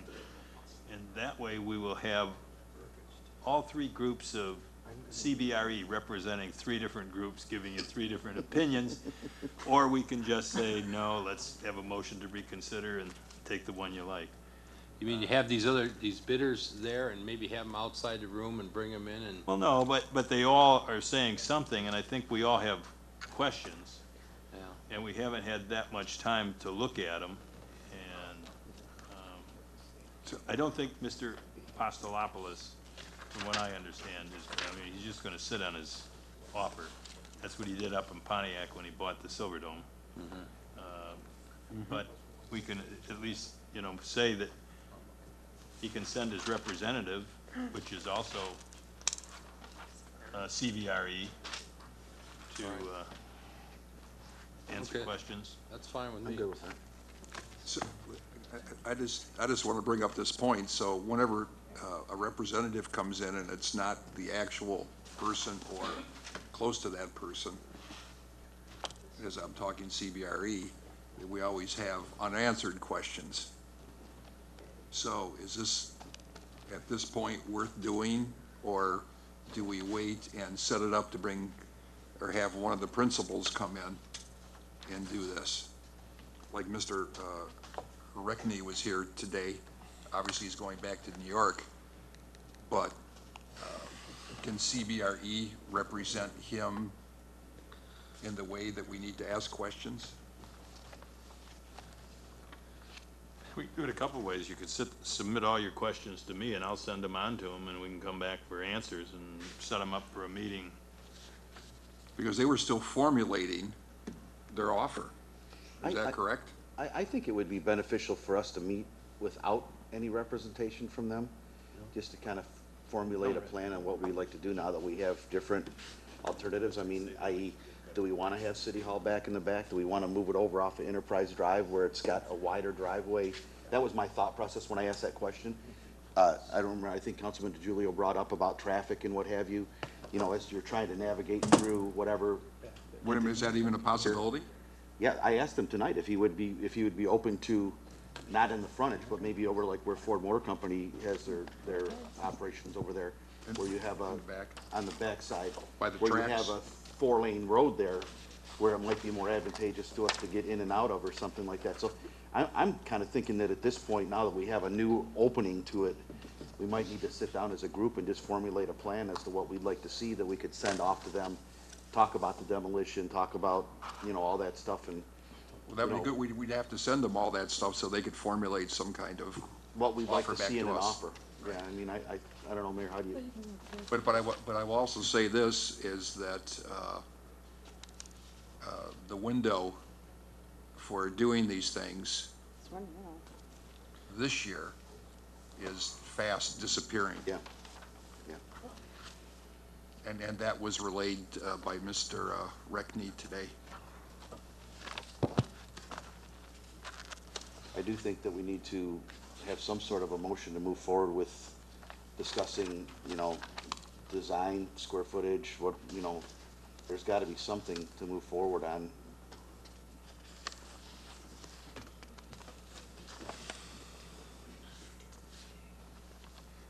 Do we want to go with that meeting on the real estate issues next Tuesday? Yeah, let's talk about And we that. can do it as a special meeting. I mean, there's no reason that we can't use it as a work session, but say it's a special meeting so that we can act on it if the council's desire is to do that. I mean, and we could have, I mean, there's nothing that we would discuss that would be outside of what CBRE would, if we do it as a special meeting. So we could have them there, but I think we should more focus on what we'd like to see in an offer based on. Well, CBRE, they would be the ones that would transfer that information to them. Well, they're the, in both cases, I think they're the representative on both. Yeah, but I'm going to say, we lost an agreement tonight, and it was when the council thought that the statement that CBRE, and I'm going to say the guys wanting to get hired for generally marketing our property, said that we could get much greater pricing. But they didn't say currently. You know, they put down that, you know, you might be able to get this or whatever, but we held off because people wanted to know whether we were getting the best price we could get. And we lost the guy that, you know, was the only guy bidding and bid everyone else up. And that's fine. We're going to do better for it. Let me just say to you, I don't agree with you. I think that we lost, part of my problem with Mr. Boji's deal tonight, I don't believe that we were trying to get the best pricing initially. What I think my concern was, and I thought I heard from several of my colleagues up here, is that when Ms. Parker went out for bid, she asked for bid specifically for a new city hall. And when Mr. Boji came back offering to buy the whole property and the whole bid process changed, there were several of us that felt like there may be other people that didn't bid on just the city hall property, but that they may have bid had they have known that the whole 11 acres was available and all that stuff. So Mr. Boji came in and took Ms. Parker's RFP to change the whole scope of the project. And I think several of us said, hey, wait a minute, if the scope changed, we need to go back out and do a new RFP based on that scope, because we did have limited bidders. And that's what we talked about with CBRE. I think that the money was part of it, but I think more so the fact that the scope changed was the major reason why we felt like we just couldn't put all of our eggs in one basket. Well, I just remember it differently, Councilman. You know, I just want to say this, just let me interject this about Mr. Boji. Mr. Boji left because he wanted to leave. Oh, no. We did not force him out of any process. But he stayed with us when nobody else was coming forward. Well, A low ball offer too. I mean, his his initial offer was way low ball, and it was at this meeting, and Ms. Parker sitting down there, that it was said to her, Ms. Parker, that offer needs to go up, and we need not to pay for the demolition of City Hall, which she ended up putting in an order. Okay. I simply ask if we wanted to have that meeting next week. You just thought you wanted a preview. Yeah, let's have the meeting next week. I'm good with it. I'm fine. Okay, so we'll schedule that and look at At 6? the real estate At 6 o'clock? matters, okay? That would be next Tuesday? Yes, it will be. I'm just asking, is it at 6 or is it a different time? You want 6:30? Do you need I- 6:30? No, I'm just asking what time. I just wanted to put in my Would we calendar. like the principals to come back to take questions and that as part of it? You want to, make I Mr. think we at least Reckney had come that back, fly back that into, Greek guy, we should have. fly back from New York and put him through this torture? Let's have that, the other guy that we haven't seen yet. I think he's still in his car at this point. Well, we will tell them what they're having the meeting. I don't think it's necessary. We can formulate our questions and send them out and try and get the thing moving. Any other comments by council at this point? Motion to adjourn. Well, I'd like to make one comment. I'm going to make that comment. Because we had somebody from the audience come up and say, we exceeded the 10%. I just ask everyone to look at their budget amendments tonight. You'll notice it isn't 10%. It's less than 10%. Difference between revenues and expenditures is budgeted, and the suggested amendments are going to reduce the surplus by another 100 and some thousand at this point. So I think for the record, what we were provided tonight is a statement as to where we think we are with our budget. Now I will take a motion for adjournment. Motion again. Second. Okay. Moved by Mayor Pro Tem Keenan to adjourn, supported by Mr. or Councilman Hayes. All in favor signify by aye. Aye. Opposed, same sign. Time? And 11:07. 11:06. Oh, my God.